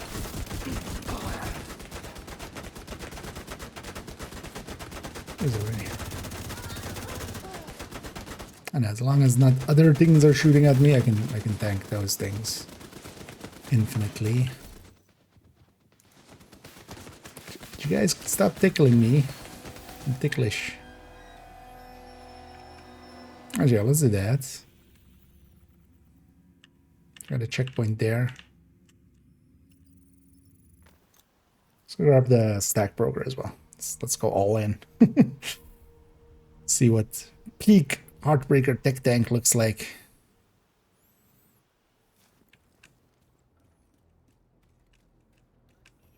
Although yeah, without modifiers specifically, just to get a feel for the build a little. Modifiers get a little bit in the way. Especially as well, this season's we get skill efficiency, so that's pretty strong for the shield. Which is a good thing, of course, but here just to get a feel for it. Back we go. I'll just put it at the checkpoint. Because missions you can actually just fast travel out if you really need to. But it'll put you at the last checkpoint, which sometimes is like, you know, at least reach a checkpoint is the recommendation. Encrypted signal source detected. That sounds promising. Do I get a Way to wire on intercept Black solo? Tusk comms. Apparently I don't. Better search this sector. I'll watch your back.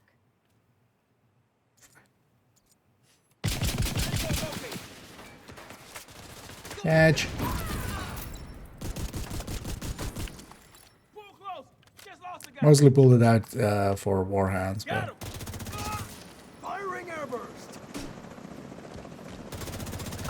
It being the multi-missile launcher. Not anything else.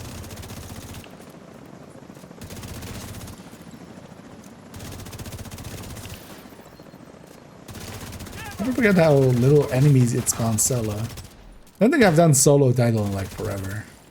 He's gone.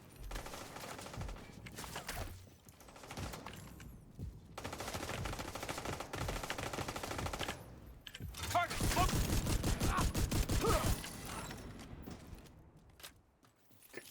RPM. It's kind of nice.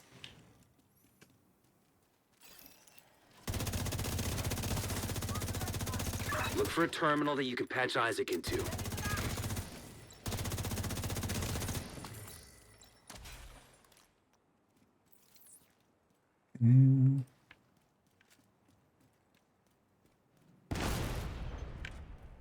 That worked, right? Yeah. Just grenade the thing in the back. And just go and shoot it. Enemy transmission intercepted. This is Wyvern. Prep the helos. We need to get these antivirals out of here. The division is inside the compound. You need to make sure none of those birds get airborne. Wonder what that unlocks. Keep an eye out. Just none of the birds get airborne? Okay. That's going to be quite the task. I see any birds? It's going to start shooting every bird. Manny told me to do it. Just every like all of those birds in here. The containers are ready for pickup. What's the status on those helos? Gonna be a few more minutes. We're working on it. Shit, copy that. I'll use the med pack, but then yeah, let's go this fight. Find a way to keep those helicopters grounded. Also no warhorn. So I'm completely forgetting how this works on solo.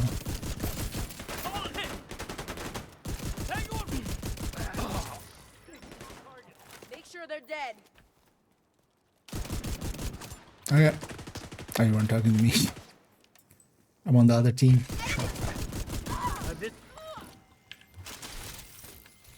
Bite me.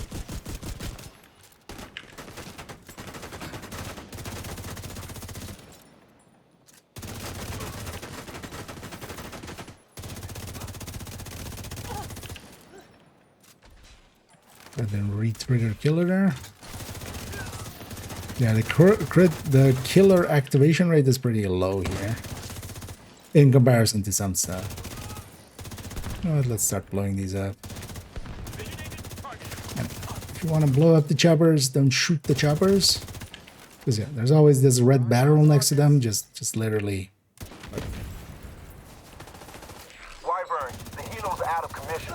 How the fuck did that happen?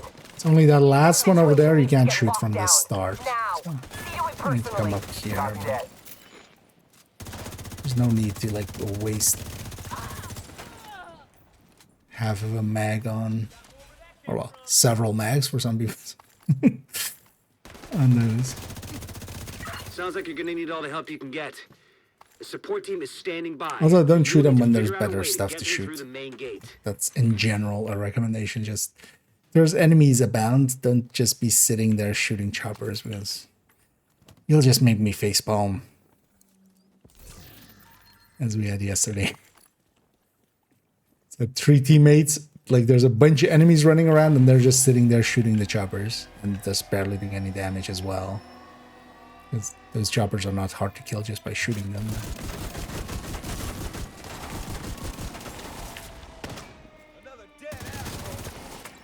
But yeah, when there's enemies around, and also yeah, those choppers you don't even need to destroy till like there's no timer or anything.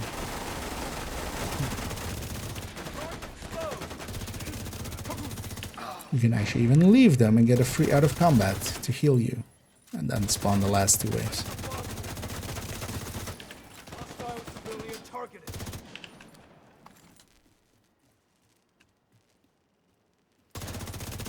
Come on.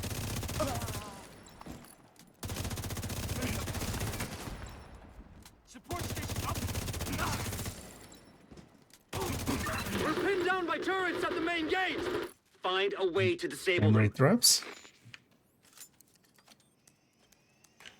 Yeah, but actually that they get whatever, because there's definitely a little bit of We've been compromised. Reinforce the main performance gate loss. There's a bug as well that just sometimes you just start losing frame rate and just kind of collapses in on itself. But even for instance, when you go to apparel, like it for me, it drops to like 40 frames. Like I have no idea why. It doesn't seem to be locked at 20 or 40 or something. It just seems to be like struggling to get high. Deploying UAVs.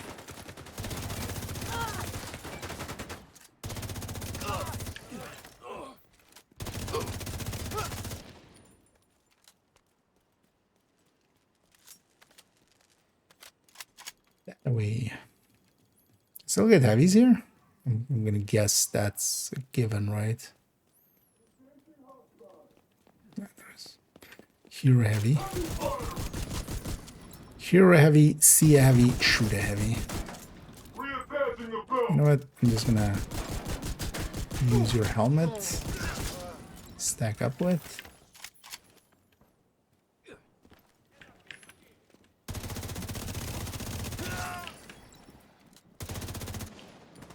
What are you doing all the way in there? Oh, right there, you're friendly. Give up now.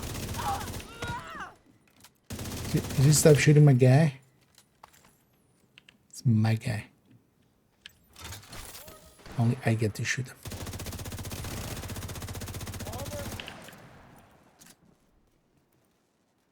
Where's this dog? Division agent in my scope.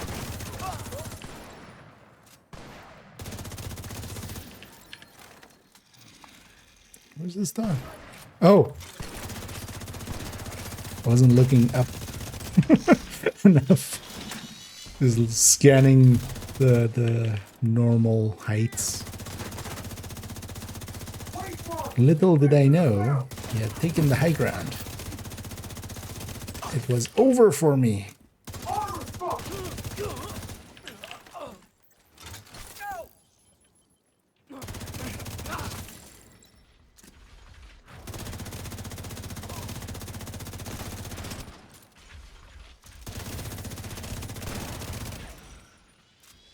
I'm coming. War is almost full. He does more damage than I've mostly have had that guy take in a long while.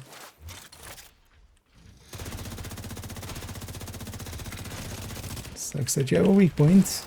Oh. Sucks that you have a friend. But your friend also has a weak point, and then he has a hole in his backstab.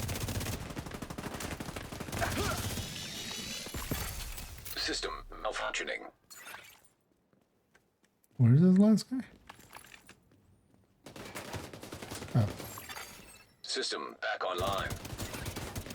Can't take much more.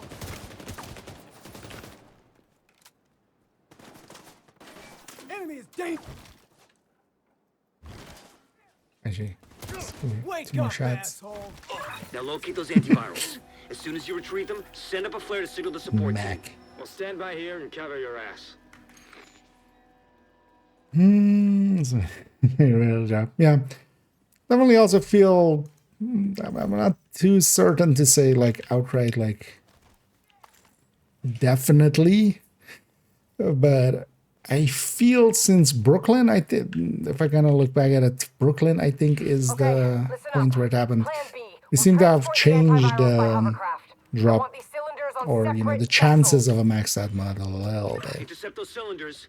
We can't let Black Tusk get away with a single sample. Still doable though. Like I've gotten multiple. It's not like they're not there, but they seem a little more rare. Seems to be kind of several people feeling that way, and then also like kind of, at least some voices that I trust a little bit more than just like, no, they nerfed the key drop rate, like they're going around. Or,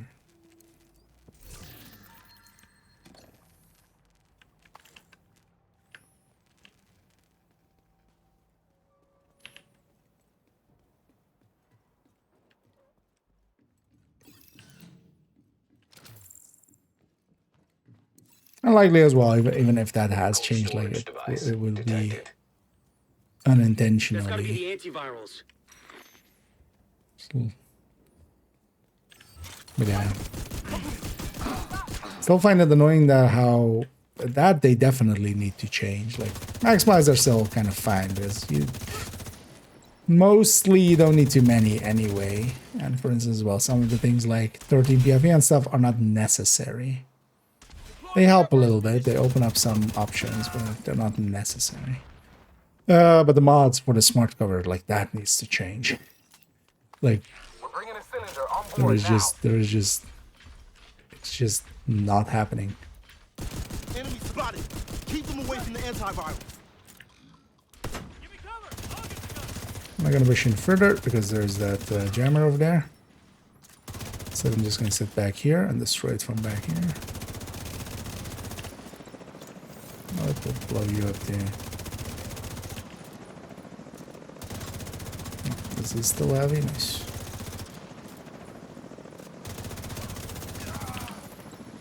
Should just go.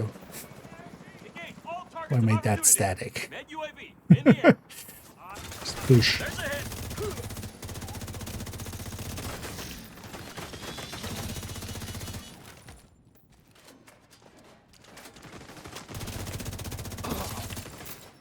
He's dead. Yes.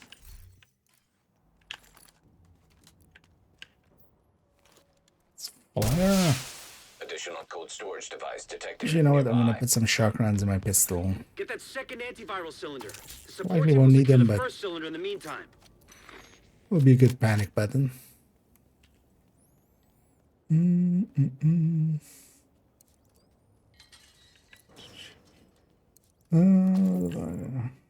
There's a- Yeah, they happen still. Definitely there.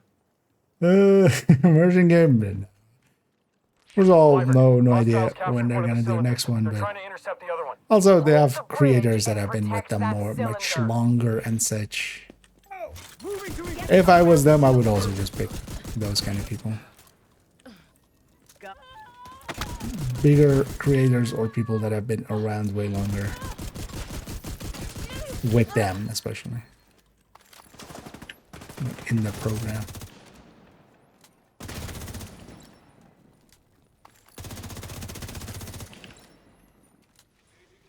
Or maybe it already happened and I'm under NDA. Requesting support fire. We've got hostiles on the bridge. Request denied. We can't risk those antivirals. Copy that. Or am I? Or am I?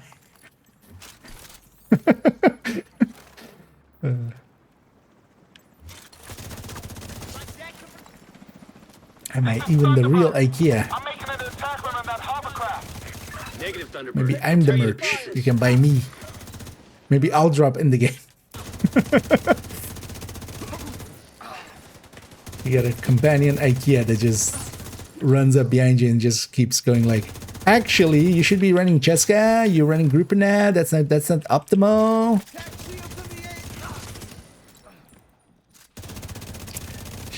Just what if you're running and it's something other than Striker? Just run Striker.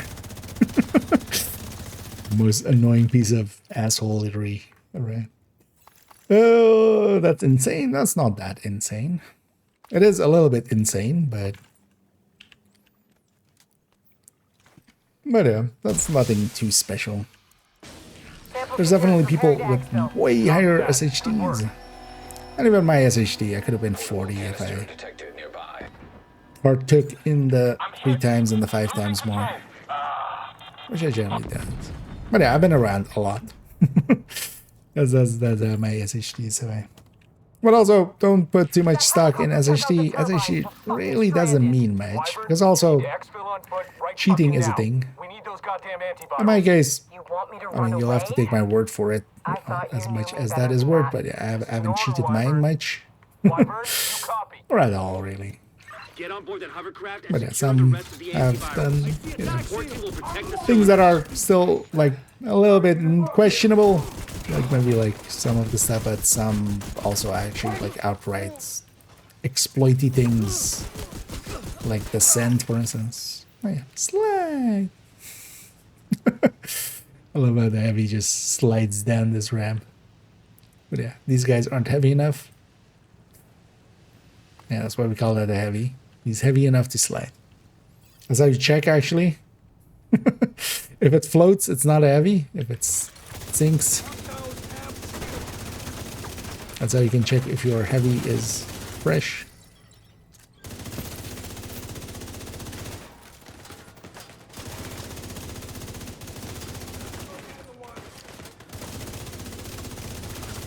But in general, don't put too much stock in what SHD represents.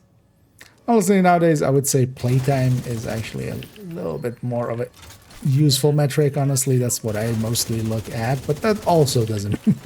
Because sometimes you have people that have been in the game for 10,000 hours, but get outclassed on builds and on play by like people with 500 hours or less.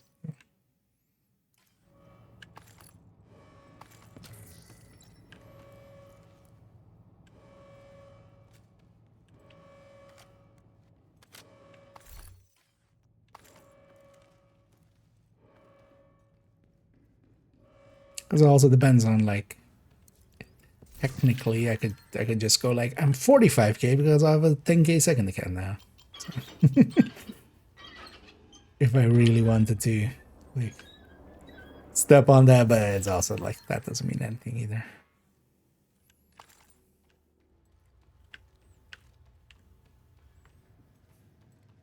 Get those rocket launchers prepped. Talk to me, Wyvern. What are you doing? I'm gonna blow up the motherfucking White House. Are you out of your goddamn Oh, I should have totally mind? taken... I now realize, cripple actually, these I should have assholes. taken a So that's what I'm screenshot gonna at do. 35005. Christ, she's insane. Agent, do whatever you can to prevent the launch of those rockets. Although, actually 8. Oh, no, actually 8. 38 is... yeah. You take one at, yeah, 38008. And then just, you know, Rocket flip it. launchers are loaded. God damn it, Just so we Wyvern. get... Stand and down. Negative, then it will sir. be, I refuse. you know... Well, actually, wait, no, that's a 5 as well at the end, right? Because now we just... I don't know, with the 3 it would just be booby. Boobay. Hey, Wyvern. How you doing? Did I grab ammo? Did I grab ammo, did I? You Right. see the fireworks? No, no more fireworks. I've seen enough fireworks. You won't be disappointed. I'll totally be disappointed if you do fireworks. I've enough bangs. Target locked. There's been enough fireworks the last few days. Jesus Christ. Everyone, this is not a drill. We need to evacuate the building right now. Repeat. Yeah, this is an not a ACS drill. shotgun. This is not a drill, indeed. As well, we don't need to destroy the generators quickly. I'm gonna destroy these two on this side. I'm gonna leave the other one.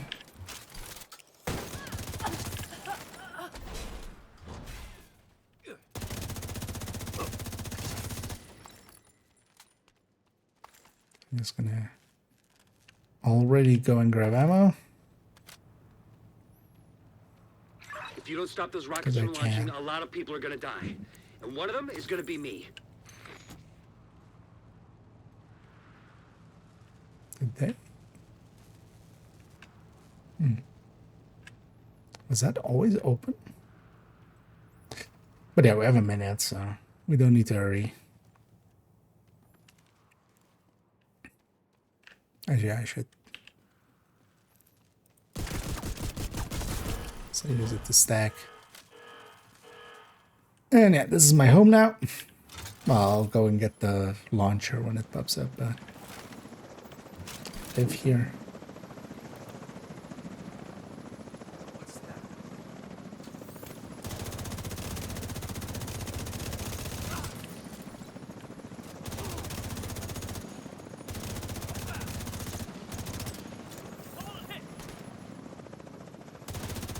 Didn't get either kill in.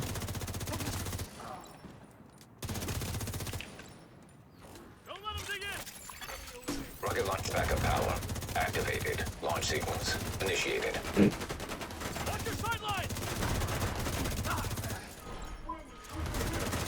think needs to die first.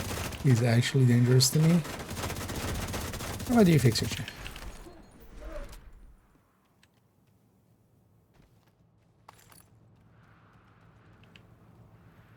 While I'm here, let's grab ammo again.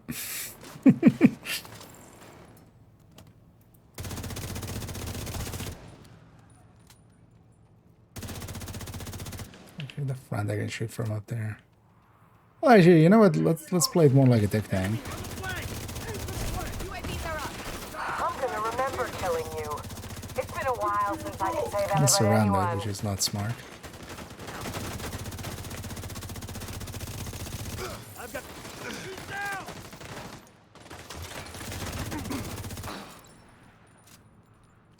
You need everybody to be in my front, mostly.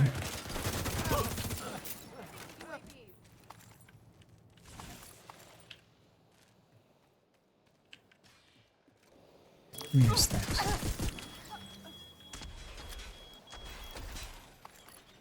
Come to save the day, huh? But you're a real goddamn hero. Enough small talk. Oh, I can stack on you. Totally forgot. All day.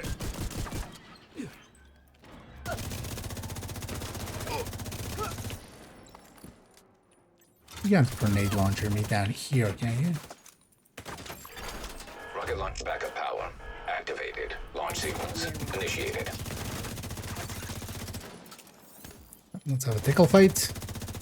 I'll tickle your face. You'll tickle my shield. Bet you bet.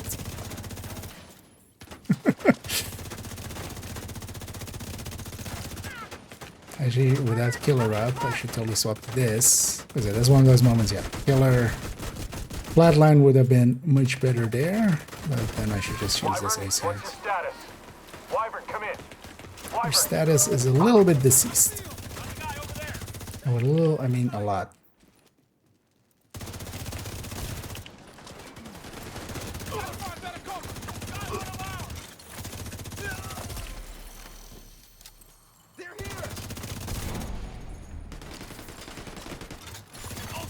Rocket launch backup power activated. No more of Launch that. sequence initiated. Where's this medic? you can thank me later.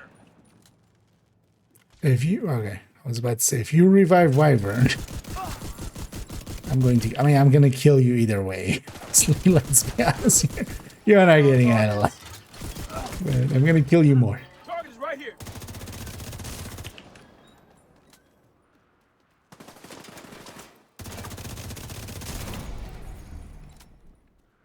Let's kill this last wave, I think, right? And then Warhounds. And then it's over. This is a pretty long mission.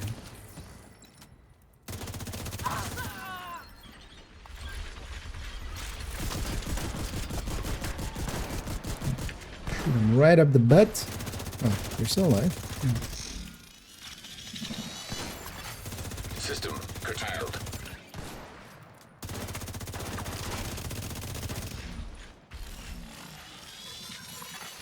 System reactivated. Back then. Yeah. Their butt is basically a armor System hole as well. disrupted. So you shoot them directly in the butt. It just directly goes into their health. System restored. And not full amount. The legs are reduced. System malfunctioning. So we got virals. The antiviral cylinders are secure. We'll make sure they get safely extracted.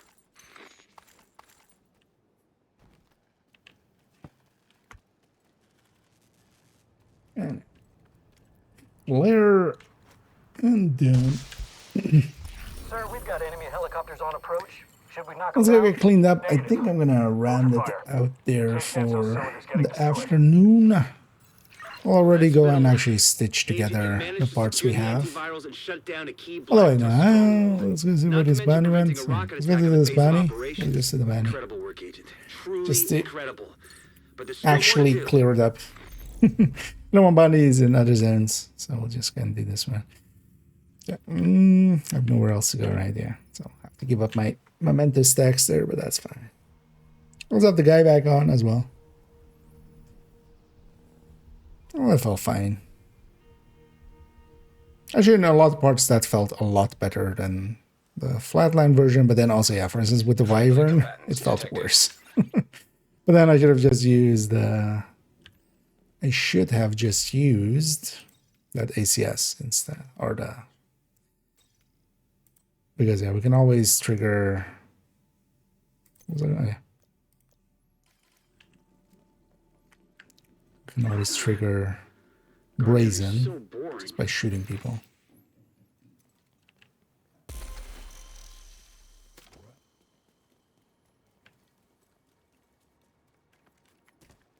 And from the weekly, we get also a bounty. Hostile control point What's our identified. time there? 30 minutes, right? With a lot of faffing about. I was checking if I was missing any resources, water, so we're kind of taking this route. But also, let's go deal with these loafers.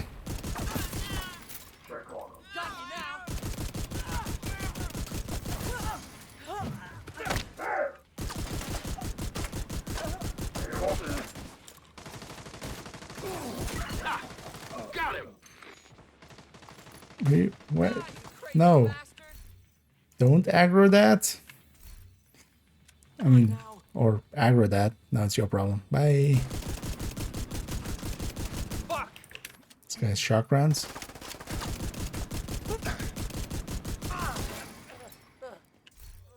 Agent, hostiles are moving into downtown east. Goodbye. You aggro them, you deal with it. Agent. Goddamn companions. Engaging But yeah, we'll finish this off and then I'll go take a little bit of a break. Then we'll be back in the evening. We'll see time-wise how it works out. I might start with a little bit of start an hour early and do some. I need to catch up on some photo I kind of forgot about. And yeah, we'll continue recording character 3's build collection run through. I want to also add in the character 4's that last build picture, the PFE.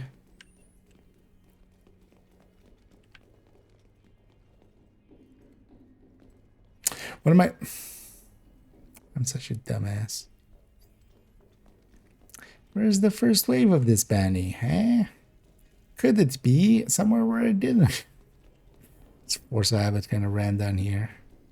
But the first wave of this is upstairs there. We kind of came through the downstairs just because I wanted that water. But yeah, the first wave is over here, of course. Not downstairs there. I'm awake. So not really.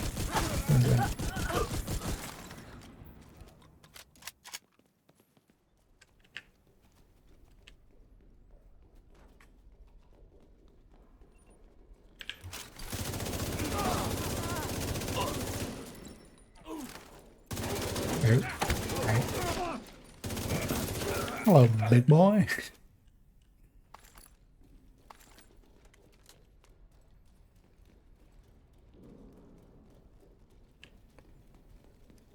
And then tomorrow we'll also do the same, likely have an afternoon and evening, and then record character 4.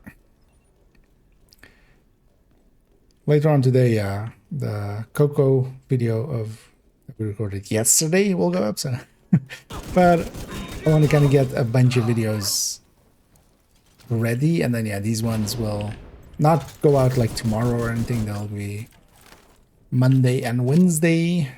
Yeah, Monday, Wednesday, Friday. It's going to be the build. Well, that's going to be 3 slots for videos, but I like it as well. We'll have not retaliation, modifier only tips. in between that somewhere. Might actually have that between character 3 and 4. Hostile control point nearby. Oh yeah, but I'm kind of recording some of these up. I'll have them ready, because now it's kind of chill and easy to do so.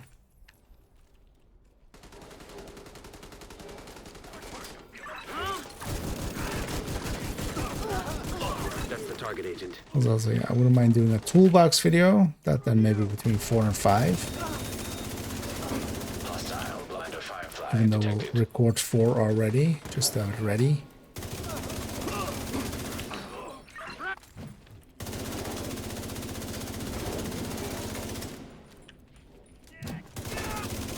Target neutralized. Good work. I gotta have Commander without it showing or something? Was that the name? I didn't recognize it.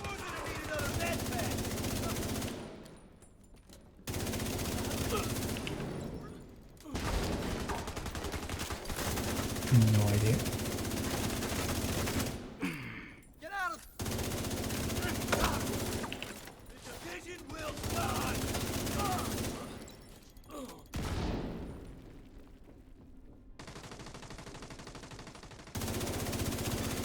Hostile hive detected. Oh.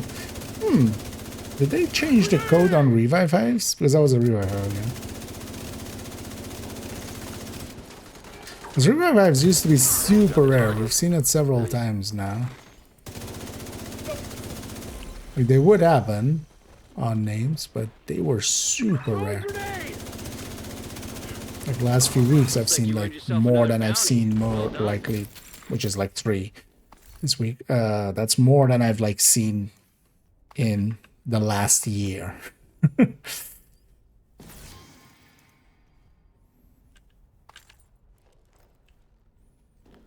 This is also an annoying skill. That's why I'm guessing it's kind of limited.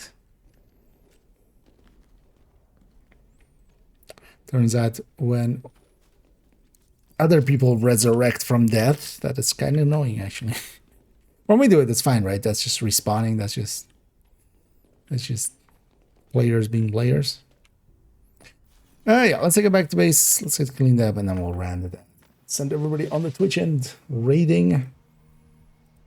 Let me already actually look up who's up, who's available to be raided. Oh yeah, we'll definitely do that. The others. Oh, let me actually have a peek in the category. But no, yeah, we'll go with Bran. Definitely. Yeah, let's get cleaned up here. And we got a weekly in. And we got halfway already on character 3, so that's good. Thanks for making the deal. That's pretty good. Let's pop these caches too. And yeah, this evening we just need to do the other 8 builds. That's also actually a little bit better. Because doing all the builds in a go, like by the end of it, I'm kind of like mentally exhausted. Which I definitely felt and kind of feel came through in the first 2 videos. Actually, in a few minutes as well, when I close out the Thank you, Agent. the Coco in-depth look that we recorded yesterday, we'll go up at 6 o'clock, which is like now actually. I need to change this clock to be, it's like 2 minutes behind. Yeah, let's put borrowed pieces back before I forget.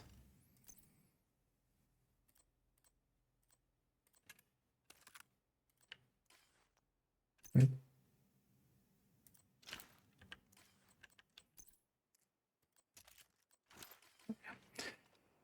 And then this evening as well, I need to add in this build to the collection.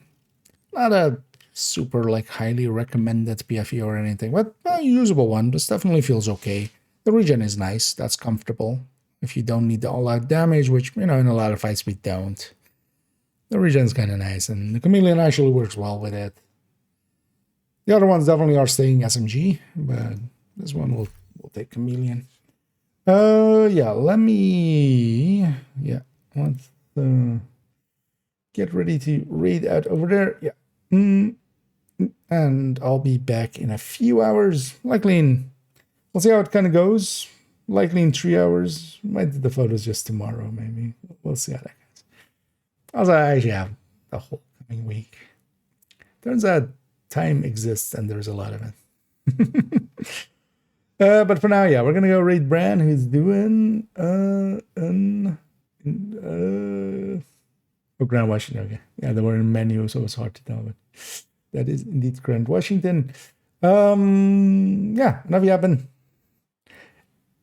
We've yapped a lot. I'm gonna go eat, rest, maybe sleep for a bit. I'll be back either around 8ish or 9ish. If we jump around at 8ish, I'm gonna do some photo work first for an hour, but I might also just leave that for Monday or something. That might drain me as well if we're kind of focusing on that. Might just do record character 3, finish that up.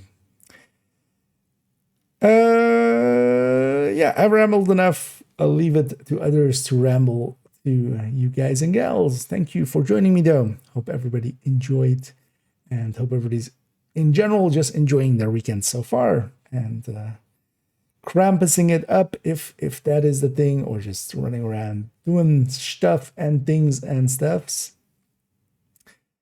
Yeah, I'm super rambly, aren't I? Thank you all for joining me. Hope to catch you all in the future. And as always, well, not have a good night, because that's what I usually would say, except if it's night, then have a good night. But for the rest of us, have a good day.